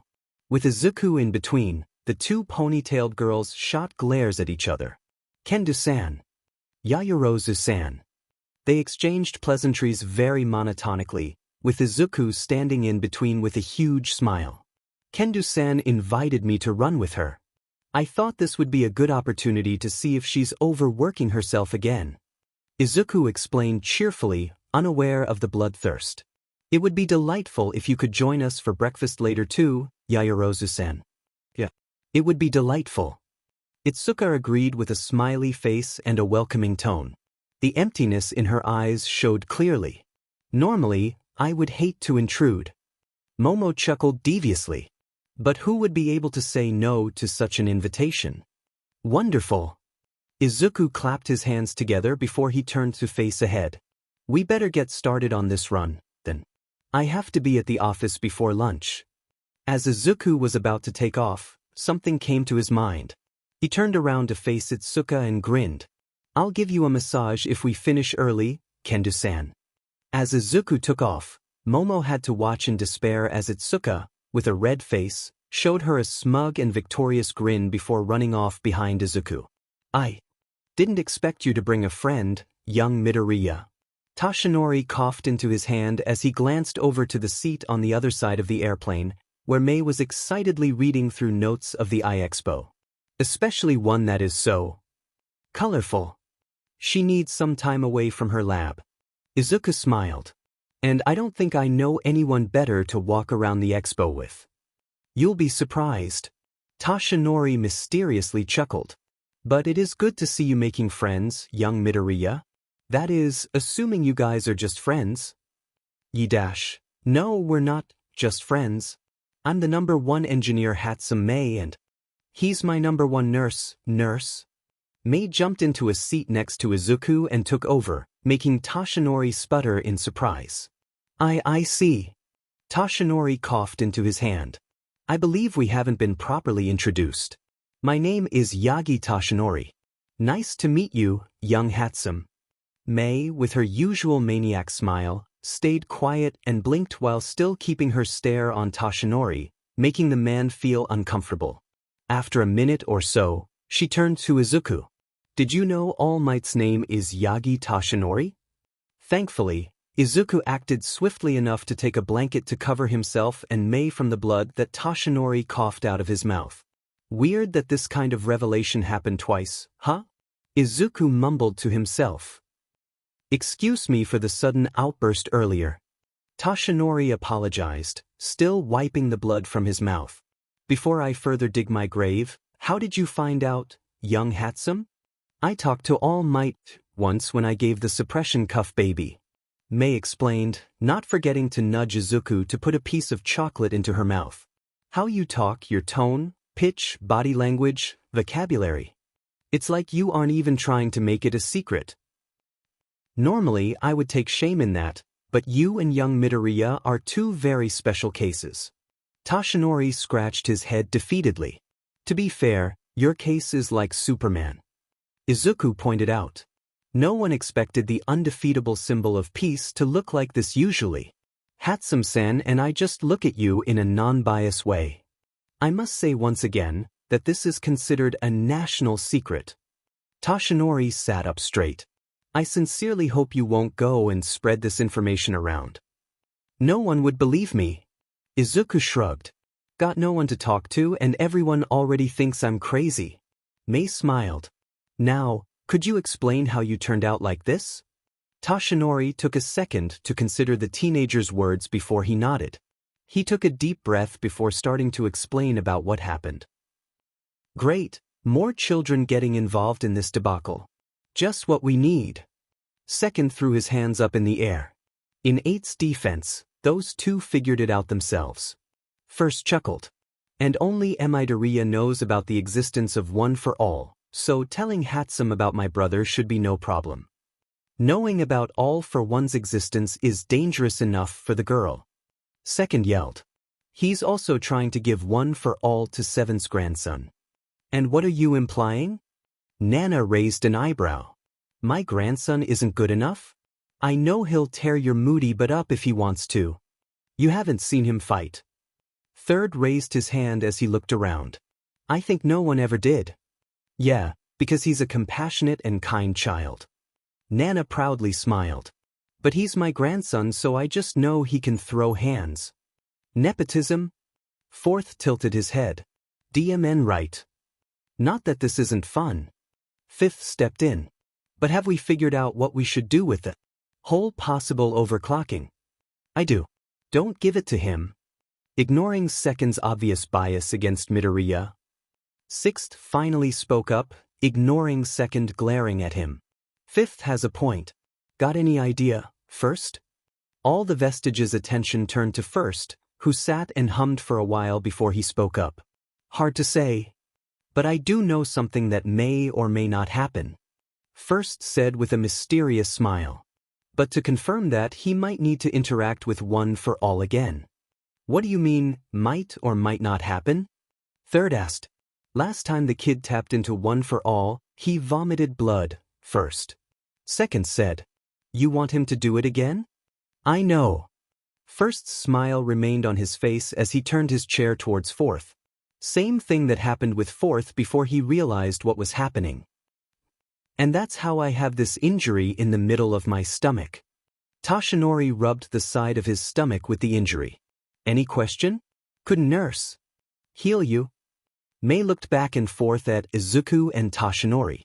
We tried that. Toshinori looked at Izuku. But it didn't go well. For young Midoriya. I mean, I could try again. Izuku shrugged. My boy Dash. We thought it was a defense mechanism from your Quirk. Izuku played around with his wording. I could try and work around that somehow. Maybe something would change this time. I'm game if you are. Under normal circumstances, I would outright decline to take the risk. Toshinori put on a serious face before he let out a sigh. But I'm about to meet an old friend of mine, and I'd rather play down on what they might find out. So we're in agreement? Izuku looked back and forth at Toshinori and Mei. I want to see how it works, but I don't want to see you get hurt. Mei laughed. Does that make sense? Thank you, Hatsum-san. Izuku nodded with a soft smile before holding out his hand to Toshinori. Shall we? Toshinori hesitated for a moment, before he finally grabbed onto Izuku's hand. A moment of silence passed with nothing happening. Toshinori could feel a weird feeling swirling inside his stomach, which shouldn't happen because his stomach shouldn't be there anymore. Young Midoriya, I think it's worky dash. A loud slam rang through the whole plane as Izuku's head hit the wall. Not missing a second, Mei stood up and gently guided Izuku to lay down on the chairs before checking for his injury. There's no bleeding and he fainted before his head was hit. He'll wake up in an hour or two. How can you be so sure? He listens to me when I ramble. Mei grinned as she poked Izuku's cheeks. I listen to him when he mumbles. Also, he's snoring. Toshinori could only let out a soft laugh. Izuku. Himiko lazily called out her brother's name, who looked up from his paperwork. What's up, Himiko-ne? I'm bored. Himiko complained unenthusiastically. Play with me. I'm busy. With his pen, Izuku tapped onto the papers. Rain check. No. Himiko rolled around on the couch. Listen, it's probably not my place to suggest this. Izuku set his glasses on the table. But have you considered a relationship with someone else? Sure. Himiko stopped rolling to face Izuku. Set me up with someone you know. I guess. Izuku scratched his chin. Any requirements? They need to love you as much as I do. Why? Just. Himiko shrugged. Anyone come to mind? Without the requirement, yes, I have someone. Izuku hummed. She's a little shy, though. I can invite her over to dinner tomorrow so you can talk to her? See how it goes. Sure. Himiko sat up with a bright, wide smile. Now I'm excited. Can you tell me her name? Is there no secret to love anymore? Izuku playfully grinned. You can ask her tomorrow. While Himiko was excitedly giggling while texting on the phone, Izuku quickly put his glasses back on and started working as fast as he could before Himiko got bored again. Izuku jolted awake, only to feel something soft pass by his face before his head collided with something hard, followed by a sharp pain. "Oi. Didn't know you wake up so violently, nurse." He could hear Mei complaining painfully. "Hatsum-san." Izuku rubbed the part of his head that hit Mei. "How long was I out?" "Almost an hour and a half." Mei rubbed the part of her head that hit Izuku. "We're about to land. Sorry I hurted you." Izuku meekly apologized. "Should I use my quirk to subdue the pain?" "It's fine. I'm used to hard things hitting my head." Mei suddenly burst out laughing. "You had a nightmare or something?" "Not exactly." Izuku mumbled, trying to recall. "I felt like I was floating? Maybe it's because this is my first time flying." "Beats me." Mei shrugged. "You can keep sleeping on me if you want. It's fun having your head on me." Before Izuku could answer that, they heard Toshinori calling out to them from a few seats in front. "Sorry to interrupt, but we're about to land," Toshinori announced with an amusing tone. "Put your seatbelt on and enjoy the view, young ones." After a smooth landing and problemless security check, the trio finally managed to stretch their exhaustion away as they stood in front of the busy arrival of I-Island's airport. "Rest assured that all of your gears will be returned when we depart, young Hatsum." Toshinori turned to Mei, who tilted her head in confusion before she realized. "It was a baby I made to pass time on the plane." Mei laughed. "It's even more convenient if they hold on to it for me." "Are we going to the hotel now?" Izuku asked as he pulled up his phone. "Nizu-sensei told me it's pretty close to the airport. Actually, there's someone I'd like us to meet before I have to go prepare for the party tonight." Toshinori explained as he handed his, Mei and Izuku's luggages to a small group of robots. "They will take our stuff to the hotel for us." "That's so helpful." Mei excitedly ran around one of the robots. "Can we bring this one back to Japan with us?" "Pretty sure I-Island's tech is prohibited from being brought to the outside world, Hatsum-san." Izuku told her while he, too, looked at the robot with interest. "It's weird seeing a robot not actively trying to kill me." "Give me a second, young ones." Toshinori chuckled as he started to walk into the washroom. "I need to switch up first." "You're walking around, buffing up?" Izuku squinted his eyes. "That's not exactly good for your already declining health, Yagi-san. I still need to keep up my appearances as a hero." Toshinori laughed. "But honestly, there are people on this island who do not know what happened to me, and I'd like to keep it that way." "I see." Izuku nodded. "Then can you give me the location of where we're going?" I think it's better if Hatsum-san and I wouldn't be seen walking together with you while you're buffing up. Toshinori nodded before he texted Izuku the location. The young nurse nodded before he waved Toshinori a brief farewell and walked towards the exit. Why aren't we going with him? Mei tilted her head. Maybe it's because I want to spend some quality time with you? Izuku gave her a teasing grin, before he looked forward, not noticing Mei's reaction. You'll see why. After Mei had slapped the weird heat off her cheeks, she was about to ask Izuku to elaborate before a loud shriek was heard from behind.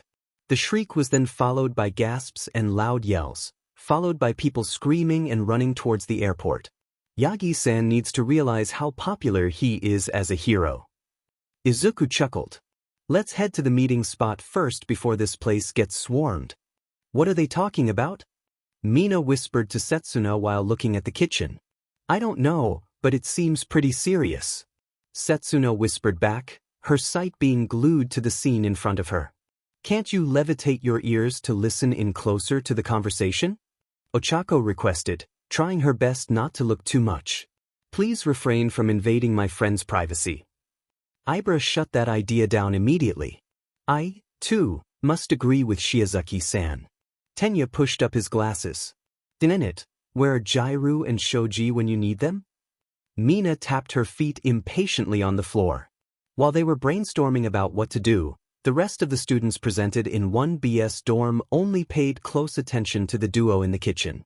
Izuku was kneeling on the floor, finger wiggling around as if he was explaining something to Eri, who was also kneeling on the floor as she nodded attentively, taking in every word Izuku was telling her about.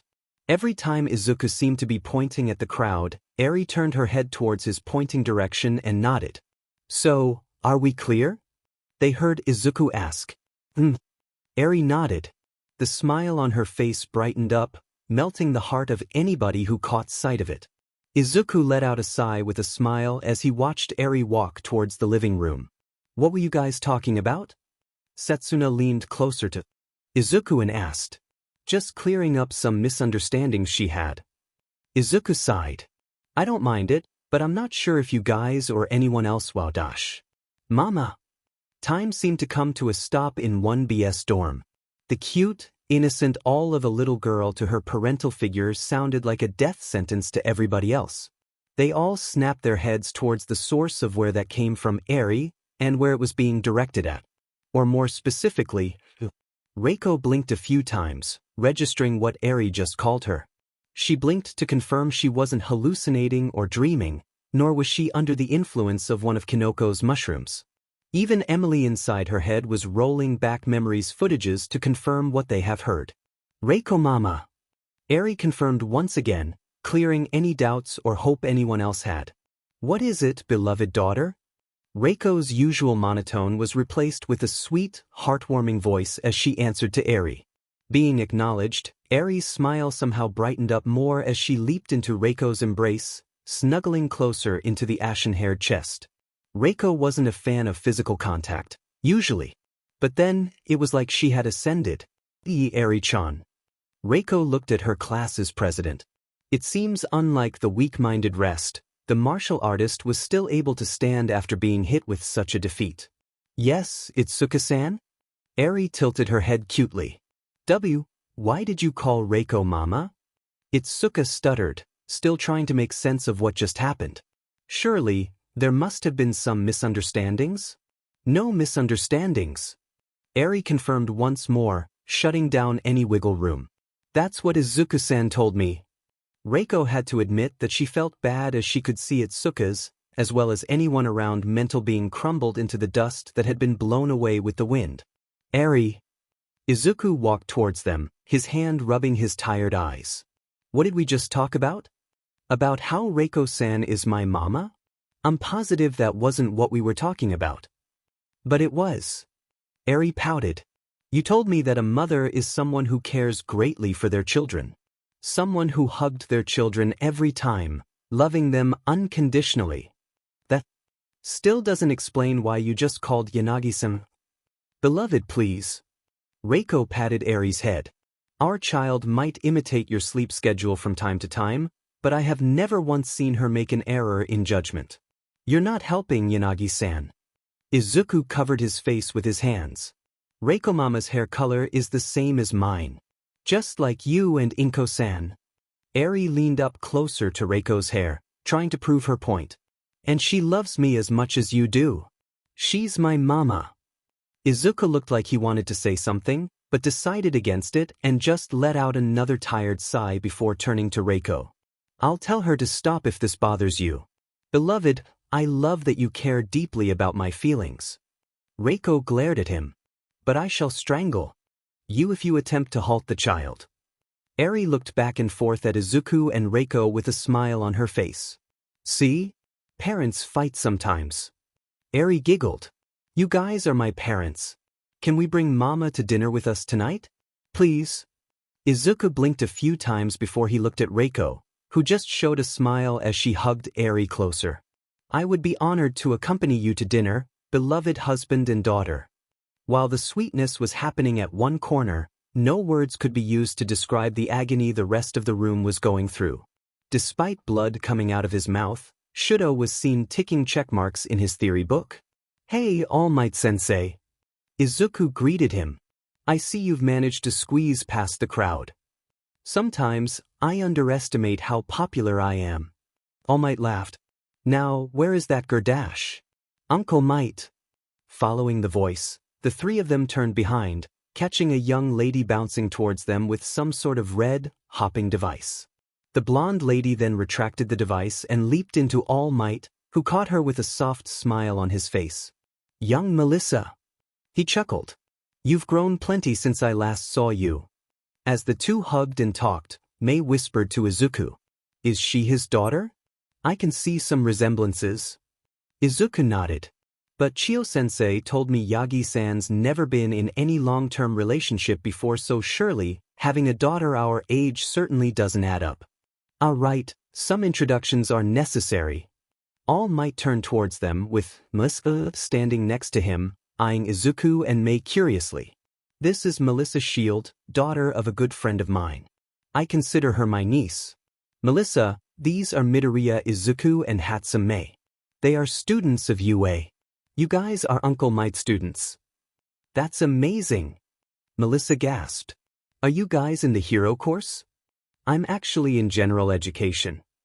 Izuku smiled as he extended his hand to shake with Melissa. Hatsum-san is in the support course. We just happened to have invitations and All Might Sensei offered to escort us. Are you in the support course too? That red jumping baby of yours was so cute. Mei jumped in. Is there a weight limit? Distance per jump? Is it all kinetic energy with a spring, or that's just a facade for a booster hidden underneath? How do you keep it upright so you won't topple or fall while you're on it? How dash? Hatsum-san, slow down. You're scaring her. Izuku gently grabbed Mei by her shoulders and pulled her back, making the pink-haired inventor pouted. It's fine, Midoriya-kun. Here, let me show you. Melissa giggled as she pulled out the stick and extended it to its full form. This is my Hopping Bunny MK.5. The first prototype was for my second-year project, and so long as I don't use it during rush hour anymore, they'll let me keep using it. As Mei and Melissa got lost in their own conversation, All Might walked closer to Izuku and whispered. How worried should we be? Izuku only. Good evening, everyone. Nizu clapped his paws together, silencing the small chatter of his staff. I'm sure you have many questions over this emergency meeting. Yeah, rat. Chio grunted. It's a Friday evening. Some of us need our beauty sleep. I'm certain that would matter to you no more, Shizenji-san.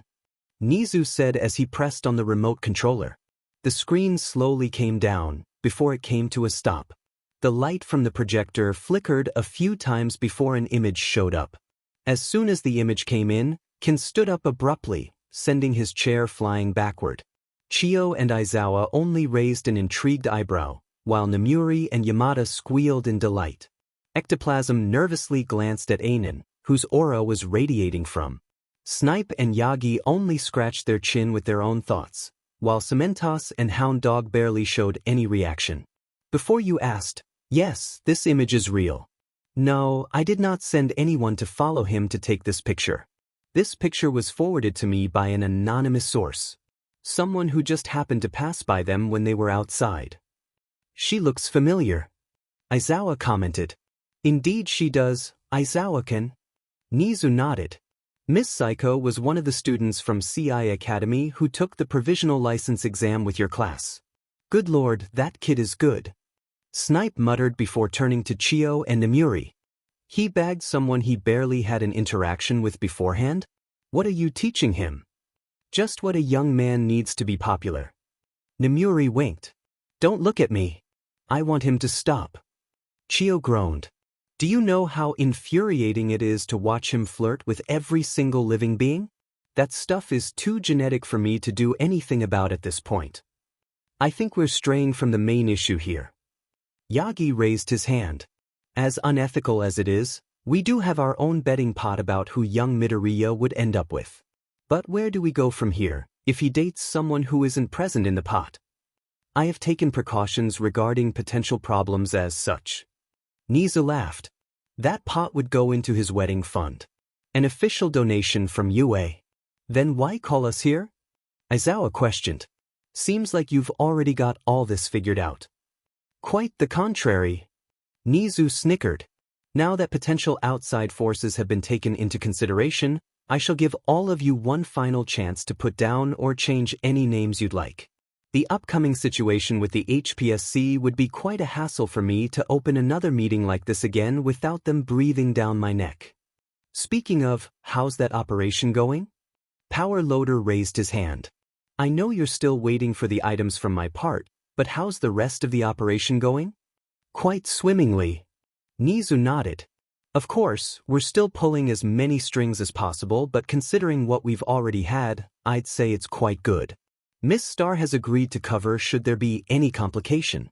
But then again, this plan would only succeed if young Izuku is able to manage his task. Have you told him about what's about to go down? Like any of it? Namuri asked. No, and I will not. Nizu shook his head. I'm banking on him pulling through this on his own.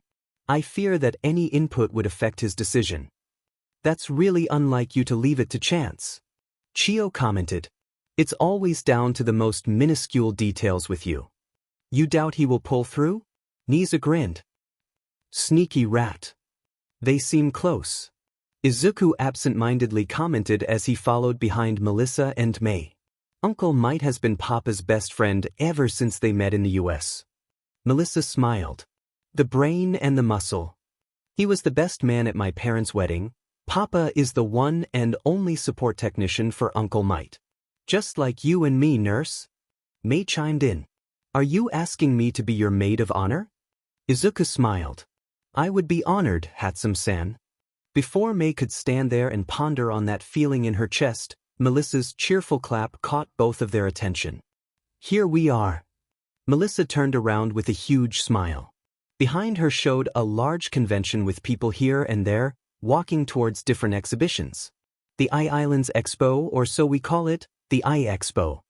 Within a blink of an eye, May was nowhere to be found. Izuku and Melissa frantically looked around trying to catch sight of a blurry pink figure dashing around at the speed that would put Ingenium and All Might to shame. Should we? I don't know, call her? Melissa warily turned to Izuku. Let's just walk around ourselves. Izuku shrugged. I'll call her occasionally to make sure she won't get kicked out. I see. Melissa nodded with a fond smile before it turned into a teasing one. You guys really are close, huh? Is there something going on that I should know? We're friends with many similar interests. Izuku nodded before he turned to Melissa and winked. Then again, wouldn't hurt to spend some delightful one-on-one time with you, Shield-san. Quite a flirt, aren't you? Melissa grinned with a slightly red face before she started walking first to lead the way. Also, call me Melissa. Flirting? Izuku tilted his head confusingly before he just ignored it and followed behind Melissa. Listen, do we have any invention here that helps you from an army of AI that may or may not want to kill you? Also, please call me Izuku if you'd like. Oddly specific. Melissa's sweat dropped before they stopped in front of a mechanic suit. Come on, Izuku-kun. Good morning, Heiyu-senpai. Hadu-senpai. Izuku greeted with a smile before returning to his notebook. How may I help you today? Good morning, Midoriya Izuku-kun. Yu casually greeted him. Morning to you, too, Kohai-kun. Nijire cheerfully greeted him. We were on our way back from the teacher's lounge, talking to Snipe-sensei, then we thought let's just drop by the nurse's office to check on you and… Recovery girl. Speaking of which, where's Recovery girl? We didn't see her at the lounge, so she definitely wasn't there. Is she sick? Are you in charge today? Can she be sick with her quirk? Do you need any help with work? Do you dash? I know I shouldn't let you have that cup of coffee. Yu groaned as she held Nijire back. Is it just you today, Midoriya Izuku-kun? Chiyo-sensei finally takes a day off after I volunteered to look after the office for a day, so yes, it's just me. Izuku yawned, before he continued to explain. I was actually about to head to the storage room to grab some supplies. Would you mind helping me out if it's not too much trouble? Of course dash. Nijire halt. Yu put a hand in front of Nijire as she carefully inspected Izuku's eye patches. How much did you sleep last night? 8 hours. Izuku looked away. Last night? Yu raised an eyebrow. Izuku whistled. That's what I thought. Yu sighed. Nijire, help me tie him into a bed with your freakish strength. Ait, Captain Yu. Nijire saluted before she effortlessly picked Izuku up by his collar and put him onto one of the beds. I'm fine. Honest. Izuku pleaded. I've got work to do. You've got some sleeping to do, young man. Yu glared at him. Nijire and I will take care of the storage things. Rest your eyes a little until we've got back. But dash. No. Yu glared at him before she exited the room, with Nijire waving him goodbye before closing the door. On their way to the storage room, Nijire floated behind Yu with a smile. What? Without even turning around, Yu asked. Nothing. Nijire shook her head. Just happy to see you being so assertive and confident when dealing with Kohai-kun. Take your weird features to your dorm room, Nijire. Yu rolled her eyes. I swear, one day, I'm going to actually tie both of you onto a bed to make you guys have enough sleep. Well, I don't mind that. Nijire smiled as she leaned in closer to Yu's ear and whispered. Only if you are there with us too. Nijire quickly flew away with her max speed, laughing happily while being chased down by a furiously embarrassed Yu. Ever since she met Izuku on her first day at UA, Ochako understood that Izuku's kindness was towards everyone, and that's what she loves about him.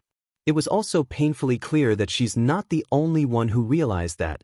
The number of people who already fell for him, aka her competition, is insanely high. It's like he's not giving anyone a chance by giving everyone a chance. And he keeps doing it. Unawarely.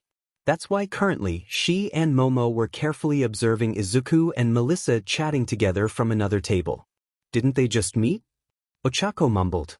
That's too friendly for someone who just met. Even though we both understand his charming point, I must admit Midoriya-san is surprisingly close with Shield-san.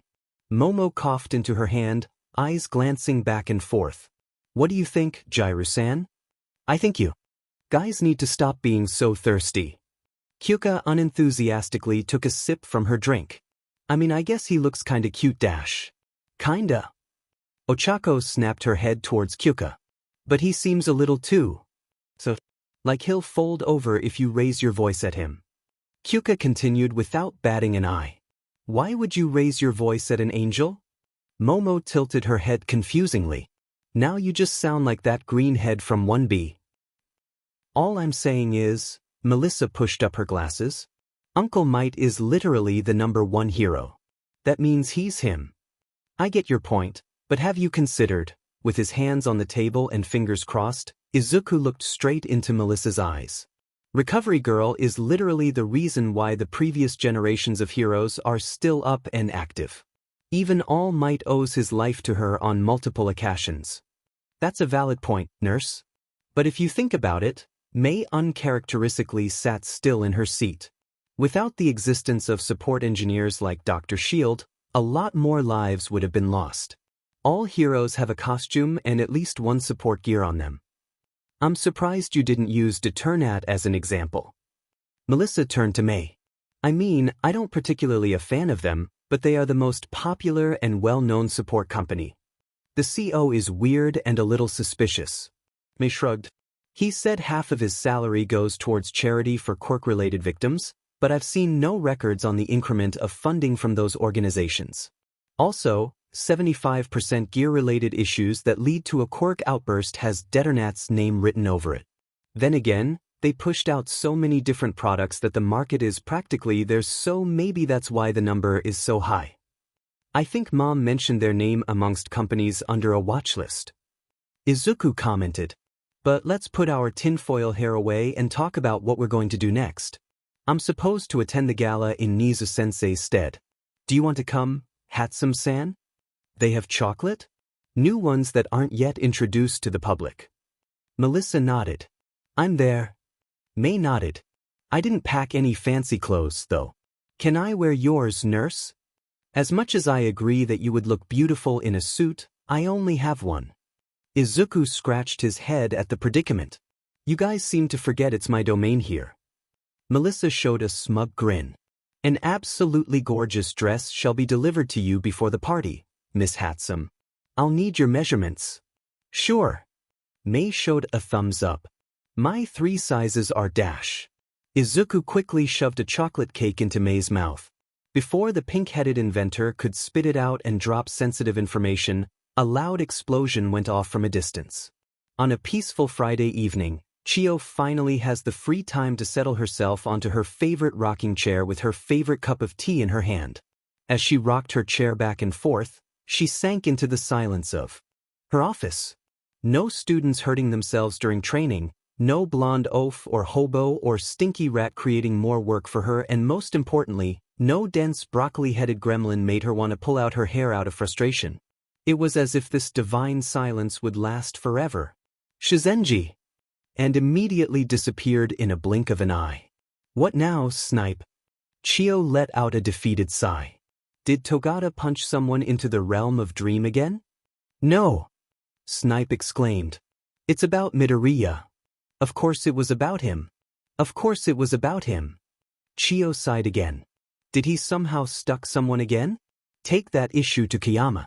I'm not responsible for whatever dash. Not that. Snipe cut her off. Did you teach him how to shoot a gun? I can barely hold a stick, Snipe. Chio rolled her eyes. And I explicitly told you to not give him any weapons. Remember what happened last month? Instead of answering that question, Snipe slammed a can on a table in front of Chio. She picked it up and inspected it, until she found a hole in the middle of the can. Your assistant with a Glock accurately hit the can from 50 m away. Snipe explained. I've seen you do more impressive tricks at a cowboy's theme party. With my aiming quirk, Shizenji. Snipe held his head with his hand. He took a glance at the can and unloaded a mag, sending it straight to Valhalla. Last time I saw someone with that raw skill alone was Lady Nagant. You said a whole mag. Chio gulped. This is one hole. Exactly my goddamn point, Shizenji. I'll ask him. Chio nodded. For now, make sure a gun will not be in his line of sight. Roger that. Sorry for bringing you here all of a sudden, Izuku. Melissa apologized as she unlocked the door. It'll be quick. I promise. Don't worry about it. Izuku waved it off with a smile. Is this your lab? One and only. Melissa smiled. Until I can finally convince Papa to help fund me a private lab, that is. He said something along the line of, you'll work yourself to death without supervision. I'm kind of foggy on the details. Maybe it really is better that Hatsum-san is contained within Yue's premises. Izuku mumbled. What's that? Nothing. Izuku shook his head. So, what do you want to show me? Give me a minute. Melissa said as she rumbled through her cabinets. Izuku had to step aside as inventions flew around the room. Then, here we go. Melissa then slammed on the table metal bracelet. Curious, Izuku picked it up and inspected it. At first glance, it looked just like a normal piece of ornament, but it felt heavier than a usual bracelet. Izuku ran his finger along its curve until a beeping sound was heard, followed by a voice. User confirmed. Welcome, Miss Melissa Shield. Izuku looked up at Melissa. I need to update the information. Melissa held Izuku's hand and took off the bracelet before quickly dashing to a laptop nearby. What is it? Izuku asked. I don't have a name for it. Yet, Melissa mumbled as she furiously typed on her laptop. But I came up with this when I needed to push my stamina above and beyond to meet deadlines. By pushing your blood flows, this bracelet will make you temporarily feel a burst of energy. Only problem is, it's temporary and you'll feel dead tired after the effect wears off. That sounds really convenient. Izuku whistled impressively. You want me to test it? I want you to have it. Hands. Melissa wrapped a measuring tape around Izuku's wrist before getting back to her laptop. You sure? Something this valuable? Izuku asked. It would find more use with you than with me. Melissa hummed. I talked with Ochako and Yamamoto. They said you're looking for a transfer into the hero course. Call this your first support gear. You're talking like I'll definitely get in. Izuku muttered. I already got rejected once. You will. Melissa grinned before she put the bracelet onto Izuku's wrist again. Tell me if it hurts. Izuku nodded, prompting Melissa to activate the bracelet. It shone for a second before it wrapped itself around Izuku's arm. Perfect. Melissa nodded proudly before she took a glance at the clock on the wall and gasped. Dane will be late for dinner. Let's go, Izuku-kun. She grabbed Izuku's hand and pulled him out of the room. Izuku couldn't help but run his finger over the bracelet. A soft smile unconsciously crept its way onto his lips before he laughed and ran with Melissa.